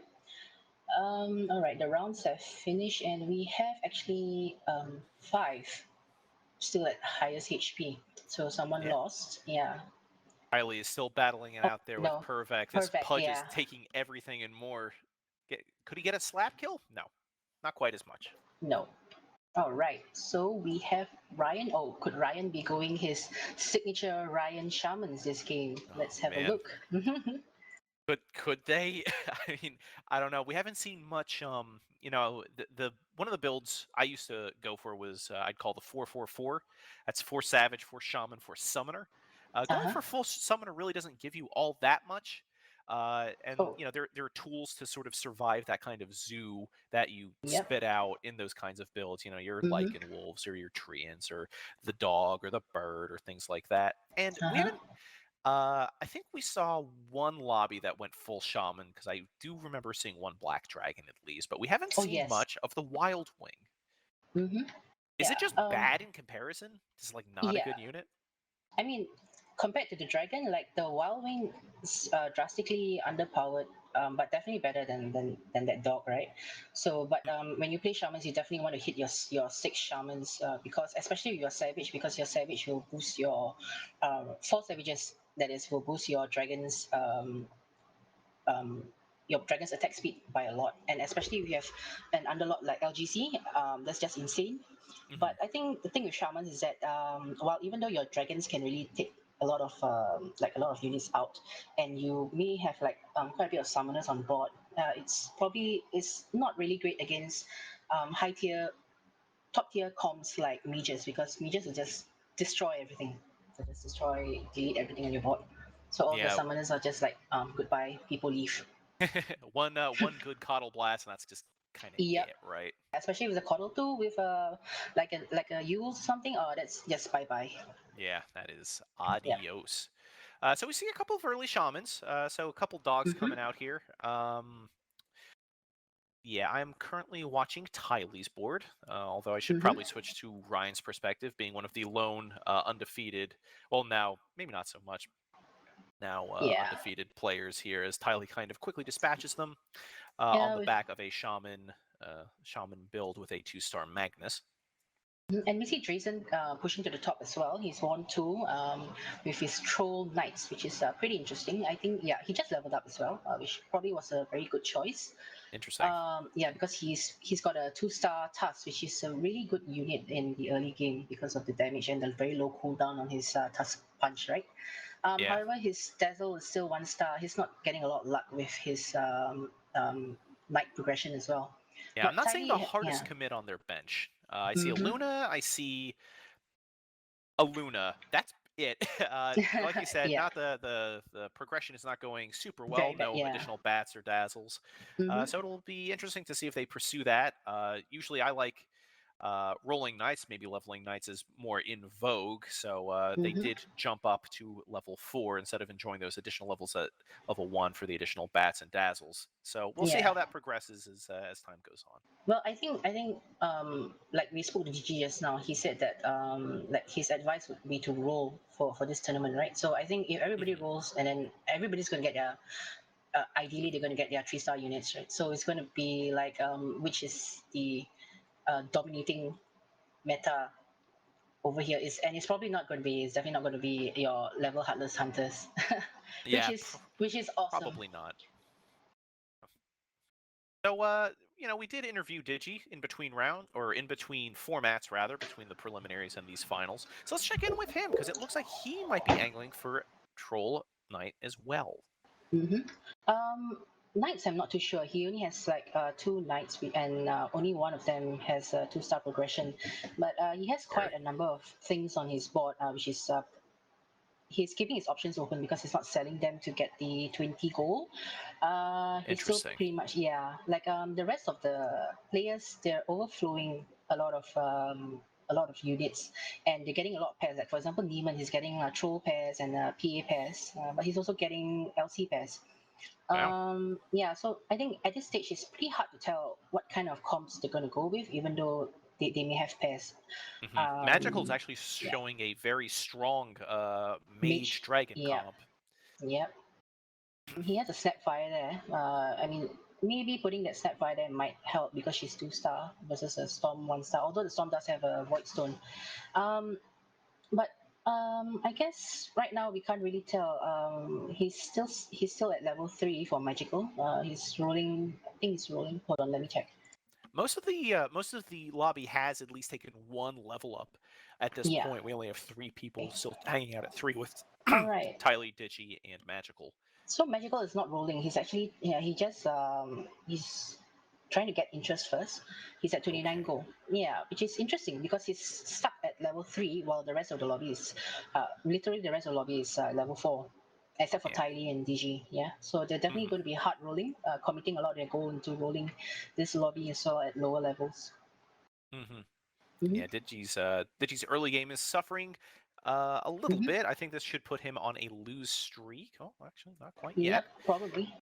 But yeah, all alliance-wise, they're showing is some trolls. Has a couple of bat riders up on the board. We discussed the effectiveness of the stacking napalm Yep. earlier. Does cut some chaff. Seems to be hanging on to the bounty hunters, the bats, and some of the enchantresses, which is an interesting pivot. Could this be the healer mage build that I had alluded to even in the pre-show? Healer Mage build, I'm not sure because I think there's going to be a couple of assassins on the board. There's some people with assassin pairs, like for example, Tylee has a 2-star assassin. He might, like right now we don't know what he's going, but he's getting more assassins, 2 stars. He's got the BH and a PA, and I mean going healers might be a bit of a risk here. In Yeah. general, yeah. Yeah, Sorry, you were if saying? you see that there's a lot of like enchantresses, not like mostly pairs on a lot of boards. So he might want to kind of hold and see if he hits more into bounty hunters. But at this point, Digi is just buying any 1-cost unit and trying to figure out which build he's going for. He's not committed yet. He's This still is a race. deciding. Ah, there it is. Digi taking out the last undefeated player here off the back of that Bat Rider. A clutch Heaven's Halberd play. Was just seconds away racing that Shadow Demon level 2 to the final Demonic Purge that would have surely killed the Bat, but does take that home to ruin Dani's good time. Exactly. And with Magical going for kind of a role mage build, it's very unlikely that Digi would go also for a healer mages because he doesn't have any progress on them. So I think he's more inclined to go for, let's say, rogue variation with Meepo. Interesting. Rogue might not do really great against mages because it doesn't block magical damage. But I guess DG, yeah, like you said, he's just going to throw out all the 2-stars that he can just to try to mitigate a lot of the HP damage that he's going to get. It seems that Magical has already reached 65 HP, whereas Dani is still at the top with 92 HP. But I can see that Dani, as usual, his playstyle seems to be aggressive leveling, like above the lobby. So aside from Tylee, DG, and Magical, who are very hard committed into rolling, Dani's style is really to level very aggressively so that he maintains his win streak, right? So not a lot of people can actually beat his board because he does have three 2-star heroes, okay, and because he has a Queen of Pain with Shadow Demon, that's going to increase his Queen of Pain's damage. Oh my god! At round 9, he just got a 2-star Alchemist. How Yes, is that? Dani. And not just that, he's got one warrior and Heartless.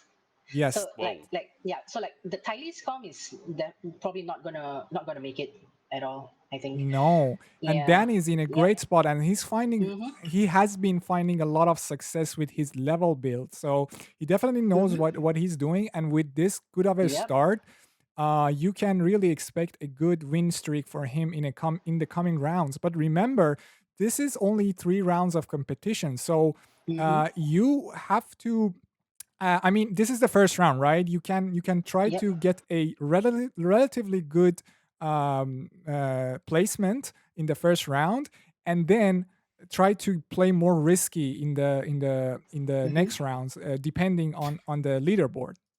5 Yoink Enos. Whoa! Here at Look round at 10. the number Enos. Holy! All in a row. And Drayson's got his Enthrall. He got a really good Underlord that synergizes really well with Knights, right? But he has really terrible progression on his Knights. Like he's only got he's only got 2 CKs and 1 Luna only. That's wow. At round 10, that's pretty bad. But he does have a 2-star LC, which is, I don't know. It's interesting. Some people would be like LC is pretty good, but like LC might be feeding damage to the enemy because she's pretty weak as a hero herself, you know. And she only gets damage if she actually wins fights. And if you don't have the knights to tank for you, your LC is gonna die early and just feed the enemy. So, but still, a 2-star LC is better than I don't know, something else. But I mean, yeah. I've been amazed by how many Yoink NOs have been Mm-hmm. just picked up in the entire cup this Mm-hmm. today. So it Yep. really shows that these players really understand with the custom rules that Mm-hmm. NO is a valuable pick because he saves you a lot of HP in the mid game Yep. and also Oh my god. towards Ooh, Oh, yeah. first round 3-star 11, coming out CM3. for Yep. Magical. Yeah, but Magical doesn't have really good progression on his on his Lich, so that's but which is not so bad. I mean, CM3 is much better than Lich, right? Oh And yeah. also on the thing about Yoink, it's going to steal like the first low tier item, and then in mid game we can see that there's like 3 Heaven's Halberd, and that's a very good, really value for money item in my opinion, because like of the disarm, like in DotA Underlords, the only thing that you can't dispel is disarm. If with your BKB or with your Abaddon skill, you can never dispel disarm. So that's a really powerful item for a tier 2 item to like even carry you or even to be like in the late stage of game. Yeah, I So mean the and you can yoink survivability, that. the CC, Yeah, it's got it and the all. evasion as well. It's amazing. It's an amazing item for me. Yes, Yeah, and yeah. Sorry. Magical is still not out of the woods yet because he does need to find this Lich 3-star or this Storm Spirit 3-star in order to be able to combat these streaking boards in the late game. So he still Mm-hmm. has to find these, but finding that 3-star CM is gonna really help him do that. Yeah, I mean we've seen this before in previous rounds where, we see these rolling mages struggle to find the final pieces of their 1-cost units with this Lich or the Crystal Maiden, and then all of a sudden everything clicks into place where you find the Kunkka, you find the CM, you find the Lich, and then it's just like bang right to the moon. So it is not quite over yet. They take a Yep. commanding win over Drayson. Yep. Drayson doing one of my favorite builds, the Rainbow Knights with LC. Rainbow Knights. Yeah, that's an interesting one. Yeah. Yep. Let's go. Yeah, let's check out Digitam's right now. He hits that 3-star Wow. Batrider, so he has hard committed. We see Troll showing, Oh we my see Healer showing, and is this a 3-star Venomancer coming out Yep. from Digitam's? This is classic Digi. He's going for that roll down at round 12. So he found a lot of stuff, but I think he still needs to find this Enchantress, find this Dazzle. Dazzle 3. That's Needs going to be one more huge. Dazzle. Mhm. Oh no. 8-9 on Dazzle. Like he was saying in chat just now, 8 Bat, 8 Veno, 6 Lada, 6 Dazzle, let's go. And yep. and then after saying that, he just hit his Bat 3 and then subsequently his Veno 3. Like, wow, okay. You can see that he put a Silver Edge on his bat, and that's going to be insane. His bat's going to be Okay, doing a lot these of rolls are damage. really important. Yep. Okay, he finds the Dazzle. That's Oh huge. wow! Oh my god! He just got his Dazzle 3. People have been talking about Dazzle 3. Like, Dazzle 3 is such a powerful unit for just Mhm. being a better vesture of the Tyrant, and you can get it Mhm. so early, and it provides so much frontline. It can prolong these fights so well. Yep. It's such a clutch pickup, and Digi finding it round 13 is kind of unheard of. That's some Yep. hype stuff. Yes, That's really important for him to get that Dazzle 3 because he's going to keep his units on board and he's going to probably be able to win streak after this because all Yeah. his, especially for his Veno and his bat is going to be kept alive. Yes, it's really important for him. I mean, if you watch Digi streams, he always does this as at round 12. So Mhm. it's not like he's high roll. He's been planning for this. So he had this plan in mind, and the game also rewarded him. But still, he had a lot of outs for his role. So he kept his options open, and he got rewarded. But Oh man, there's that 3-star Lich out of Magical finally Oh hitting my some God. of those draws. Okay. Tylee hit his 3-star BH and PA as well, and there's a Halberd on his PA, which is pretty good item as well for the evasion, extra evasion. And Ryan has double Vanguard on his double 2-star BBs. That's gonna Ooh, be wow. very tanky. Yeah, seems like he's going for a brawny lineup. Yeah, he's close to his Bristleback actually. yeah, He's let's one actually BB away. Yeah. let's actually go to Ryan's because he's also have very good progress on his brawny units. and he has also well, he's on 50 HP, so he doesn't have a lot of HP to work with, but he's really close to these bristlebacks now. Yeah, and Yeah. the more he rolls, yeah, he's like one bristleback away. A 3-star BB is going to do a lot of. It's going to be a huge power spike as well. Even in this There it lobby, because oh my god, he just got it. Yeah, so Man. he's got like 322. Oh wow, okay, 322 Oh. Dota joke. 322 Oh, HP man. on his bronies, and he doesn't have really good progression on his Snapfire though, but his Juggernaut is it's not bad for round 15, I suppose. Yeah, absolutely. And this is a really high roll, not high roll. I mean, it's very roll heavy lobby. Roll heavy, Everybody yes. is kind of rolling. There are some level up Yep. builds, and they're on top. But Yep. these rolling builds are gonna catch up very soon. Yeah. And well, actually, the thing is, if you roll in the lobby and your opponents are rolling as well, you're more likely to get your units as well, especially if they're uncontested. So like DG said, like if everybody's rolling, you're gonna get your 3 stars really fast, which is why we're looking at 1, 2, 3, 4 people with like multiple 3-star units by round 14. That's insane. You'll never Yeah. see this in a typical lot lobby. Never ever. Never. This is some serious tournament luck Yep. out of these players. This is and look at the diversity of these builds. We got a mage, we got brawny, we got swordsman coming out. Tyleal, one swordsman away from the 6 swordsman. We've got whatever the hell Digitom's doing with this like troll healer scale. You see it all over your pubs. It's crazy. Drayson going knights. Oh man.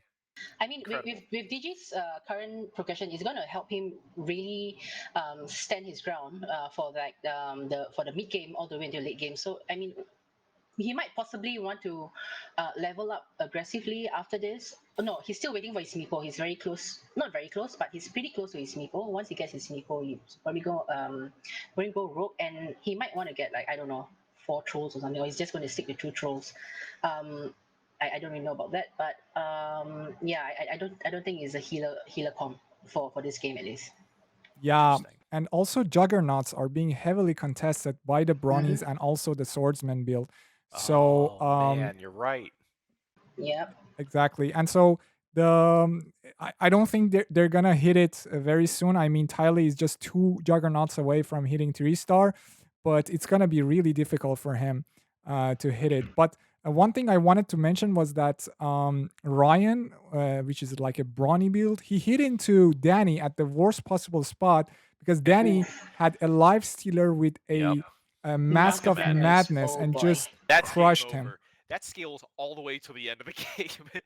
If he ever sees Dani again, that's an unwinnable matchup with a brawny. Just any life stealer 2 with Mask of Madness is like a death sentence.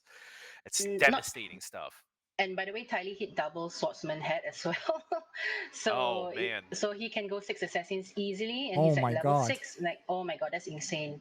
That's insane. He's got like 2 3-stars as well, very important units. And he's gonna like, he may be on 10 gold right now, but he's gonna make up that gold very, very fast. Yeah, that pirate head might have saved him because now he gets the 6 swordsmen going at level 6, which is a huge find. But let's go to Drayson because he doesn't have a lot of HP. He's going for this knight build. So what is he going for, Doc?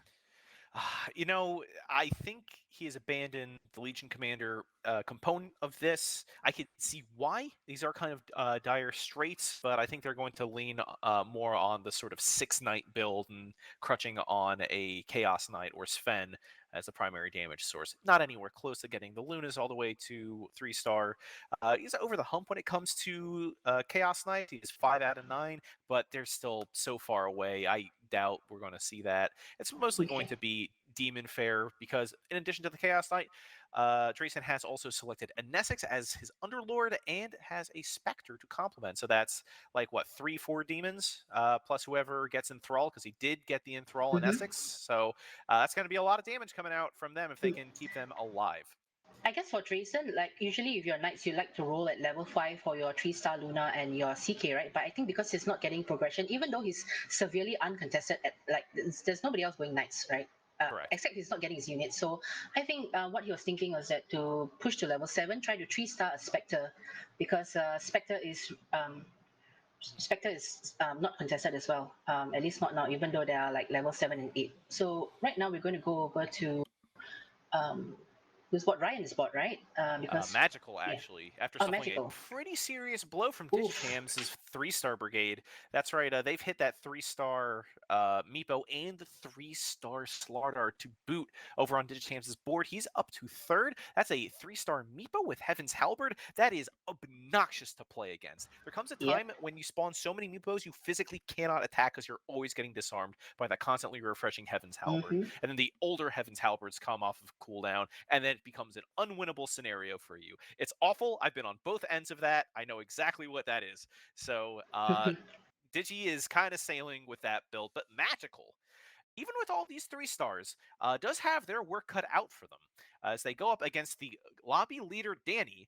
Not a lot by ways of magic resist, no scaled. That life stealer is still only level 2, can't pop rage, and is still going to lose this matchup even with the 3-star sword. That's a huge chunk of HP taken out. 14 on magical. Yeah, instantly jumps up to level 7 following that. Okay, it appears we're having a little bit of technical issues with What technical issues? I'm Yeah. great. My phone died, which also killed my cam feed. So it's fine. We're coming back. It's like nothing ever happened. Well, I think Ryan held his ground at 25 HP. 25 HP. Let's see. Ryan has 582 health at round 20. Not really great progression for your bronies, unfortunately. Yeah, absolutely. I mean, Magical is in dying range right now. He's on 9 Mhm. HP, and he hits into Knights, which is arguably one of the worst matchups you hope as mages. Oof. But he's doing a Yeah. That's lot a of lot AOE CC, damage. though. Oh, that Lich 3 though. Like even Spectre 2 can't do anything. Doing work. Oh, and the Spectre gets frozen by Oof. CM. Yeah, that's actually a mop-up. Yep. I want to say that this matchup went pretty much this way last time the two met, and yeah, I mean, you look at the Puck Orbs, you look at Kunkka Ship, you look at even some Snapfire, Mortimer's Kisses. That's so much AOE damage plus the constant freezing or the constant frostbites from the Crystal Maiden, and the bounces from Lich, which are naturally good against Knights because the Knights are going to be clumped up anyway. So that's always just going to hit. So yeah, Magical with a pretty convincing win up there against Drayson, but Ryan picks up this refresher orb for Brawnies, not finding that they finished off the Bristleback, but is still looking for more Beastmasters, looking for more Juggernauts, and looking for more Snapfires. Okay, we're going to be on Ryan's board for a bit to check his progress, but I just want to point out that DG just got he's got a hex for his comp Venomancer. for Oh his my Venomancer. god. But he's probably going to put it on his Meepo later on because it's going to hex a lot of shit, and then it's going to give him a lot of mana as well. Yeah, So that's it. yeah. Additionally, quite tough to face, and this is where all the Juggernauts have gone. Ryan is up here Oh, against no. Tylee, who has obtained the 3-star Juggernaut. Oh no, this Oh, is the no. ultimate insult because he was looking for that 3-star Juggernaut himself, but he's getting beat. Oh, it's 1 Oh HP my god, that's though. so close. 1 HP. Mm-hmm. That's Yeah. that's all you need in this game. If you're living, you're fighting. We've seen it before. We've seen these rallies before. We have 3 people in this lobby under 10 health between Magical, Drayson, and Ryan. But we also have Dani, who is still very far above 66 health. So the disparities here are pretty wild. He's got 71 HP though, Danny. Yeah. Far and like Ryan has 1 HP, so that shows like, and Danny is level 9, which is very amazing. Drayson just says she's oh my god, 3-star on me. Round 22. Big pickup for Omni. And Kitty, what did I say? I told you I was team Headdress. We see the Headdress picked up here by Drayson on the Abaddon to keep the Chaos Knight alive, to keep the Omni Knight alive. I love the Heaven's Halberd option onto this Omni Knight, so he's going to live for a good long time. Just constantly throwing out those heals. Gets more heals per level if memory serves. He does. That's on a 6-second cooldown, and yeah, we're gonna see. But these knights are going down very fast because Pervac has a Troll Warlord and a Medusa, Oh boy. So that's gonna be Oh it, I man. think. Yeah. Oh, that's Grayson. Grayson 8th place. And is GG, Ryan going to well follow played. him? It's looking likely. He's going to get timestamped into a 7th Oh, place finish 7th in place. front of Drayson. Couldn't find those jugs. Only found the Bristleback 3, but in the presence of Life Stealers, I could have only carried him so far. Now, Magical is streaking. Okay. The lowest And health Magical in the just hit lobby. level 8. He's gonna get his 6 mages very soon if he gets. Oh, he just got a Luna as well. Sorry, a Lina, not a Luna. But he's 2 mages away though, and his HP is very low, and he has no gold A lot to of roll levels or up to buy here. anything. Tylee Oh with the my 3-star god. Oh my god. Refresher Ember Spirit with 6 Wow. swordsmen. Incredible. He We're about really to see needed some that serious damage. because he was falling off a little bit against all these boards, but that Ember 3 with refresher can quickly change things around. Yep. Oh boy, and we're gonna see that here, and just erases Magical from this board and possibly from this round. 15 damage. That's it. Oh, for that was him. fast. Magical takes 6th place in this first round here in the grand finals. Okay, so all of these players have relatively healthy HP, so they're not in immediate danger. And you know, Tylee, the lowest health player, has a very strong board as well. So this lobby might go on for some time. Yeah. Yep. Dani, is healthy, but 71 health, and we have seen that they are mortal despite these sort of higher good stuff pickups with the Troll Warlord and the Medusa and the Tide Hunter. Still opting for that brute good stuff kind of build up there at level 9. It's proving to be quite effective, even in the face of other brute builds like Pervax and Niemand. But yeah, let's check out Digitams. They are up against Niemand. And yeah, it's just the 3-star Bonanza, the 3-star 1-cost Bonanza that we saw a little earlier. It's a bit of a rainbow build. Those Meepos are doing pretty much what we thought they would. Mm-hmm. Yeah. Heaven's Halberd has a lot of legs. Just absolutely shreds Niemand. Begins a streak. Digi up to 2nd. Yep. That was 14 damage to Niemand, and Niemand also getting low, and he does have a good progress on Beastmaster. So if he finds it, he's gonna be fine, but he needs to find it quick. Yeah. So, like with DG's 1, 2, 3, 4, 5. Blade pickup. Cadence Blade on A Dani. forbidden item. Mm-hmm. But we are past round 24, so it is a completely kosher and by the books pickup. And that's a huge find, because with all these 3 stars and him having gone for a level up build, that DotA cadence is gonna help him a lot. So it just came in time.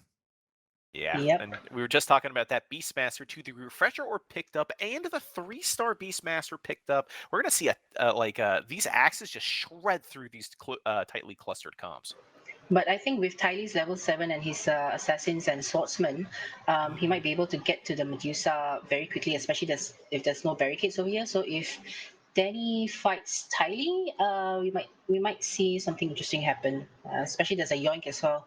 Oh We got my god! Yeah. The two lobby leaders scoring off here with Dani versus Digitams, and this Meepo swarm is just doing work. Like all these halberd procs, the Medusa can't do anything, the Troll Warlord can't do anything, and it's just like game over. 11 damage onto Dani. Brutal. Oof.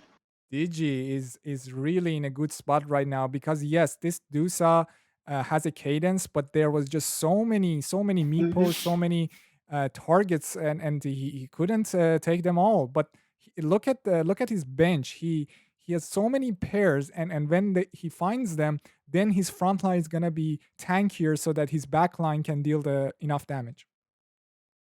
Yep, and Dani just pushed to level 10. He got in, I think, scale with his Tide Hunter, if I'm not wrong. Yes, and let's go to Pervac, because he's on 5 HP, and Up he's. against Dani. Oh Ugh. my God, this Oh is gonna boy. be tough. Never lucky. Baby rage. Talk But he about does it. have a radiance with him, though. His radiance on his alchemist. It might be able to help stave off the onslaught by Dani. He's also got a dragon alliance going on with his dragon knight, so that's a pretty good sort of like a brute. As well, he's got brute as well. So it seems Yeah. like perfect The is winning Shadow against Shaman Dani. is just Yep. chilling in the back and just kind of throwing out stuff. That's Mhm. where the Dragon Lance is. And that Dragon Knight was just kind of up in faces with Yep. no item. Just interesting positioning out of Pervac, and it does secure him his life as he continues on here. Dani hits that 2-star Tidehunter, like Sina had said earlier. We're gonna see a lot of good stuff out of that. Gets bulkier, the CC gets more wide ranging. It's a big pickup. Then with this 2-star Yep. Doom, goes in immediately for that Oof. That's a second level huge of brute. find. Mhm. That's really good because now with all these 3-stars, if he gets a good doom off, let's see here who he dooms because that's gonna be key. Who is it? Oh, a Quap. I could not. Oh yeah, the Quap in the back. Ooh. They're bullying that Shadow Shaman pretty badly, but yeah, there's a ton of damage here. Is that a 3-star Bristleback? Yep. That's It's a a 3-star 3-star bristleback. bristleback, Yep. and it's going ham on Oh. everybody, and that might be it for Seems like Pervac. Pervac is yep. Yep, GG. that's it Even for with a Pervac. radiance. Man, that 3-star Bristleback. I Oof. thought Ryan had died already, but No, this is Bristleback Niemand. came back. Wow, Pervac going out in 5th place. But now we have our top 4, and Niemand is really low. But I mean, his board is not weak at all. Nope. Insane. He has a 3-star BM with a refresher. That's crazy. And he put a butterfly on his bristleback, which is a pretty good item, and as well as Bristol on his spirit breaker. Yeah, people discount how much like attack damage Bristleback does, even at level 2 Mhm. or 2 rank. It's a ton. So having that butterfly just for more like hits and the added survivability, that's a huge pickup. Yep. But not against Niemand's. Oof. This is what you need. This 3-star Bristleback is really what you need to do to deal with Digi's lineup. In theory, that is, of course, because all the other 3-stars like that. Look at that, like that Wardeness back there with that Venomancer. This is going to eliminate Niemand, unfortunately. But man, I love Venomancer in Dota 2. I think he's my most played hero. I love Venomancer in this game, and it's good to see that we don't see a lot of 3-star Venos. Because summoners aren't really that in vogue, and he doesn't really fit in like Savage lineups. So I'm actually really glad to see that he's finally getting some time in the sun here over on Digi's board. Absolutely, and the items can be really game changing right now. Let's see what item Digis get because his Meepo. Okay, he gets a Shiva's guard. That's Shiva. huge. Yeah. The hits just keep on coming for Digitams. That Especially- Shiva's yeah. Meepo is gross. Disgusting. 3-star Oh my- Enchantress too. Why not? You're gonna see this up in front, right? We're gonna be following the humans here when the matchup pops. But yeah, actually puts the Enchantress in the back. Is that to counteract any assassin Maybe jumps? They are coming absolutely, out from Tylee. absolutely. We'll It's see to how bait this the bait assassins. goes. Yeah, because they're going to be attacking extremely slowly. Yeah, look at that. Yep. That Ember Spear is just struggling to get his blades out. That's a really smart move by DG over there. Mm-hmm. There's Except the first. she died. Yeah, gets absolutely decimated by that Ember Spirit once he gets enough mana to cut through twice. And this could be Digi falling here. No, the Meepos No, form. his Meepo still is Shiva. Unless. No, that they're Ember all so can't survive. low. Oh man, that was so close from that Ember Spirit. That was very close. If he could have just focused one of the Meepos down, he could have won the round, but it was super close. So there's still a lot of hope for Tylee. I think that wasn't his strongest performance on board. Yeah, that bait in the back with the Enchantress, the absolute Galaxy Brain plays from Digitams just made that Ember Spirit less than nothing for the first 10 seconds of that round. Incredible stuff. Of course, he's just going to throw it away. No longer baiting in the back with that Enchantress. Probably doesn't. Figures he probably won't face Tylee twice in a row, right? This guy's played a lot of this game and knows how these sort of late game matchups happen when there are only 3 players. Does go up against Dani, so he predicts correctly. And yeah. Ooh, that's a big Ravage coming out.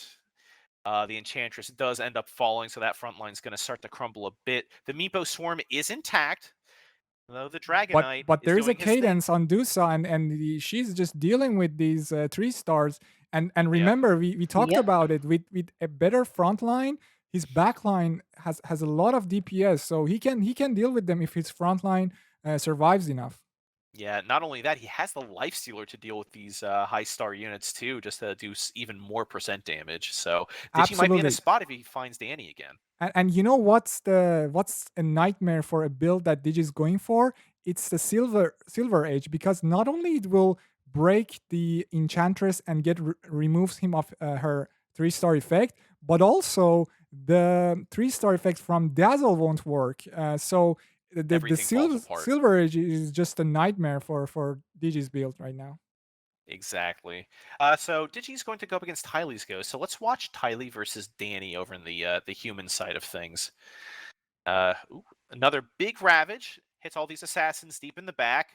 That Coddle though. Yeah, that Coddle Blast flies out and that just sweeps through.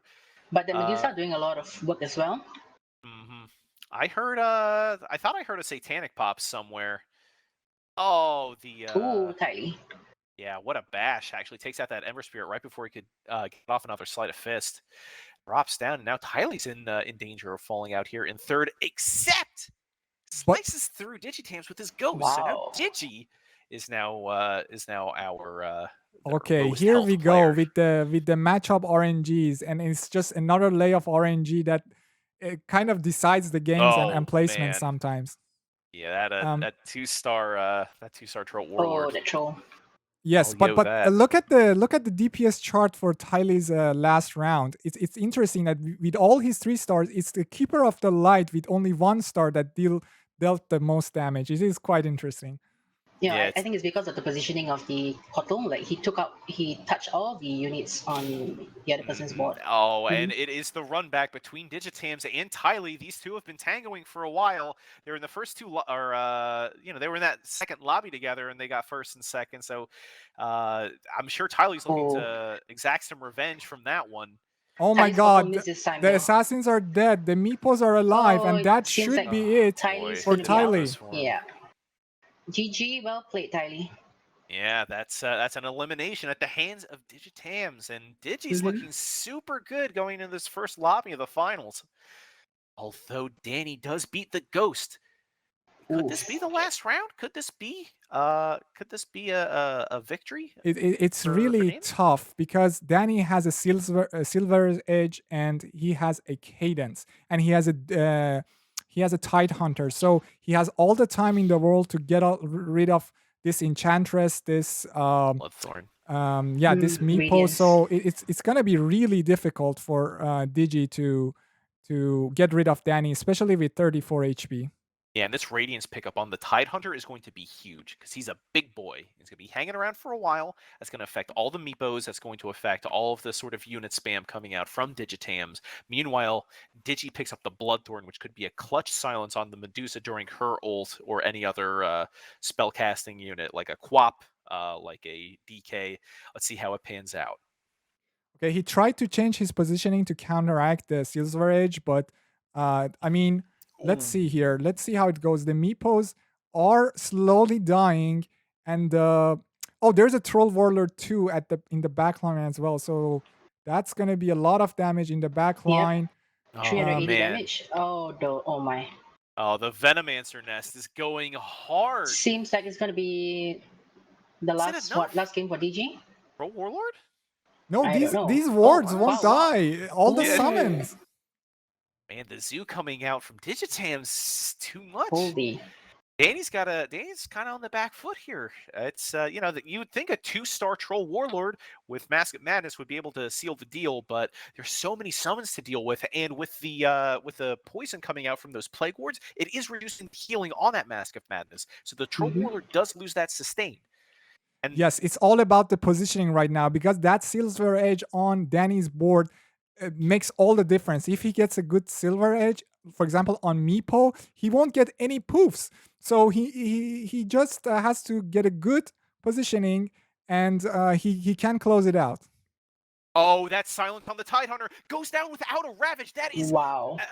devastating. But the Meepo Meepo goes is down as dead. well. Oh, man. The Medusa, it looks like she is going to finish this Stone Gaze, so that's going to be a lot of split shot damage with the Cadence Blade. So much physical damage coming out from her. And yeah, the Wolf is in the hen house now, getting to that back line, the Bloodthorn in on the Dazzle, and yeah, that's going to be it. Dani is And going that's to it take for our DG. I first mean, lobby here in the Grand Finals. wow, that Congratulations, was everyone. yes. Congrats to Dani for the first place. This is only the first round, so we're gonna have 2 more rounds. We're gonna update the scores, but I mean that last round, it showcases how important positioning is.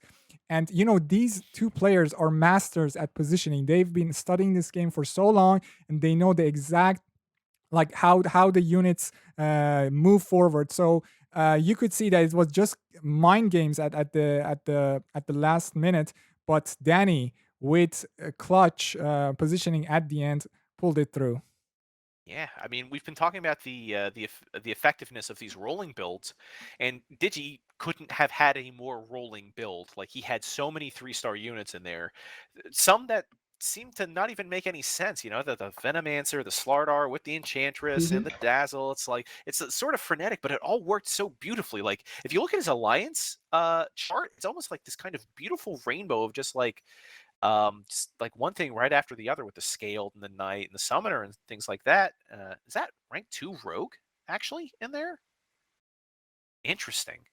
But yeah, I mean, you know, we've talked about how effective those are, but at the end of the day, you know, Dani has been sticking to these leveling strats where they just go for these high level units with good stuff, with Poisoner and Brute, and locked up that first lobby for him. So. Exactly, and something important to note on is that you know, with these rules that we had, nerfing the cadence, nerfing the barricades, we were concerned that maybe now the 3 cost meta would arise even more, because now people will be rolling more. But you can see a level up build can do well if they have a good early game, and then we still have cadence in the game. It's not like it's not there. It has its value at round 25. So Right. I'm really happy to see a level up build also do well. But I think, yeah, if you look at all the different comps, it just showcases that with these rules, we see a lot of diversity as well. Yeah, Yep, I mean, just such a cool showing in this first lobby here. Kitty, any final thoughts before we throw it to the break? Right now, I guess we'll probably come up with another poll later. But for right now, let's just head on to the break first. I think we're a little bit tired, and we want to get our players ready for round 2. Tired. I couldn't be more wired. I am pumped. We got 1 match down, 2 more to go here in the grand finals. So stick around. We'll be right back after this brief break here at the SinaCup. I keep saying Sina. It's okay. It's okay. No problem.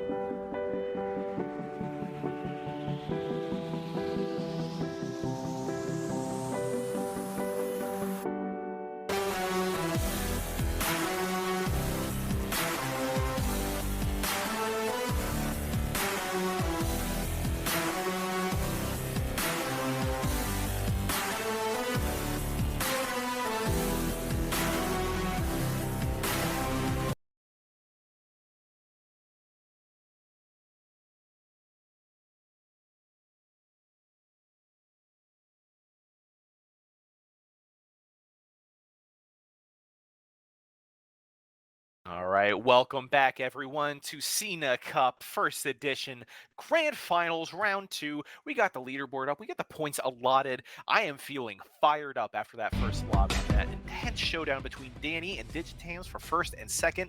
We have our first standing, and it's pretty much what you just saw in that first lobby. Joining me, as they have been throughout this entire thing, is Sina and Kitty. Guys, what did you think about that incredible first match?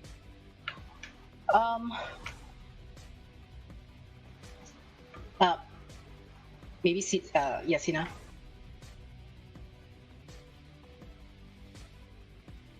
Oh, by the way, I was muted. Sorry. So No yeah, worries. we had a lot of rolling builds in the first lobby, but still the person who came first, it was a level up build, and I mean they've hit their stuff in the right time. Like they hit the cadence at around 2025, and then he hit the Warlord, Troll Warlord 2-star.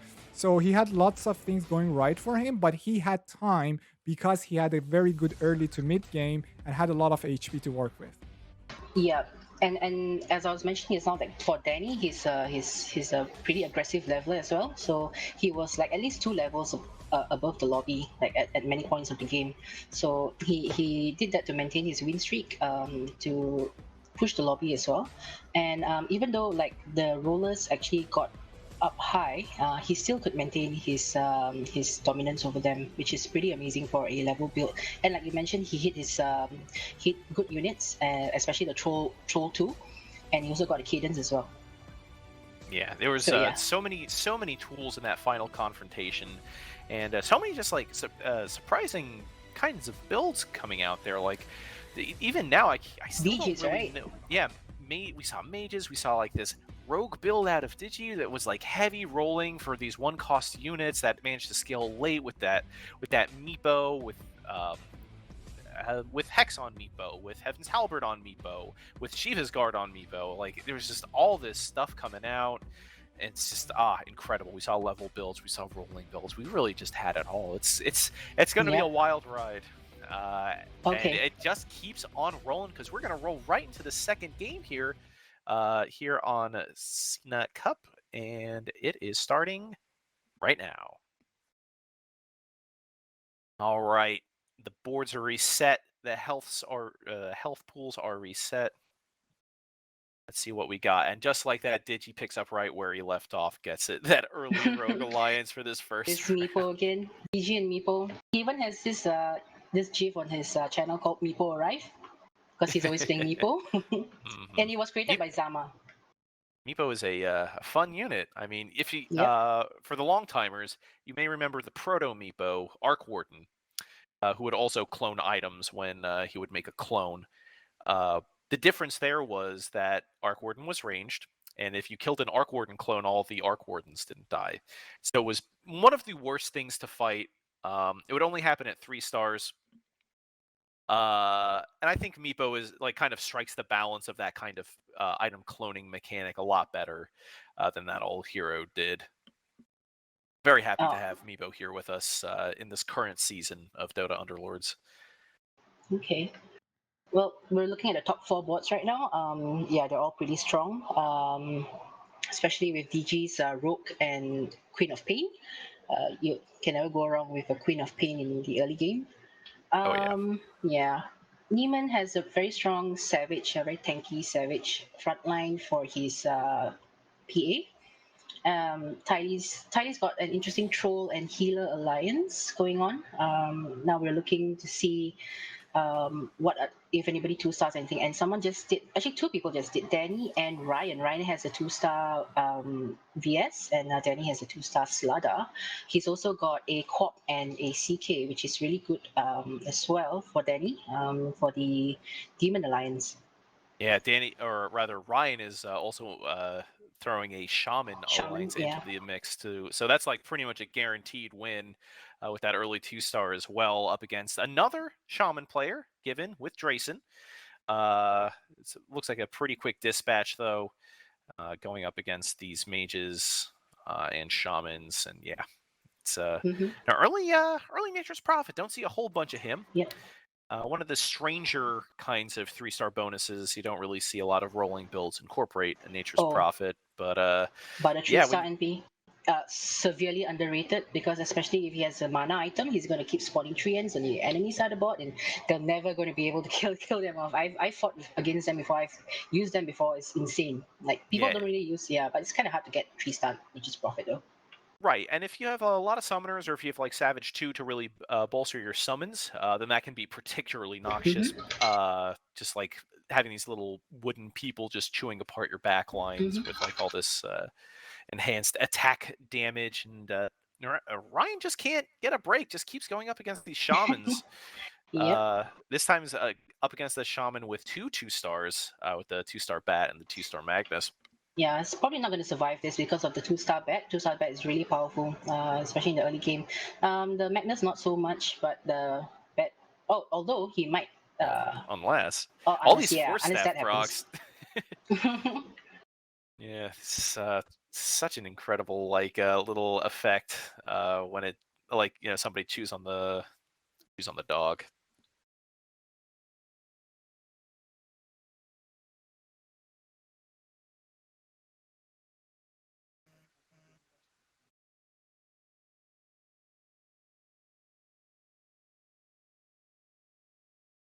Yeah. Right. No, he's he's Mm-hmm.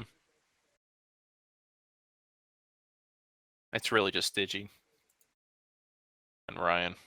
it's Ryan Digi. Yeah, no worries. The ball keeps rolling here in these early rounds. We have still looking at Ryan.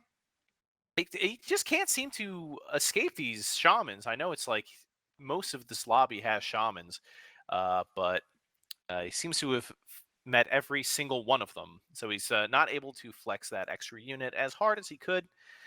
Takes a loss there up against Magical.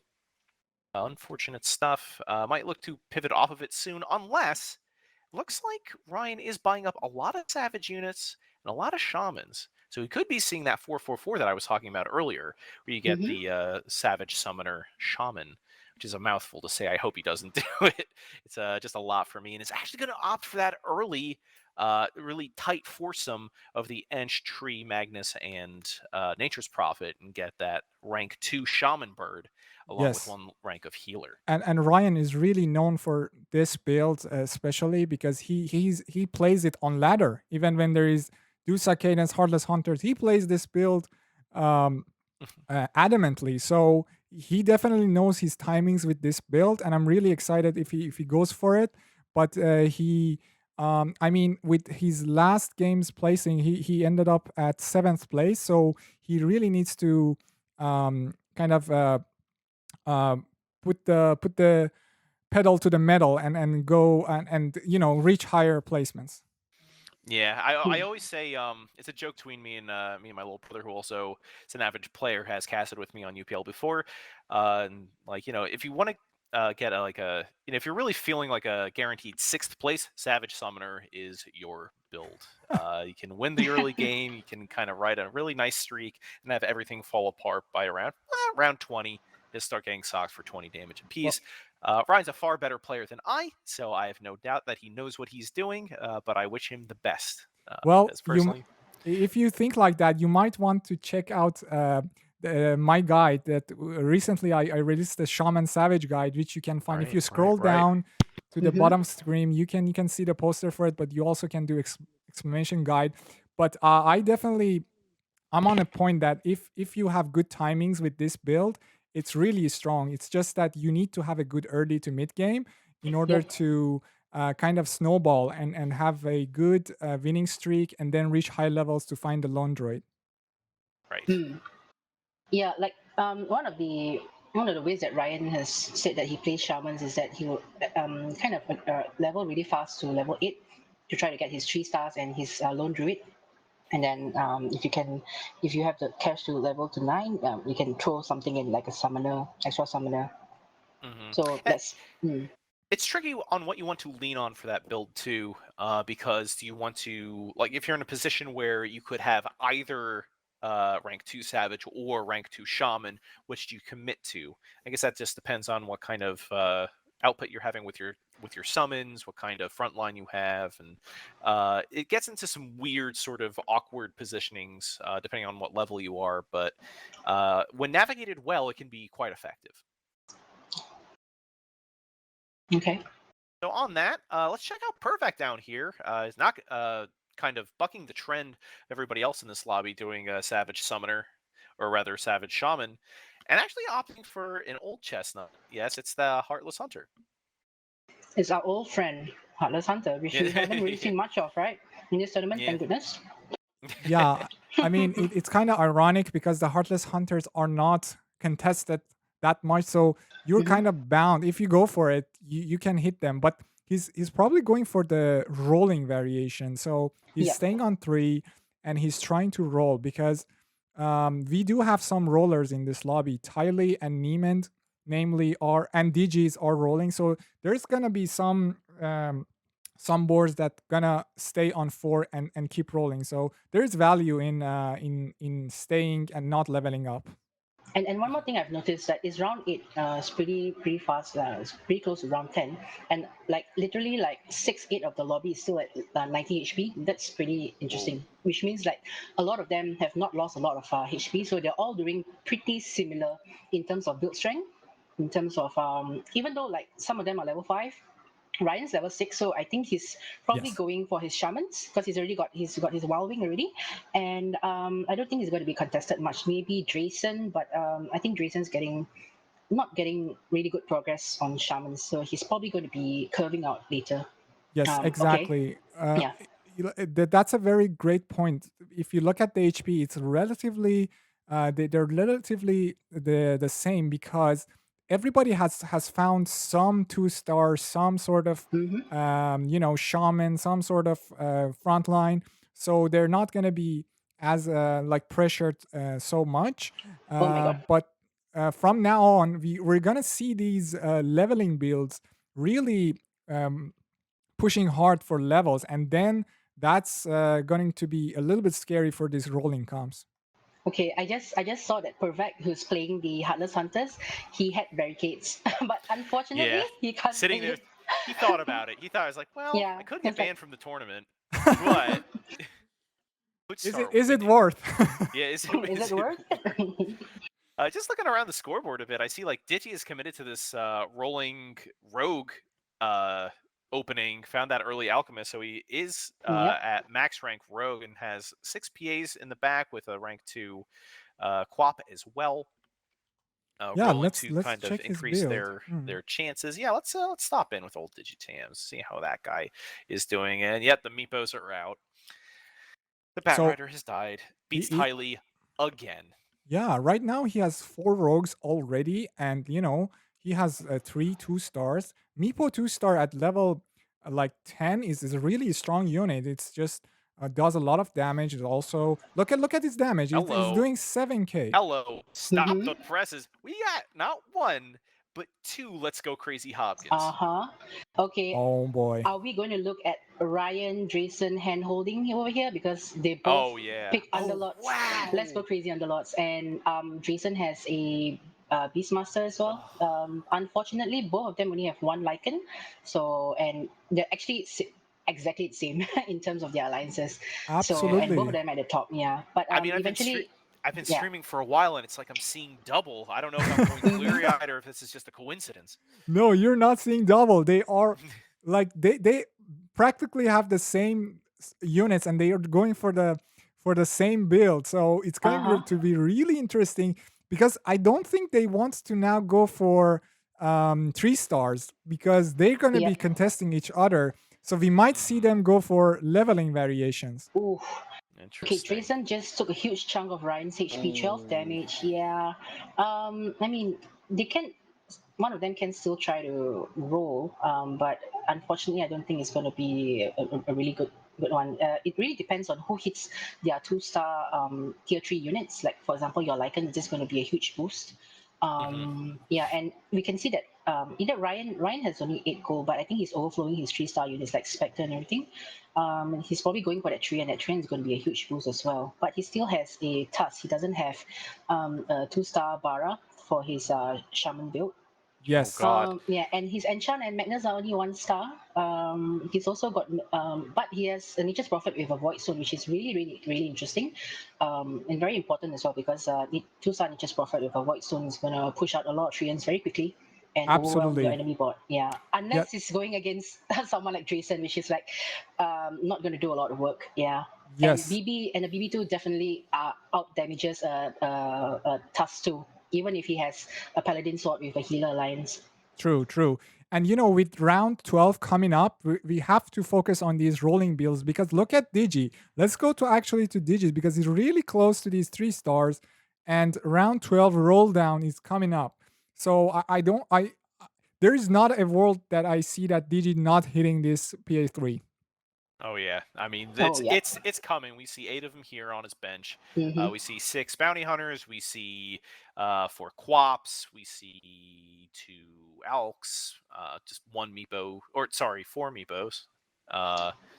Yeah. Do you guys think? Let me pose this question to you. Do you think that 3-star anti-mage is worth it? Is that a good unit?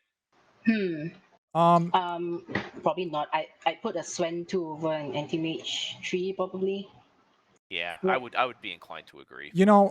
When you're going for, let's say, rogues and you're looking for a lot of 1-stars, let's say Doesn't bounty even have hunter. to roll down for the. Oh my god, he just got his PA 3 He star. just got it. He just gets it. Yeah. This makes me kind of bad because this is like when I want to get assassins, when I'm looking for a PA3, it doesn't happen like that. Yes, because there's a lot of things that are going on. Look at this lobby. We have lots of rolling players, and they're taking all these 2 costs, all these 1 costs out of the pool. Look at Niemand. He has 2-star. He has 3-star Storm. Pervac with 3-star Drow. So this lobby is just, the pool is so shallow right now that helps everybody hit their 3 stars. Yeah, I guess that kind of diversity in build comps can drain the pool and produce a lot of 3-star units. I hadn't thought about it like that, but it makes a lot of sense. Yeah, and I think. Go ahead, Kitty. Yeah, okay. Now, because Digi's like Meepo's one of his favorite units, right? Meepo 3. And I just want to point out that Tylee actually has a really good progression on Meepo. He's got like 6-7 Meepos, and Digi's like stuck with a 2-star Meepo. Yeah. Just has 5 of them. Yeah. Exactly. So this is a rolling lobby. You can see like everybody's 5 kind of people rolled down. Exactly. Ryan, Niemand, Tylee, Drazen, and they all were and down some or of close to 0. True, and some of it is because with only 2 games left, people are gonna take more risks because they need those high points. So they're gonna say, okay, I either go first, I go last. So they're gonna be much more risky in their plays, and that's why we see a lot of 3 rolling comps compared to the first lobby. But it's kind of feel bad for these leveling comps because these boards are gonna be strong, and in the late game the dragon is not gonna be able to deal with them. Yeah, I mean, you look at Ryan, you look at Drazen. They did not have great finishes in that first round. Now Drazen's finding a lot of success. Some would say off of Ryan's build. It's that 4-4-4, right? It's that Savage Summon Shaman. Yeah. So I mean, they are holding hands, like Hitty you had said, and we do have some specialty builds. Like Digi does have those 4 rogues. Niemand is trying more for the mages. We've got Heartless Hunter with a 3-star Wind Ranger in here now too. And wow, it's really shaping out to be a real drag out, knockout, bloody fight. Yeah, and I think that Ryan, if he hits his LD, if he gets at least 2 LDs, he might do better than Drazen at the end, because even though Drazen has like quite a number of he has quite a number of Lycans, he has not hit a Lone Druid yet, so he's stuck at 4, and Ryan has like Ryan has actually hard curve into 6 Savages. Oh Yeah. wow, okay. Yeah, he has, because he's got a Pango on board and he's got a lone druid, so we might see something interesting, I think. But he had to give up a slot for the 2-star Treant, which is Yeah. kind of sad. Yeah, I mean, he's and keeping his yeah. shaman, so he kind of he's putting 6 savages right now because it's the strongest state he can be in right now. But I Yep. think he's still looking for that shaman transition later on if he Yep. finds let's say if he levels up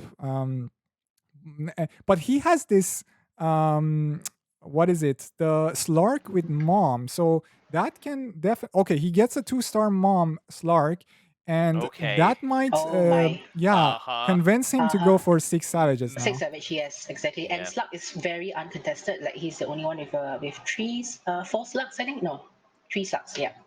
But if you look at the rest of Ryan's board, it's like you got 4 one-star units in there, and that just feels bad, you know? Yeah, it feels Does. bad, man. Yeah, but I Does. think once he gets Pango 2, it might not be too bad.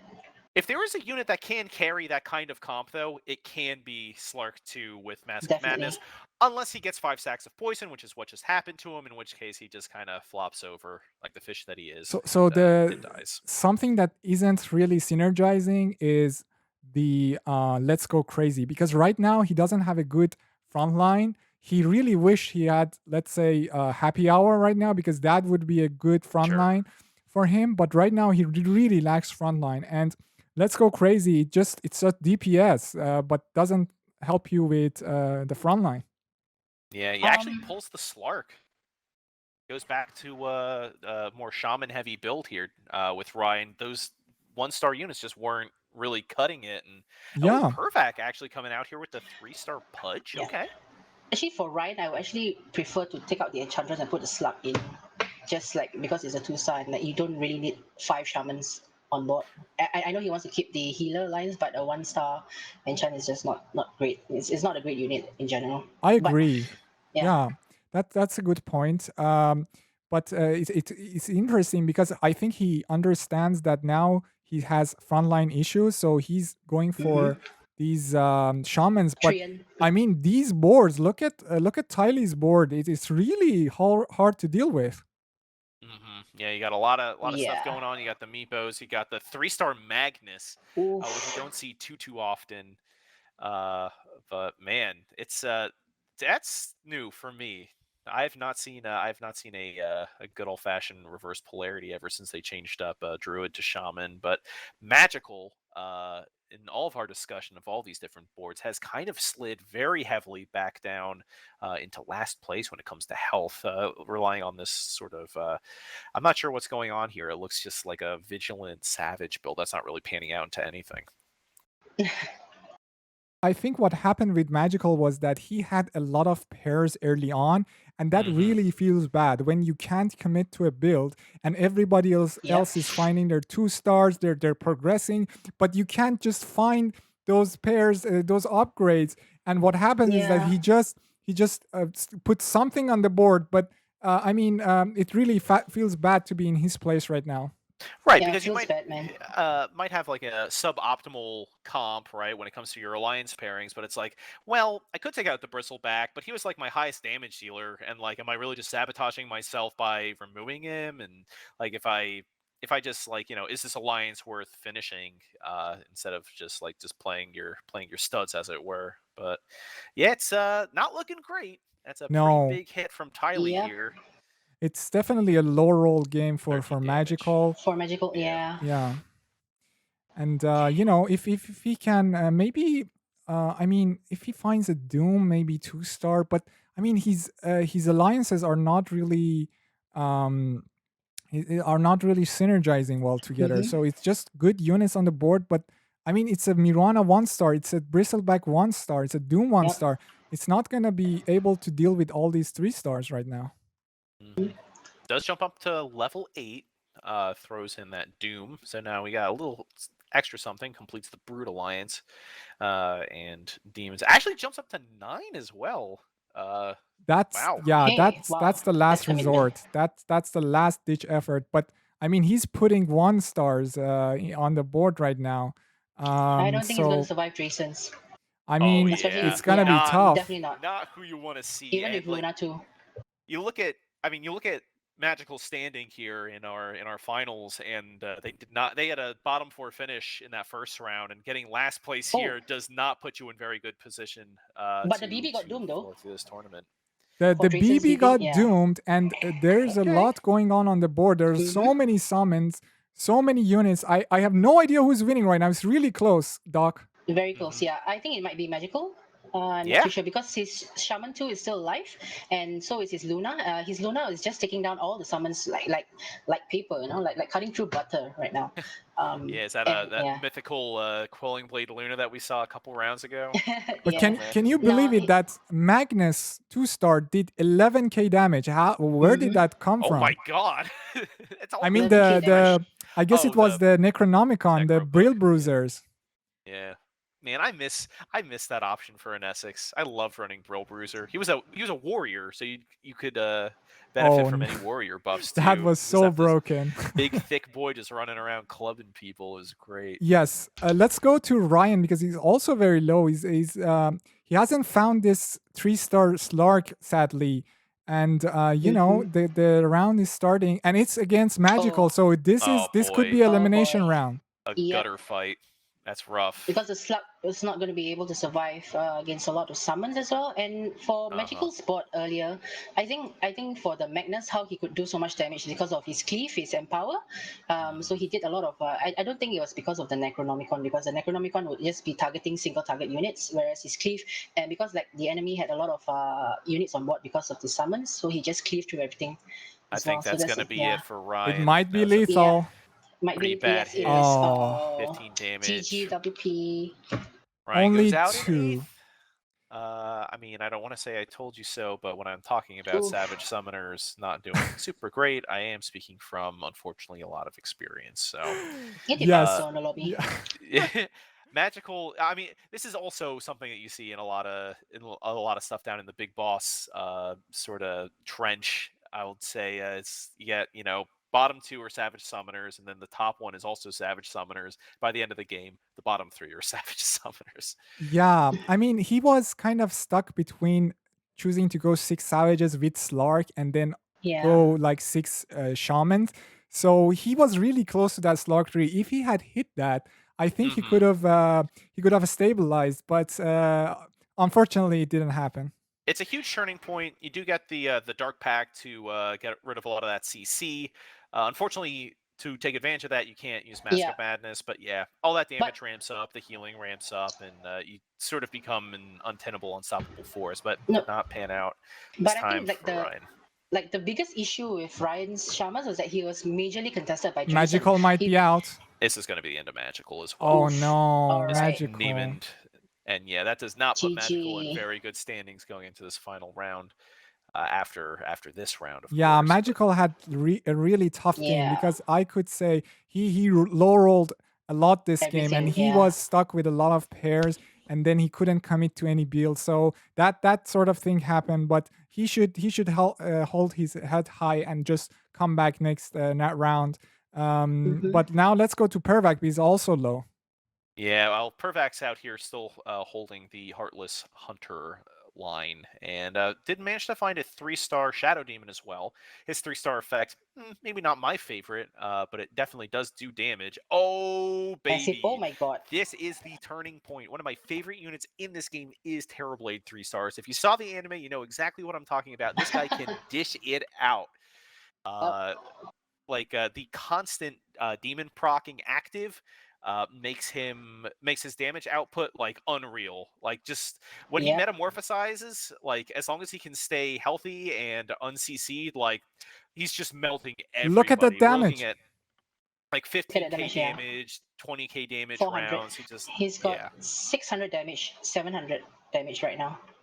And he's got my the God. 3-star Pudge in front, taking all that stuff for him, and just getting bigger and bigger as he kills things around it. It is actually an incredible pairing.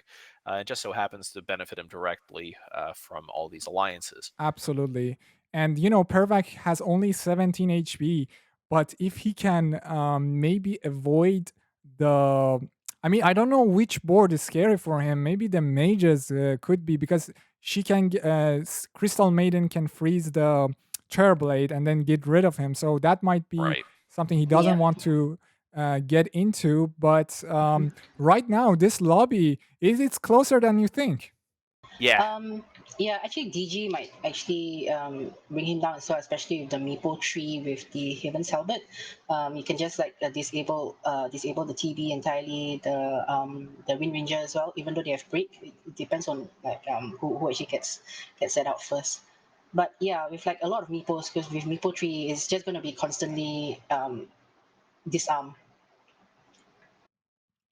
DG has Absolutely. like summoners as well. Yeah.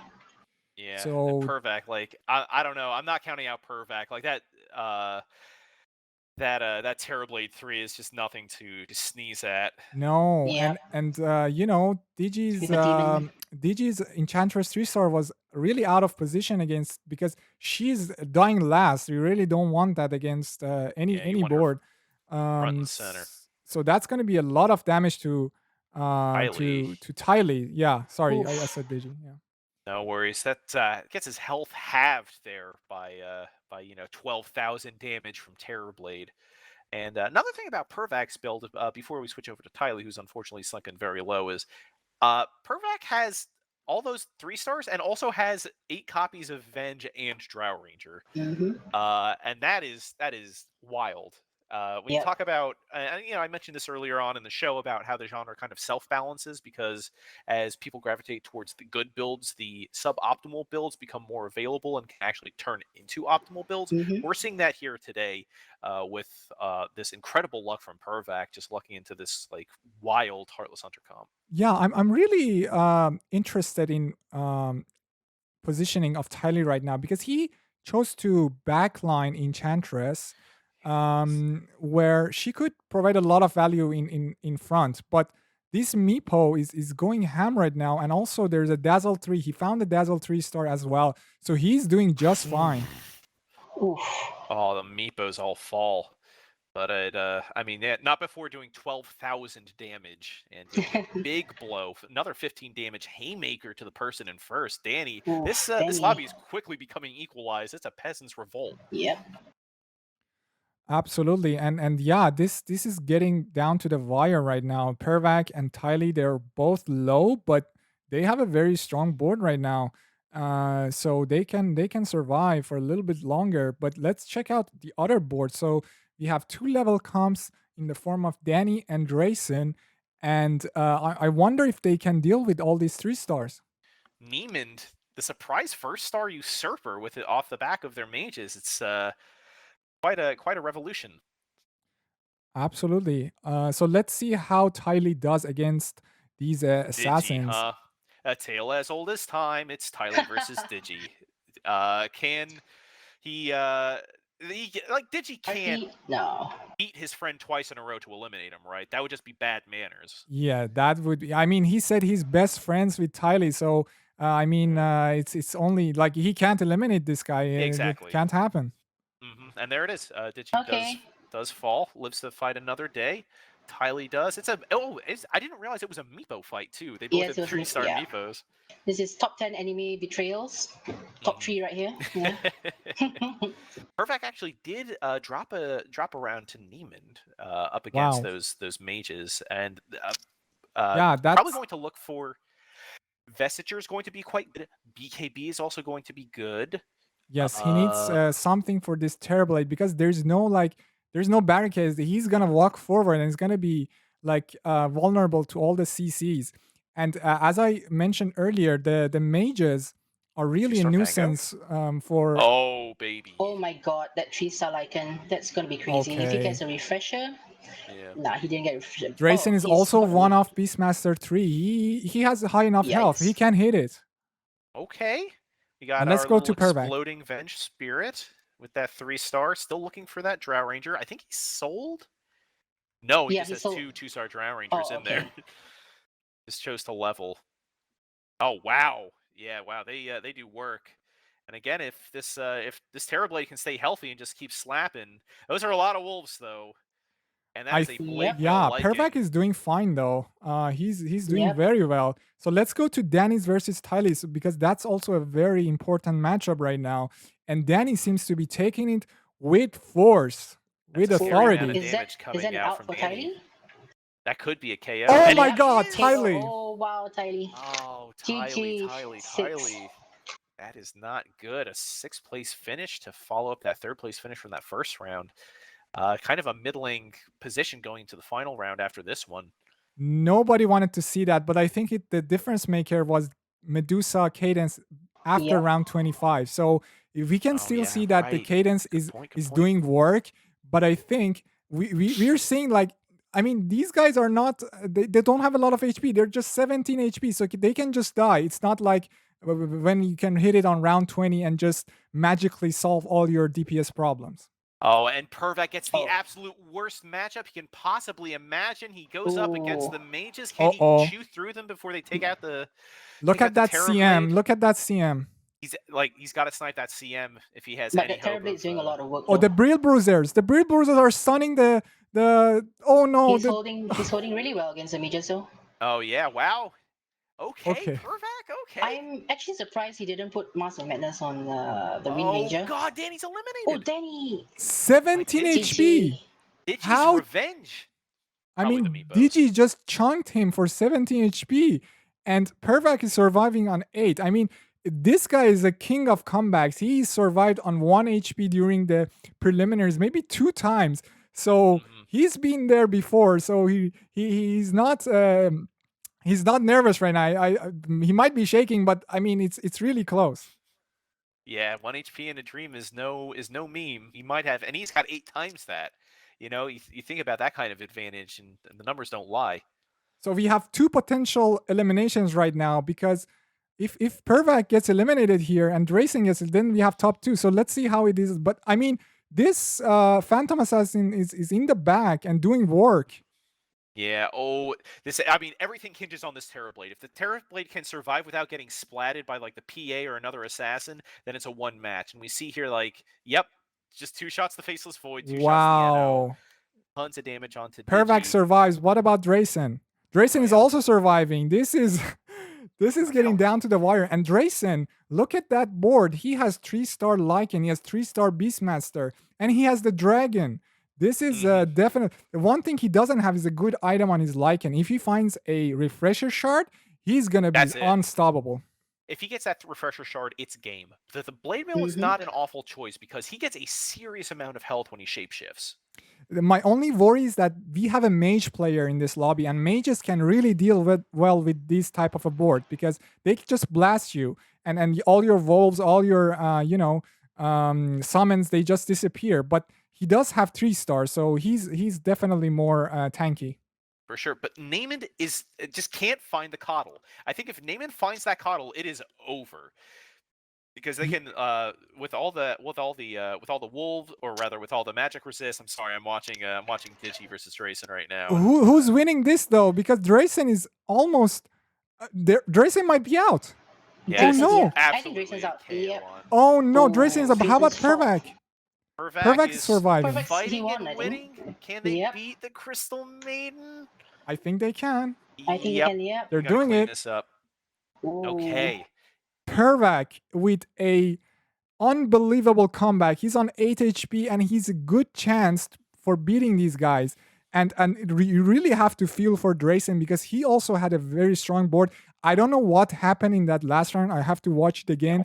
But probably the what do you call it? The dragon was probably CC'd or something that couldn't do enough damage. So I mean, it's still a good placement, but Drayson definitely had good chances to get top 3. Yeah, a big Cadence Blade pickup here from our mage player. Pervak rolled out of exclusively tier 5 items to settle on a Vladimir's offering. Yeah, and I did not catch what. It's not bad. It's lifesteal. I mean, these 3 stars, they're gonna lifesteal a lot, and the tankier they get, the more damage they do. Some mismanagement from Pervak. Even though he does find the Death Prophet to get Heartless 3, does not put the Silver Edge on her in time. So he is working with an item down, but it does not look like it matters. Remember how I said that if our mage player could get the coddle, it would be a whole different outcome. Well, they did find the coddle, but it did not matter too much. So Pervak takes out our mage player Niemand on their human board, but that's a the good ghost, point. But I mean, if this Crystal Maiden stops being AFK and just freezes this 3-star Terrorblade, it's gonna help a lot. But that didn't happen that time. I would not be surprised if Pervac was digging around for a BKB for that Terrorblade, because I think if he gets that, it's just over. It's just game. Because as long as he can just hit people uninhibited or like unencumbered by being frozen or any kind of other CC, if he can get his skills off, because we see him like kind of metamorphosizing later in the round because of the Shadow Demon blocking him with the Demon bonus, but we shall see. Pervac unfortunately gets a ghost, so I think I'm actually going to focus on the other board, which is going to be Digi I mean, versus this Niemand. might still be elimination. It might be a ghost, but still, it's dangerous. Okay, well, I'll switch back because that other my game, God. that I other don't think round DG's went gonna quite die, but quick. Oh my God, huge the jump to Pervac. Yeah. Pervac. The dream ends here. Digi slices and dices his way to My send him God. backing and forth. Pervac So, with a Valorant effort, because he was on that 8 HP for so many rounds. He still could make it to top 3, so that's a very good outcome for him. But I think he's gonna be a little bit disappointed because he could have top 2 at least. Because Digi, he was facing trouble against this Niemand board, and let's see. This might be the final round, Doc. yeah, I mean, both of them are feeling pretty low health-wise, and Digi, all it takes is like one round loss for Digitams, and that's like it. As he tries to get this first place again, this time against Niemand instead of his buddy Dani, but we shall see. This is a quick round. Yeah, but I'm A actually lot of very assassins, surprised. a lot of burst. Yeah, this Sorry. might just be it. Oh, Wow, Niemand GG. with a GG. huge win. 6 mages with a lot of 3 stars, and there was also a cadence in there. So a lot of tools to be able to deal with Digi's board. And you have 4 rogues, but rogues can dodge spells. Yep, and I'm kind of questioning the Shiva on the Nepo as well, because the Shiva is going to fit the mage's mana. And yeah, Exactly. And you can see Digitabs in the chat right now. He's saying he knew that with the GG. Shiva's pick, he couldn't beat the mage board. That's the choice he made because he wanted to at least get the top 2 finish, and he achieved that. Yeah, double top silvers for Pervac, I see. Digitams. He's in quite a good position here going into the final round of our grand finals. He's looking for that Grandmaster title, and I think he's very well suited to do it. So we're going to throw it to break while we do our calculations and distribute our points. Give everybody a chance to just get up and stretch before the second round. My cat is going to... Aw, the cat. This cat is going to come around and distract me while I'm trying to throw it to a break. We need a Any cat final cam thoughts? next time. Yeah, I'll- and I'll we might set do that another up. poll as well. So a poll's coming up. Just stay tuned, guys. Yeah. All right. We'll see you in 5.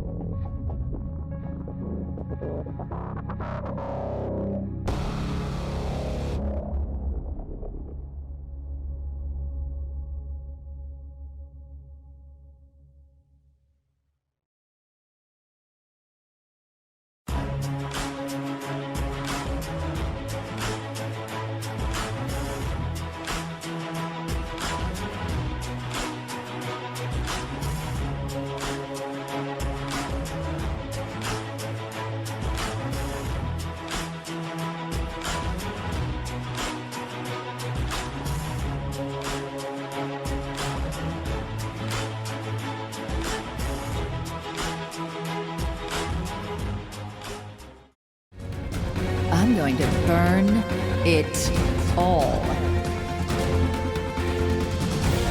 My light will be blind. Showtime.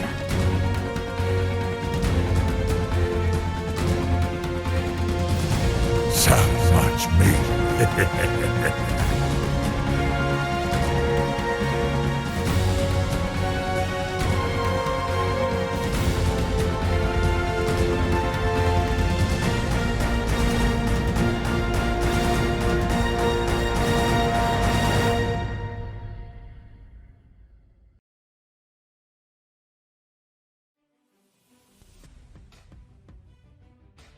Everyone, it's all come down to this. We are on the precipice of our final match of the grand finals here at the SinaCup. I am Dr. Heckle, joined with me, as they have been throughout this entire process, is Sina and Kitty. We got 2 rounds down, 1 round to go, and this is what we're dealing with. We got Digitams in first after his second place in a row. That kind of consistency has earned him his first place placement with 24 points. Niemand, winning that second lobby, now stands at 22 points. Dani, after a kind of disappointing finish, stands at 20 points after winning that first lobby. Pervac, after fighting back on single-digit health for most of that second lobby, landed a 4th place finish, now has 14 points. Tylee has 12 points in 5th. Drayson, 8 points in 6th. Magical, 5 points in 7th. And Ryan, unfortunately, 3 points in last 8th place. Yeah, Friends, so what a finals we've witnessed thus far. We've seen fratricide, we've seen rolling bills, we've seen strange strats, we've seen familiar strats, we've seen heartless hunters proving their worth even with these modified rule sets. I feel like we've seen it all. absolutely. And this has been a close lobby. Even people like Ryan, you see them in 8th place and you see them in 3 points and you think, hey, they might not be a good player, but it's really not that. All of these players are really skilled and talented. It's just that sometimes, depending on the let's say on the builds of other players, and let's say how many people go for rolling builds or how many people level up, that can really change the outcome for your build. But I mean, look at the top 4 right now, because Pervac, for example, he's at 4th, but with a good placement, he can get to 1st place. Also Tylee. Yep. The math works out that I believe from Tylee on up, they're all perfectly well positioned to have some scenario where they come out on top. Digitams obviously has like a very good chance of taking this whole thing home, barring a complete bottoming out and a very good game out of Tylee or Pervac or Dani or Niemand. But, you know, it really is anybody's game. A first place finish out of Niemand above Digi will win him the tournament. It is not set in stone at all, and there's still so much more Underlords to play in this final round. Absolutely. And so this last game can still be very deciding in who gets the first place. I mean, Digi with 2 second places is in a great spot right now, but just expect that in the last lobby we're gonna see a lot of risky plays. I think we're gonna see a lot of rolling builds in the last lobby. But I'm really excited to see how these players will kind of adapt and how much risk they would take. So I think there's still quite a bit of chance for the middle 3 players, Dani, Pervac, and Tylee, to actually be in the top 4. Especially I think Tylee as well. Like if he could get first place, he could, for the next game, he could definitely be in the top 4. So DG, yeah, like you mentioned, he's earned his place with his rolling builds. If only I could roll as well as DG, you know. Yeah, definitely. Really? Who can really? Right, he's like the master of rolling. His poster title says Our Clan, so you can just imagine how much he loves rolling, and he's representing that Our Clan right now. And but talking about everybody, nobody's out right now. Like Drayson, Magical, and Ryan with a good placement can end up in the prize pool with top 4 placement. So there's still hope for everybody right now. Absolutely, yeah, and that's something that we actually haven't brought up in a bit in these interstitials, is that this is a money tournament, and money does go to the top 4 players. So yeah, even though that Ryan and Magical haven't had exactly a great start, or Drayson, you look, it's like 80 euros for first, 30 for second, or rather 50 for second, 30 for third, and 15, I believe, for fourth. So the money's still up in the air. It's really anybody's game. And wait, what's that in my ear? Yeah, production is telling me the final game is upon us. So let's switch it over. That's right, the wanted posters are up. It's the final game of the grand finals here in the first SinaCup. I'm pumped. I'm wired. I want to see some good Underlords. Same Let's here. go. I'm right there with First you. tournament of 2021. Absolutely. Right. This is the first one, but it's definitely not going to be last. We already have the DigiLeague coming up. I think it's next week. So do go and check Digi's channel for more info about that. So this is going to continue, and I think this is great for the community, because as we get we get more competitiveness, and also like these custom rules to kind of have some fun also with the game, but still make it rules that are rational, and you can have fun, and with any build you can make it. So I think this is a great start, but we're gonna continue that momentum. Yeah, I mean, if Digi can place second with whatever he ran in that first game with the Rogues and the Venomancer, like, it really is anybody's game, and any build goes with this custom rule set. Yep. Very true. So, like, looking at the board right now, there's quite a lot of assassins, a lot of PAs on board right now. Oh yeah. There's surprisingly there's no 2 stars yet on round 2, and they've just gotten their items. I can see 1, 2 vitality boosters, a couple of talisman of evasions, a couple of chainmails, 3 chainmails, and 1 bloodstone. Yeah. Oh man, it's like it's October 2019 again with all these chainmails. And I think Drayson just got 2 BBs and an enchant. That's gonna give him a really huge advantage, because BB is a very strong unit, and he has Vit booster as well. I think his bot's gonna be very difficult to take down at the moment. Yeah, very true. Yeah. We have like a Pervec with a brawny start, but it's only 2 Snapfires and 1 BB. Probably not that great. Snapfire is easily taken down, but it seems that he might be going for a mage lineup, I suppose. He has 2 mages there, but there's also a lot of people are holding dazzles, right? So it's going to be like a dazzle fight. Exactly. Very dazzling later. True. Yeah.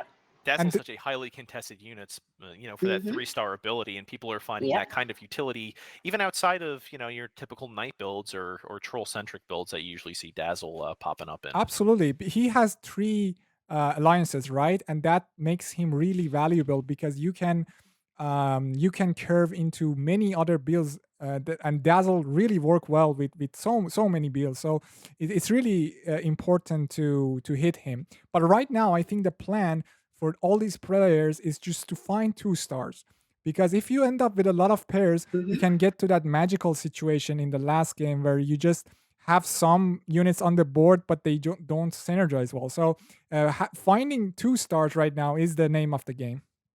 Yeah, I mean, looking around the board, it's few and far between. There's that Tusk and that Enchantress and that Bounty Hunter that's up, but otherwise it's just kind of, you're winning off of the back of your alliances, of like your positioning, maybe off of your items and the synergies there. But yeah, it's nothing set in stone yet. And I guess like in round 3, Drayson is pretty keen on getting a lead with his double BBs by leveling up. So he's got 4 units on the board right now. Everybody's still stuck at 3. I think he's going to be holding this for a while. If he gets DB2 and maybe an NP2, that's going to be very, very problematic for a lot of bots. He might just be dominating the early game Very if true. he hits his unit. Yeah.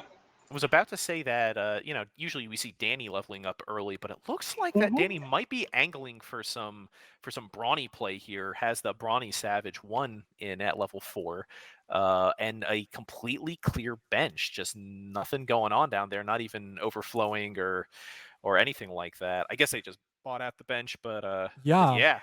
I mean, Yep. going to 4 with only 1 stars is kind of a risky play Yep. because you're kind of committed. And if you don't find these upgrades, then it can kind of crumble. But I mean, Brownies is a really popular build right now because of the rules that we have. So you're gonna have to expect some contention from other players. Particularly because Dani's streaking too, right? Of course, they want to hold their lead through their streak, so leveling up with no 2-star units is kind of the forced hand. But you still want to stay kind of low just to find all these low cost brawnies. Yes, exactly. And look at his brawny kills. He already has 11 kills at round 5, and that's why he leveled up because he's thinking that okay, if I level up right now and get these easy kills right now, I can win streak and just hope to hit this Jugger 2-star and this Bristle 2-star. Yeah, and Yeah. there's the Juggernaut 2-star in the buy screen for Dani. Pulls the trigger on that, buys out the blacklist, and it looks like this brawny build is well on its way. Absolutely, that's a huge find because you're not with a winning streak. You're not rolling. You're kind of you don't get free rerolls. But just finding him naturally is just really good for Dani right now. And it's going to be a close fight against Tylee, but Tylee does pull it out, and our final perfect player does fall as Dani loses their streak. But Drayson, on the other hand, another brawny player with that double bristleback setup, Oh, that's an has a interesting streak going find. of their own. And Jason actually picked up a headdress for his bristleback and his Nature's Prophet. But I tell you, team headdress, it's the play. Well, I don't really like headdress because it's like the HP gain is very slow, like 20 health per second, and like your like in early game your bots are the fights are not going to be very prolonged, so you don't really have a lot of health gain when you have the headdress as opposed to something like vitality booster, or if you get like even if you get a void stone, you can put it in your Nature's Prophet. I suppose if your fights are more prolonged, then yes, your headdress will actually do quite a bit because it's 20 health per second. Yes. I mean, if you think about it, that stuff is also affected by healer bonus and all that other stuff. Yeah. Yeah. So Dani right now, we talked about him, and he's kind of getting away with it because he's found 2 bristlebacks, and that's really also strong in the early game because they stack off of each other. And then he also has found a Beastmaster. So I mean, the brawny plan is kind of working for him right now, and it doesn't matter that he loses right now because now he gets free rerolls, and it's actually benefiting him. Yeah, it goes down to Digidams, showing that early Troll Knight with that level 2 CK, and the supporting 2 double bats, or rather the double bats, which, if we're talking about abilities stacking, in addition to those quills, like, the napalm from that stacks, as we had mentioned earlier. I think we can see Niemand as well. He's probably going for another Heartless Hunters because he's got a Pudge, AM2, Drow 2, which is pretty good for round 7. Wow, And he's got a yeah. Wind Ranger as well. Yeah, and he's got a VS2. Oh. Yeah, so he seems to be committing towards Heartless at least, probably with Hunters as well. As for Dani, that Brawny, he's probably committing to Brawnies. Like you mentioned, he got a Beastmaster, and he's overflowing quite a lot as well. Maybe we look to the bottom, which is Pervec. He's getting a nice low streak of 0-7 with his Mage Alliance. He's slowly collecting his Snapfires. But he doesn't have much luck with his Storm Spirit, unfortunately. I see it too. Yeah, too soon. Too soon. He just got a huge Oh, and fight. the Lich. Yeah, and a Not Lich too as bad. well. Yeah. Yep. Yeah, Pervec just got slapped by Dani in that previous round, and it's down to 75 health. Like, you got a quarter of your total health missing by round 8. That is not ideal, certainly. Yeah. Yeah. I like this Lich placement, particularly here against Digitams' Knights. be nowhere near enough to take him down, but at least it was annoying. Yeah, but the you knight. realize DG, yeah, sorry, no, DG No problem. has 2 CK2s. Ooh. His progression is insane for CK. At round 8, right? He's gonna get that CK2, CK3 very fast. Even though Yeah. his Luna's progression is pretty bad. He's So also got picked up a Spectre as well. So at round 8, he might be able to get his 4 knights very early in trolls. But the problem is he doesn't have his Dazzle. True. Previously, I think quite a lot of people are contesting Dazzle. Let's see how many Dazzles. Yeah. Yeah. So yeah. We Yeah. had a So 17k MMR bot in on this. so it's I think it's really interesting to talk about the decisions of Digi here because you know he's been playing rolling builds all cup longs. Like he's been mashing that R button like there's no tomorrow, but he's chose to kind of do a level up build right now because he doesn't need to risk it. He's in the first place. He just needs a good placement to be able to secure first place.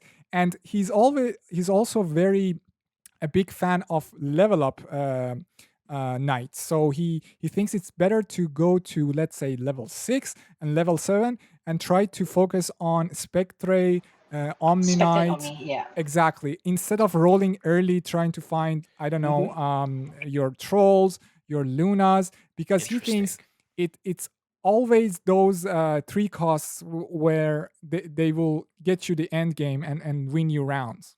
That's But a very good point. Yeah, but the question is, can the knights actually defend themselves against this lobby? As I think Niemand is going to go for rolling Heartless Hunters as well. And if he gets like TB3 again, like previously, it's going to be a bit of an issue for the knights. Right. We haven't talked about like block buying or block picking, and with so many people rolling or like, building up benches, is that even a viable strat to like, hold enemy units that they would like to buy just to take them out of the pool? I love doing that. I always do that when in let's say ladder matches, but it's always possible when it's only possible when you're going for like a level up build and then you have a good mid game, you have a lot of gold, you have a lot of time. Yep. It doesn't happen when you're going for rolling builds. Yes, so that's because you don't why have I bench space. like that's one of the aspects that I like about level up builds, because it allows you to kind of scout the entire lobby and try to be a nuisance to those players who are really greedy. Did Jason just lose his win streak against DG's insane double CK? Seems like Digitame's now at the top of the lobby. He has a streak of his own going, but Pervac, we just said, it's not good to have a quarter of your health missing by round 8. It's even worse to have half your health missing by round 11, even though they find the 3-star CM. Still sitting at 4 down there with Tylee, kind of being left in the dust here with our leveling builds. I'm quite surprised that Pervac is not rolling for his snap and his lich as well, even for his 3-star storm, because he's sitting on 30. He's sitting on 30 gold at round 4, and he's actually not hitting his units fast enough. I actually think he wins this with the friendly fire.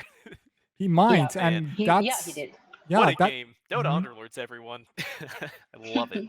That's really important for him because he can't afford to go too much low at this point of the game. And round 12 is coming up. We're gonna see a lot of rolls at the end of round 12. So he has a good chance on finding these snap 3 and also maybe lich, but he's gonna be rolling down, I assume. And it feels like it's been the story of comebacks for Pervac, because I feel like every lobby he's been on 8 HP, 1 HP, and he's found his way to the top. So he might do it again. That insane clutch play by Pervac, and I remember Wuhek as well. Like in one of the previous lobbies, he held it. Yeah, that was insane. But he got lobbies CM3. 1 and 2. Yeah, CM3 is going to be a huge boost as well. And just like you had said earlier about those knights, we see the Omni Knight 2 and the Spectre 2 coming out on Digi's board. And If you want to talk about win conditions, it's kind of like Dota terminology or like other esports terminology. It's like getting that Omni 3 just gives you an outrageous amount of sustain and pure damage and tank ability. And yeah, and he's also getting up a huge win streak right now for DG. His health is pretty good. Oh, he just lost, but it's okay. He's one CK away from CK3, and let's look at let's look at this roll down from Pervac though, because he needs to hit stuff right now, and he's gonna be rolling down right here, right now. He needs to hit some stuff here. Yeah, he's got good draws with the Snapfire, the Storm Spirit, Full Stop. That's kind of just it. Interesting. He didn't opt to roll down all the way. He chose He's to got go 5 liches. True. Yeah. And I kind of understand his logic, because he didn't have a good progress on Lich, and he didn't also like the Snapfire is not a unit that can change change the whole game for him. So I think he's now trying to find this 3-star Storm. Exactly. Yeah, like he could actually sell the Kunkka. I wouldn't put my faith in Kunkka because there's not much Kunkka can do in a mage lineup as well. Especially if you want to go 6 mages, you're gonna have other humans as well. But he has a puck in his shop. True. And I think and he's only 1 lich away, but that CM3 is really doing a lot of work as well. Very Tylee actually hitting that hitting that PA3 with the Heaven's Halberd, but I mean, what's going on in Tylee's build? And Tylee rolled down a lot, because he's the one hoarding all the Kunkkas. Look at his Kunkkas. Oh, jeez, he's got 8-9 Kunkkas. Oh no. He has so he has 8 Kunkkas, and he's one off 8 Kunkkas, and he has one off bounty 3-star as well. So he's really close to so many things. But Doc, he's only has 32 HP. Yeah, Brawny Swordsman isn't exactly what we would call the meta right now.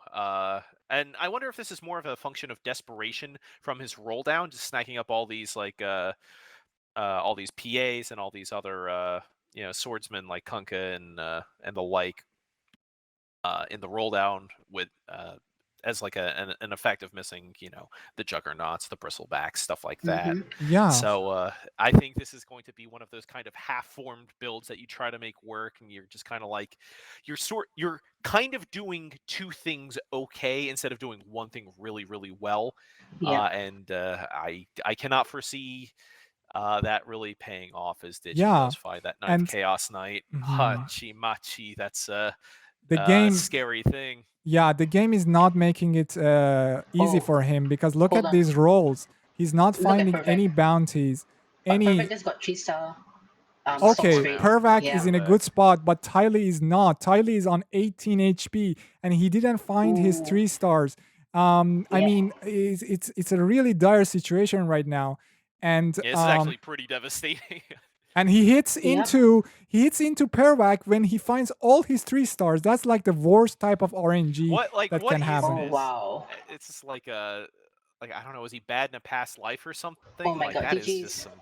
I mean, down to a single digit right now, 9 health. If you look at the last round, so before this round, he hit into an enthrall player, and he enthralled his PA, and then PA got rid of all his army. So he's getting these really bad matchups right now, and he's on 9 HP. I really feel for Tylee right now, because he's not getting lucky with the rolls, and he's not getting lucky with the matchup RNG. Yeah, because I think Pervac actually scouted, and then he saw Tylee is very close to his Kunkka, so Pervac held on to Kunkkas, and he's actually very close to Kunkka 3 as well. So I mean, the Kunkkas are so contested. Look at Pervac just like hoarding these Kunkkas right now, and he hits into Drayson, which is level 8. This might be it, Doc. Oh man. Yeah. Well, the ships are doing well to sort of bridge the gap between levels. That kind of AoE isn't anything to sneeze at. Plus, the Ember Spirit also putting up a strong showing. And this is really where, theoretically, Swordsman is supposed to shine in these like extreme underdog scenarios when you're down by a bunch of levels. And we see it coming through here. Drayson takes 8 damage. Absolutely. And Tylee in the chat right now, he's lost his spirit. But Tylee, you can still do this. There is a Battle Fury that might change things. Oh wow, okay. There Yeah, it is. so Yep. You know, the caster's blessing, right? yeah, I mean, Mm-hmm. if he finds these 3 stars, he might be in a good place to survive a few rounds, and then he might get to Ember 3 somehow. But I mean, he needs to find this Kunka and this bounty. Mhm. He's got a lot of draws. Like the potential is there. He just has Well- to find these units. He's so broke. He's so underleveled. Like if he wasn't going swordsman, he'd be dead already. Like straight up. And it's just because of like what this alliance does is the only reason he's really kind of Oh still my god! alive. And he hits into Ryan, which is Ryan. level 8. With the Ooh. Oh god! warriors. But Uh-oh. that ember might change things. Oh, Good huge cleaves. damage! Yeah, 6k damage. Holy And I think wow. the PA might actually just clean this up. As long as there's Oh no yeah, CC or anything particularly unfortunate. Another Tylee. side of fist. Oh wow. That Ember Tylee. Spirit. Look at that damage. 9,000 damage from Ember Spirit 2 with Battle Guys. Fury. This is insane.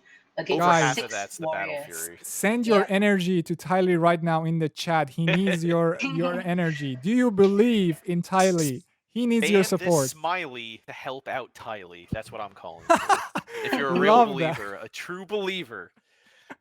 There it is! Oh wow. There Okay. it is! The That bounty! bounty tree. I Okay, mean, maybe. oh, And it's absolutely no tough. kunkas. It's Mhm. tough. I mean, It's bounty. so tough, dude. Bounty at this point, I mean, he's not gonna get a lot of value from his 3 stars. Just he's gonna be a little bit stronger. But I mean, these players are level 8. They're really strong.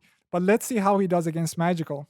Catches Magical, who's actually slid below 33 health themselves off of this.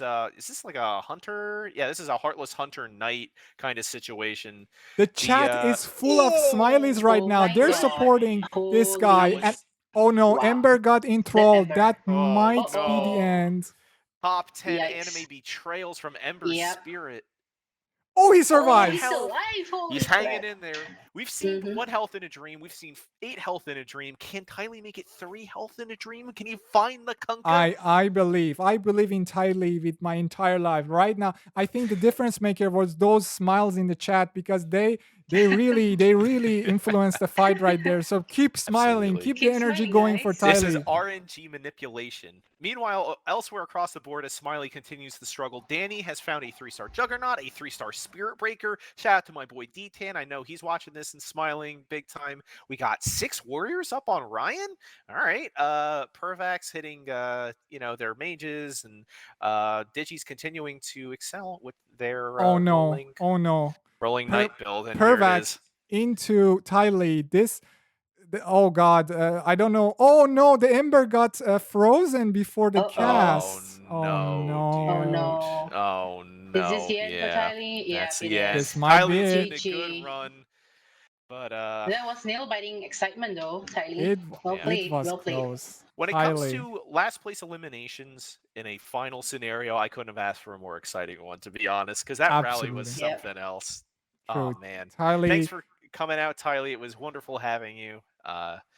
But yeah, we have our Lost final yet. 7 here in our grand finals. I mean, he went 8 Death out of Prophet 9 too? on, Yeah. on Kunkas, on Bounty Hunters for so many rounds. So he really low rolled in a lot of rounds. So, Mhm. but we definitely Oh feel my for God. him right now. But let's look at Magical, because he also Guys, DG just got 3-star on me.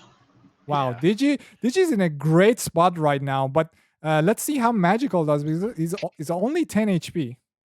Mhm. Okay. Yeah, this is it's tough. It's still the dream of Hunter Heartless is alive up against this mage, against Ryan, or rather not the mage, because Ryan just has like kind of like a splash coddle that gets pulled in. Mhm. The coddle blast does not provide much effectiveness. The Earth Spirit gets enthralled, trying the best. The Earth Spirit can deal serious damage as an enthrall target, really, with the demon bonus, particularly with the other Yep. demons out, like Shadow Demon and Nessex and the like. Has the target buddy as well. Here, Magical to kind of make a sort of makeshift barricade. Of course, without the damage reduction, you get that soft taunt instead. But yeah, I mean, we got 4 hunters on the board here for Magical, 2 knights. This is a full vigilant build, actually, We get that Moonshard pickup. We got Butterflies Dagens. Caden, the Someone's Forbidden got Blade Caden. by Oh Pervec. boy. Yeah, You Wow. can let's only make- use it after round 24 though, so let's see what Yeah. happens in this 3 rounds. Locked away in the armory for now. Absolutely. Oh, Pervac found their 3-star Snapfire as well. So Okay. things are getting increasingly spicy up there. And I see at least Mhm. 5 pucks showing.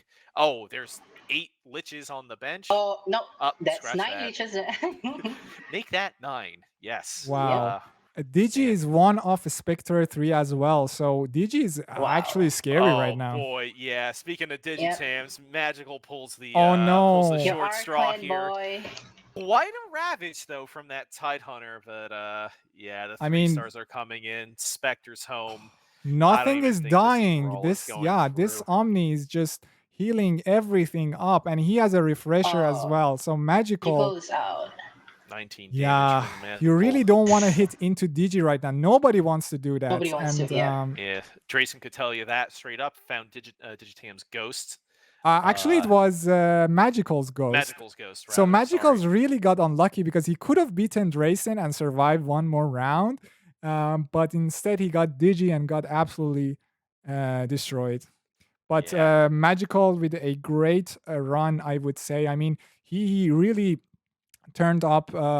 You could tell he low rolled the last 2 lobbies, but he's still a great player, and it was great to Yeah. have him in the tournament. Wow, DG Niemand is actually absolutely catches killing. the 2-star Marana up there in 4th place, going for a kind of a rolling Heartless Hunter warrior build. Some really old school stuff. That used to be like the build. But yeah, Yes. as we go in, Drayson is So we have- struggling to survive with the Poisoner Brutes. Exactly. So we have 2 boards who are really low, Ryan and Drayson. And let's see And who. as well. Okay, Pervac against Drayson and DG against Ryan. Wow, this might Oh be man, it for both of them, actually. this is some Skamaz stuff coming out here. Who's gonna end Yoy. first? Oh no, this is close. I mean, Grayson is surely out, but can he scam Ryan? Let's look at the Ryan's board. Ryan's also losing, but Grayson might be. Oh, Grayson! Grayson Oh gets no, I he guess gets Ryan scammed scammed. Drayson then. Yeah, Ryan is the scammer in this situation. Goes out Ryan in 5th with place. the scam. And we Oh, got our final God. 4. 2 boards going on simultaneously here in our final round, and all of these players are still very much in the running for 1st place. Now, Yep. Digitams has done quite well, and placing top 4 does put him in a very, very, very comfortable place to win this whole thing. But nothing is certain yet.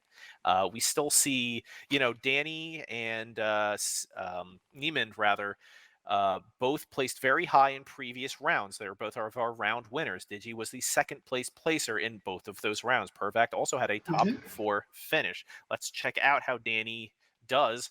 Dani has opted for, Dani's been usually crutching on these level builds for most of this tournament.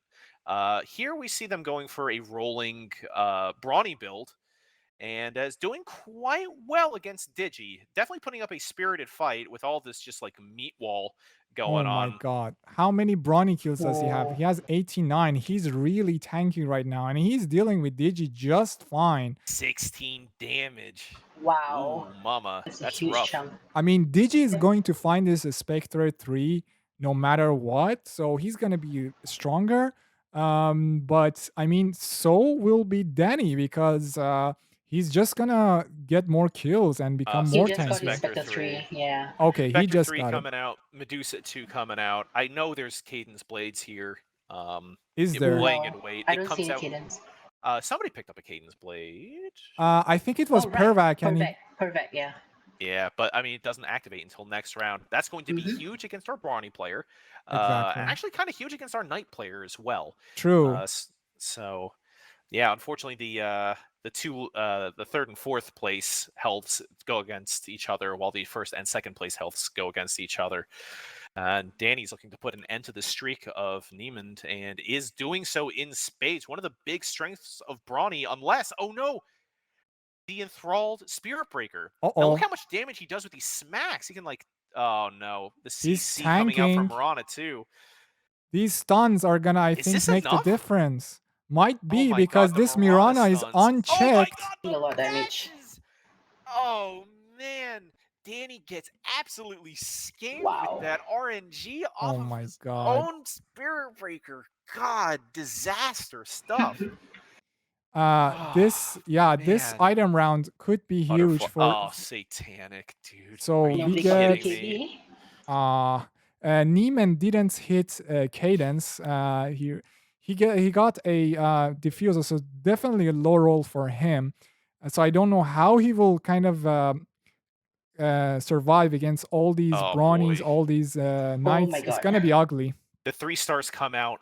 Most people in this lobby have single-digit gold. They've rolled down to the nubs. They've settled into their builds. No more leveling. Only 3 stars. I think the only person with money, yes, is Pervak. Yeah. And he is in pretty decent position. And once again, this is a run back, isn't it? This is still second place health versus third place health and fourth place health facing off. I think this Yeah. might have been different And- last time.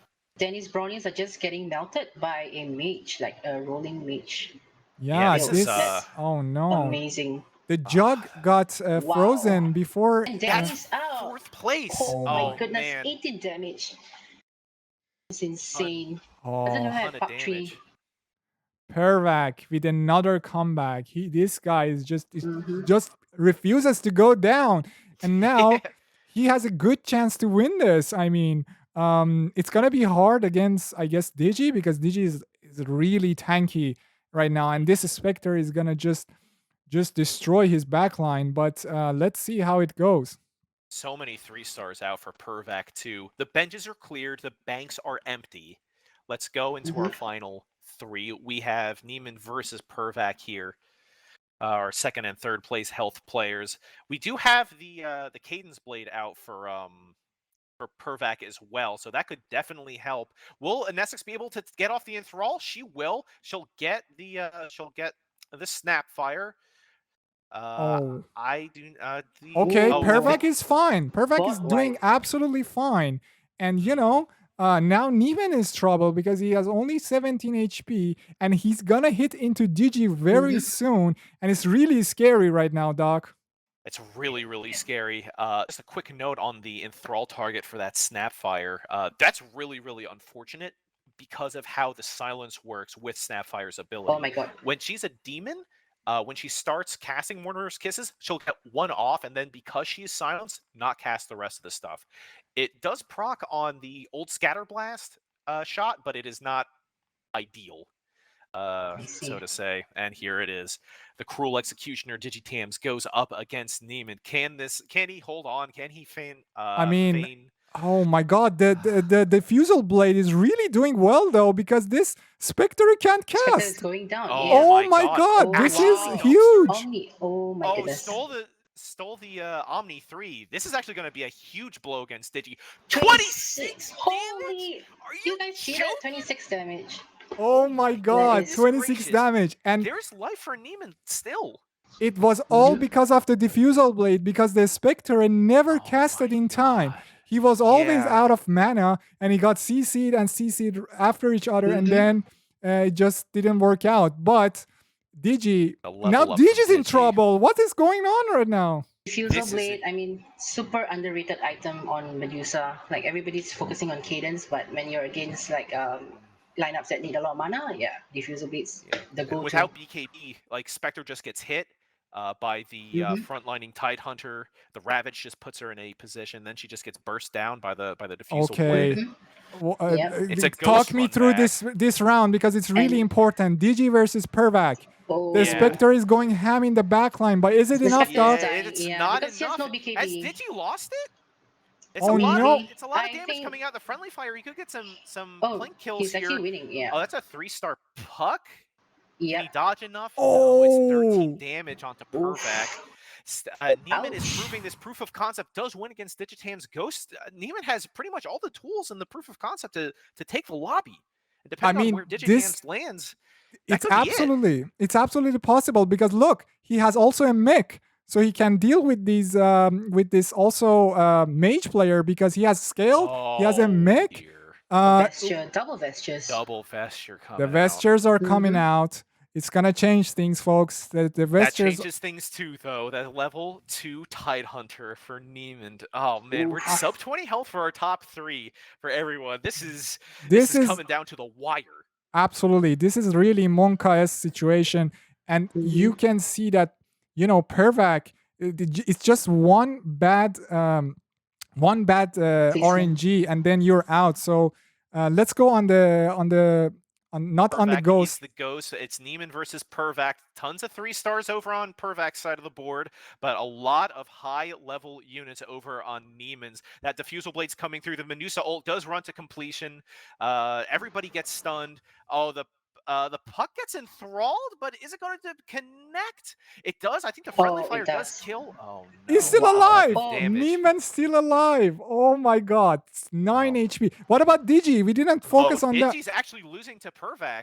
Oh my god. They can all go to. They're keeping him stunned. He's out there doing the Dani. no. He can't gain the health back from the satanic. The It's just Brill constantly Bruisers. spawning more bruisers. This is sad. I can't watch this. 7 damage. Everyone's at single-digit health for this last round. What? Nail biting action. Oh my goodness. I'm losing my mind. I'm losing my voice. This is incredible. Just such prowess on display here for the final round here at SinaCup. I mean, it's only fitting.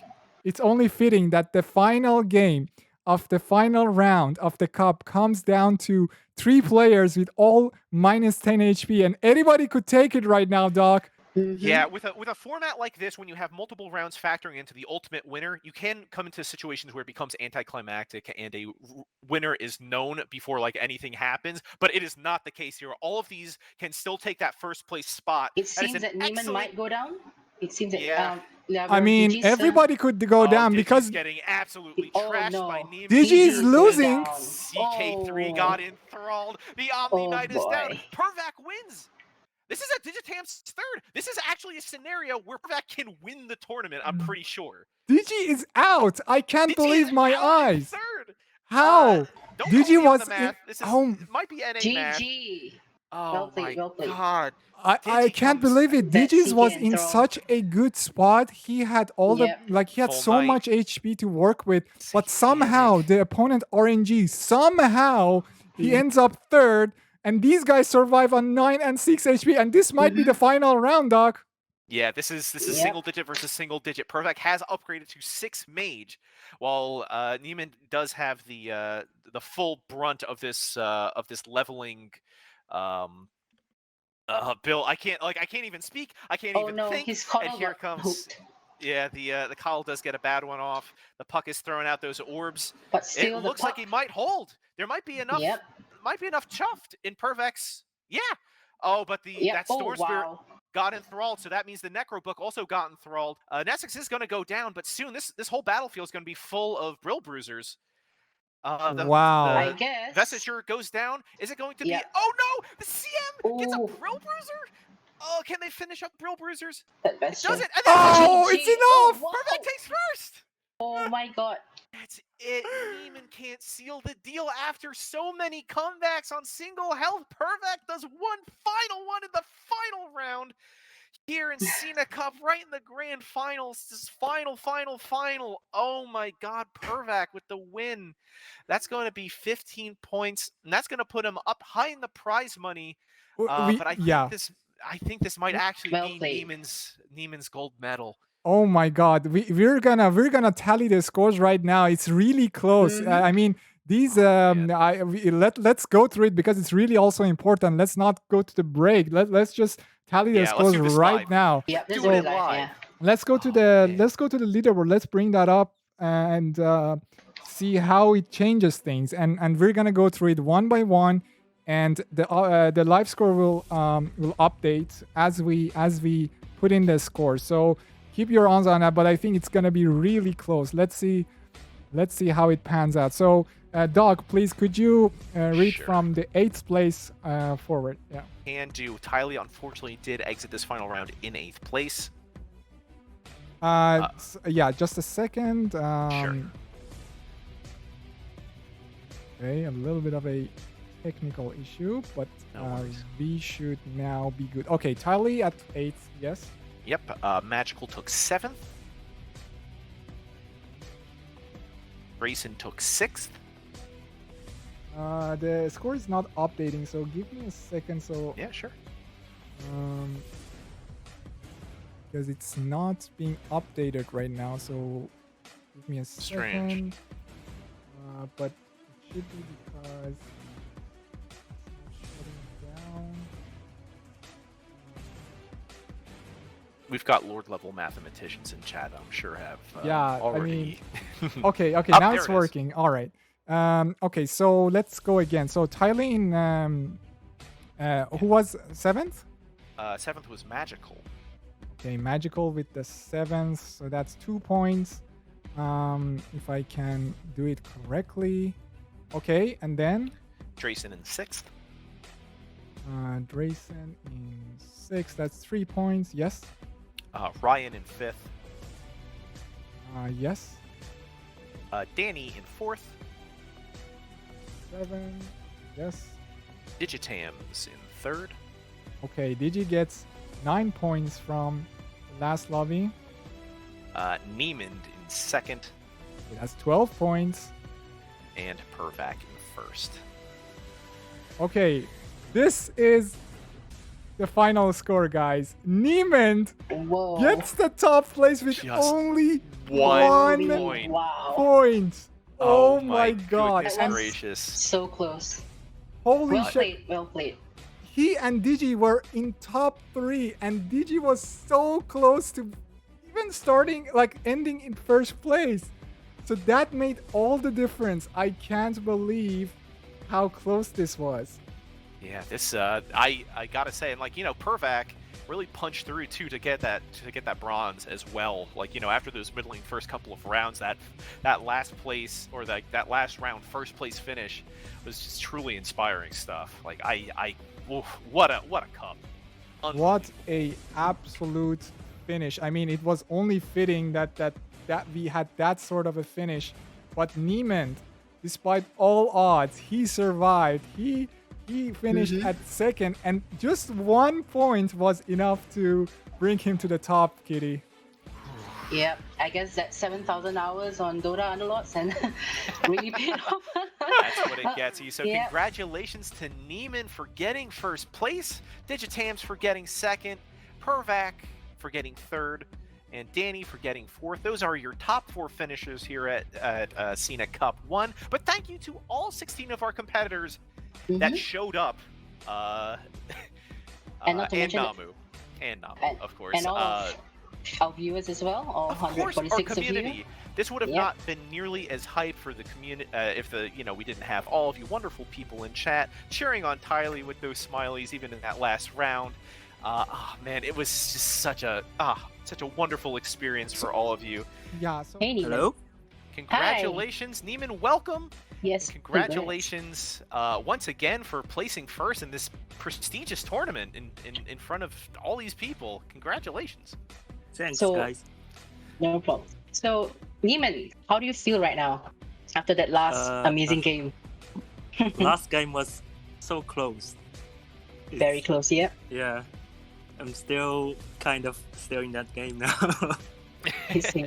With so many rolling builds, you chose to go for that more leveling build, focusing on higher level units, like particularly that Medusa with the diffusal blade that arguably won you those rounds against Digitams, and that 3-star Spectre. What was the thought process on going that over the rolling builds that the rest of the lobby were kind of angling towards? You mean the last game, right? Yeah. I think in the last game there are lots of people actually leveling instead of rolling. So I was thinking about rolling hunters, but in my previous DigiCup experience, rolling hunter can do well, but it's really difficult to win. So just in order to win, I actually just go for the leveling hunt at Hatridge. Nice. Well, paid off, certainly. It Yeah. brought you pretty far down. And yeah, there we are up on stream. We got the confetti flying. We got your picture border up at least. I mean, nobody is no, here, that's his but- avatar. I mean, nobody's there. It's Nobody's there. it's It makes Yeah. sense. Yeah. So you like, have quite a leveled battle pass. Do you think that your time in game and your experience in game Yeah, it gave you definitely the helps. competitive edge? Yeah, mhm. because they are similar, like end game like that. I played maybe countless times, so it definitely Wow. helps. Nice. Okay, so like the We're main all takeaway casuals is compared to you. main takeaway is play more, I guess. So Yeah. like, can I ask Neiman, like, do you come into this tournament with like a strategy in mind, or Excuse me. Sorry. sorry, did you actually come to this tournament with like a particular strategy in mind, or You mean in the last game or what? for the whole tournament actually? Um, I'm actually thinking of the at first I think like this is tournament like go big or go home, so I mostly choose to go for the row builds. But I see. it Okay. mostly depends on the lobby because I think most people think like that too. So a lot of people rose in the previous games before. Yeah. So Okay. and sometimes roles paid out, sometimes they don't. It's just the game True. Yeah, at the end True. of there were times where there was a lot of rolling that didn't pan out. So, okay, so do you think you'll be taking part in the next SinaCup? Yeah, absolutely. Yeah, Okay. awesome. All right. Neiman is So, really, yeah. Sorry, if I had one question from Neiman because I was just wondering what was going through your mind in those last few rounds because everybody was so low, and it like we saw on the leaderboard that it really changed things when, you got second and digits. That was just only 1 point of difference. So tell us about how you were feeling. What was going through your mind in those last few rounds? I actually got Kaden offered at round 20, but I didn't pick it because I was at 30 HP and I think Respect. I probably couldn't live through the day to see the round 24 if I picked the Kaden. So I just picked, I think it was Diffuser, right? Or yeah, Yes, for your Medusa. Yeah. you picked diffusal and it paid off so hugely because yeah, if you That saw Spectre that though. fight amazingly with well against the Knights. exactly Correct decision. Especially that Spectre, she couldn't cast at all. It was amazing. Like, it's such a important item. said Certainly. Niemand, and it's also a great honor for us to have a talented and skilled player like you. So thank you for actually joining us and Stream is definitely back up now. By Yeah, the okay, way. thanks. great. Everybody Yeah. can All hear right. us. So, We can stop being Can all we- mushy. It's great. so can I ask one last question? Sure. Perhaps, Neiman? Yeah, all right. So do you have any final Yep. words of wisdom for your fans, or any messages to people you've played against? I mean, just keep playing, I guess. All right, you heard I it from the love man. Inspiring. Keep playing. Keep playing keep- Underlords. Keep it alive. Yeah. Yeah? Yeah, I just think keep it All alive. right. that's the message that we all want to convey. Making Underlord great again. Oh, There it God. is. You said it. That's your tag. You said it. Hallelujah. Hallelujah. Hallelujah. All So right. Well, thank you all so much for such an amazing event. Thanks, guys. Neiman, congratulations again. Thank you for playing. Thank all of our competitors for coming out. Thanks to all of Twitch chat for coming out and putting on a great show. Thank you for our generous benefactors for contributing to the prize pool. And most importantly, thank you, Sina, for organizing all of this, doing the production behind the scenes. Absolutely incredible job, buddy. It's been Amazing. a blast working Yeah. with you. It's been a blast putting this on with you. it- Thank you it- so much. it's been my pleasure. I mean, I couldn't have done this without the help of the community. With they've really inspired me. So everybody watching right now in chat, you are what motivates us to do this. And also, I couldn't have had a better casting team than Kitty and you, Doc. So thank you also for joining. But before Thank we you. do the final round, I think it's we can also have a interview with Digi and also kind of get his thoughts on the tournament. And then we're gonna wrap up if it's okay with you, if you still have time. I don't know the production, if the production is allowing us to continue just a few more minutes. Is that okay? I'll make the call down to production. We'll see what's up.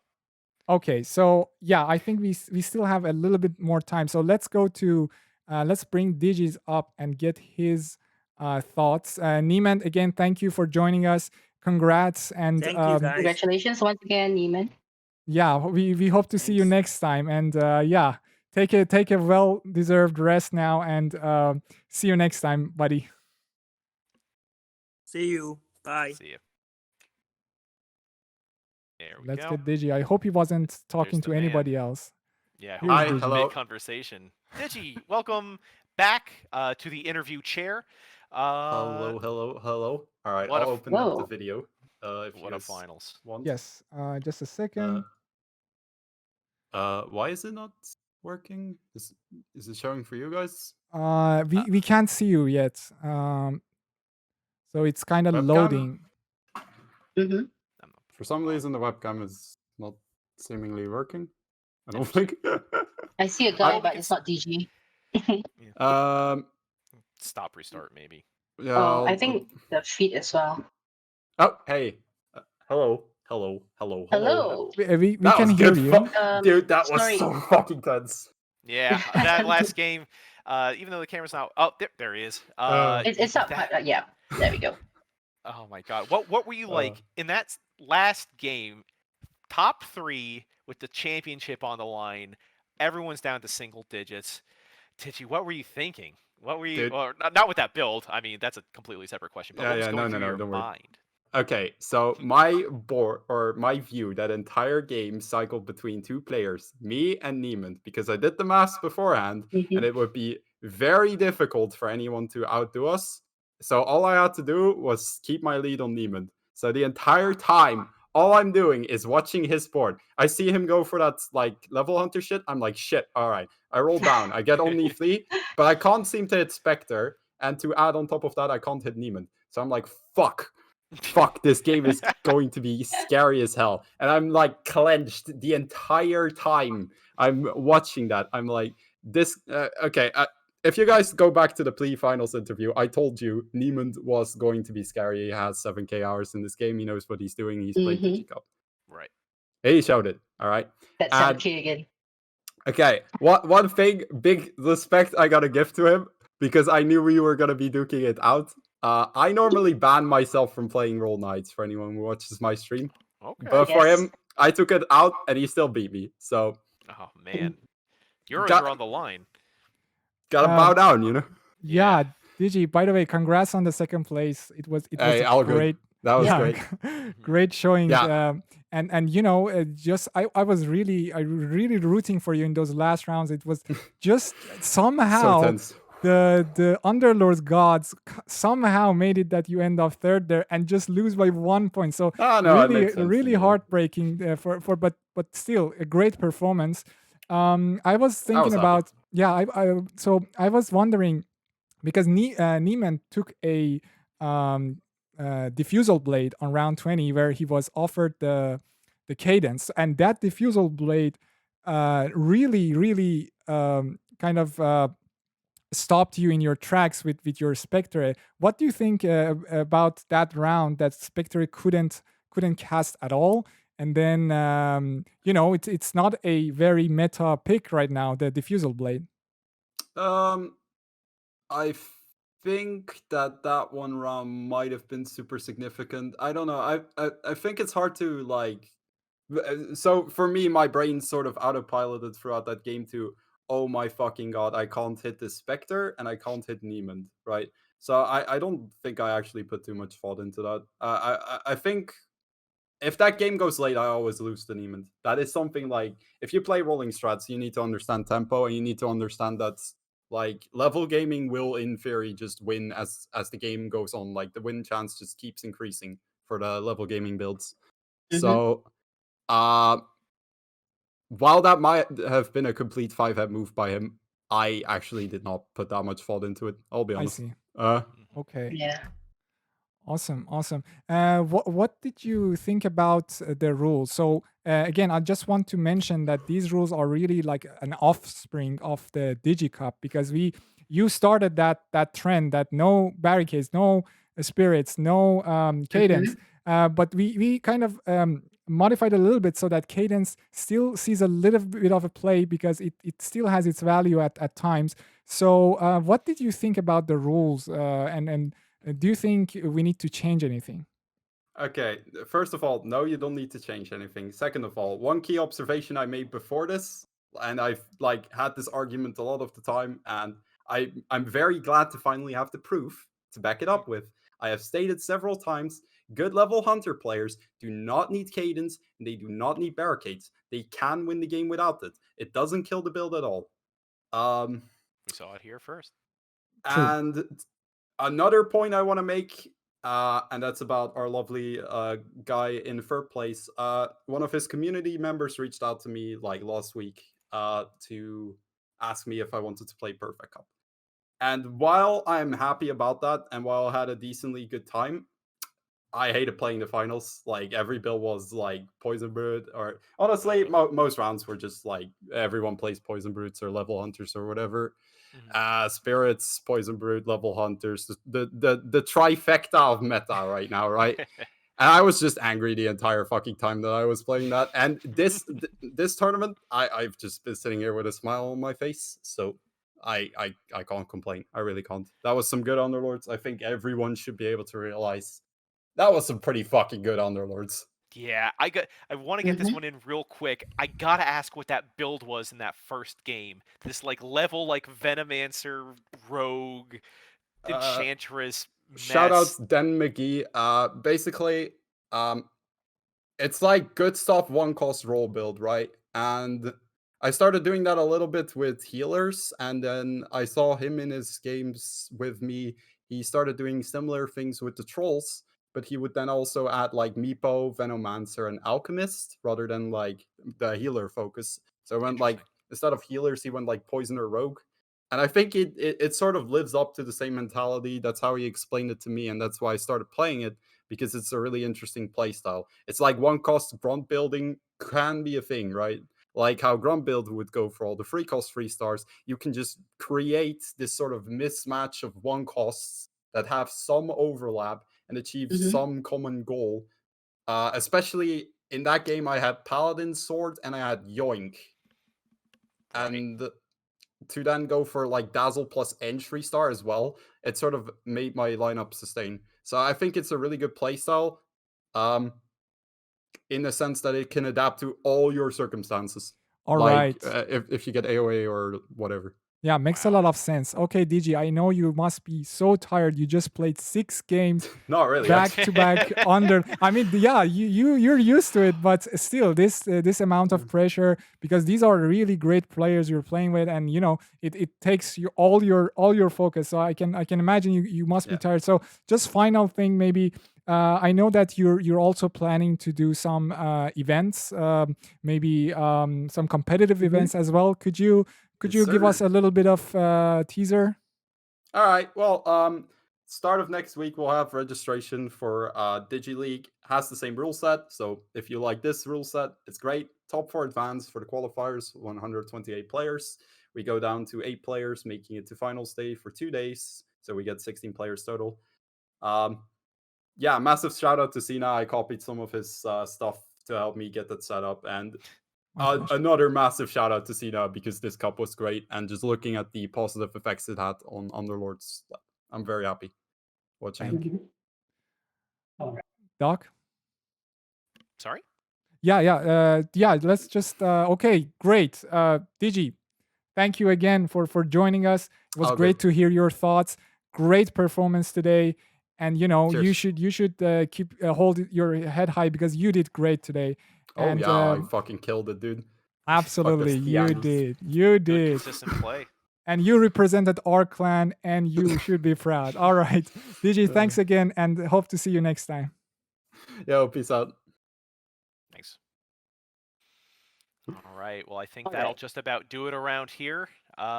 Everyone, again, another round of thanks for Sina for putting everything on. Thanks for Kitty for going deep into the night. It's probably quite late where you are. Yeah, 'cause I know 3:40 a.m. Oh God! Well, I think we've all earned some rest after that absolute barn burner of a finals. I gotta go lay down. I'm too hype. I'm gonna like OD on adrenaline Oh, over and here. Ryan's asking, but who's going to be crowned Mr. and Miss Underlords? Oh, well, there you go. Good question. Man, I guess that'll be an answer for next time. But Maybe the next SinaCup. yeah, there you go. Mm-hmm. Mm-hmm.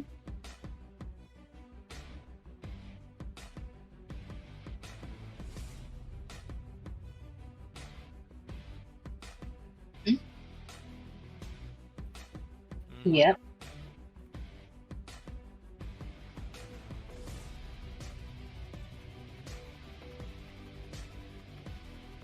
Yep.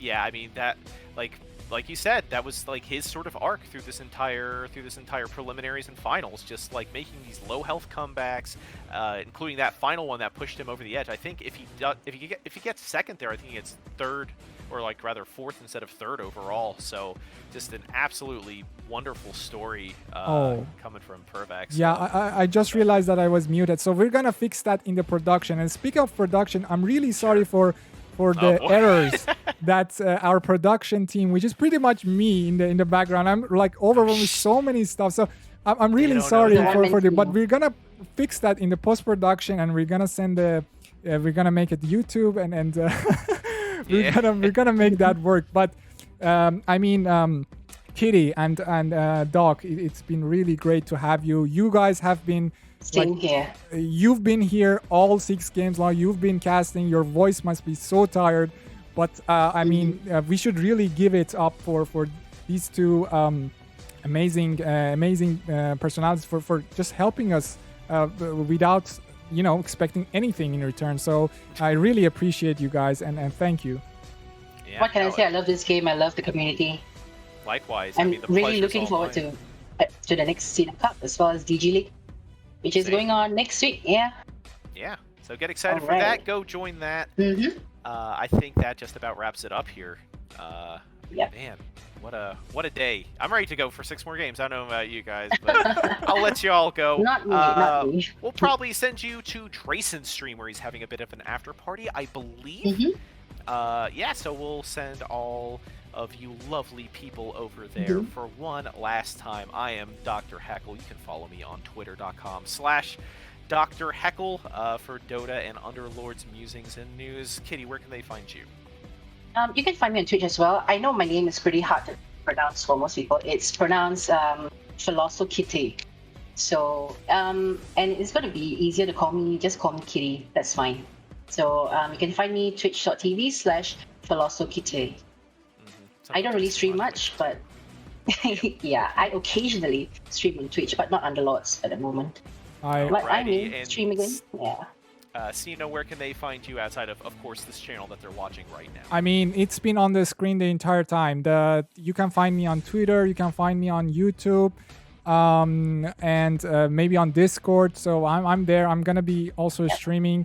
So you can find me, guys, and thanks again for the community. Thanks for the viewers. Thanks for all of you for watching. It really helps when it kind of inspires us to do this again. And by the way, I just wanted to also mention, as Doc said, Drayson Gaming is going to be doing a after party with a really cool trivia game. It's gonna be fun. So if you guys are looking to answer some and test your Underlords knowledge, go to his channel right after this, and it's gonna be a fun after party as well. And thanks for Drayson also for doing this. All right, Doc, wrap it up for us. Alrighty, and one last time, this is Dr. Heckle, joined by Sina and Kitty, thanking you all for coming out to this first and hopefully not last SinaCup. Thank you. Have a good day. Thank you, everyone. And just keep playing. Yep, just play.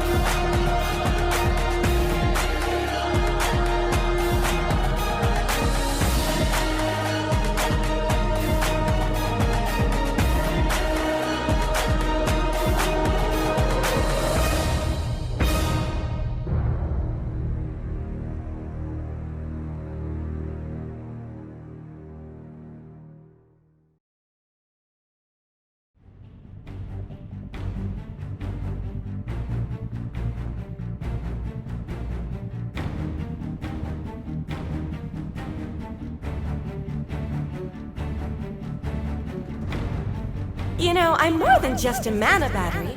I'm an exceptional mana battery.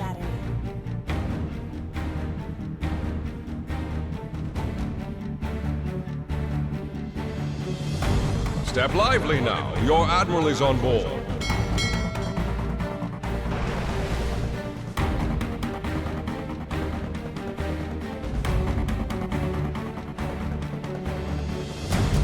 Who would be foolish enough to try to stop us?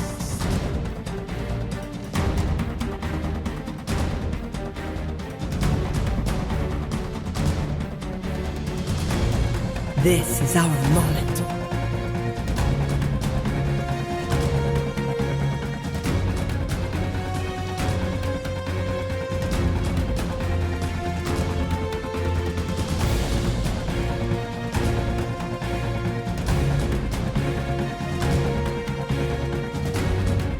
I'm going to burn it all. My light will be blind. Showtime.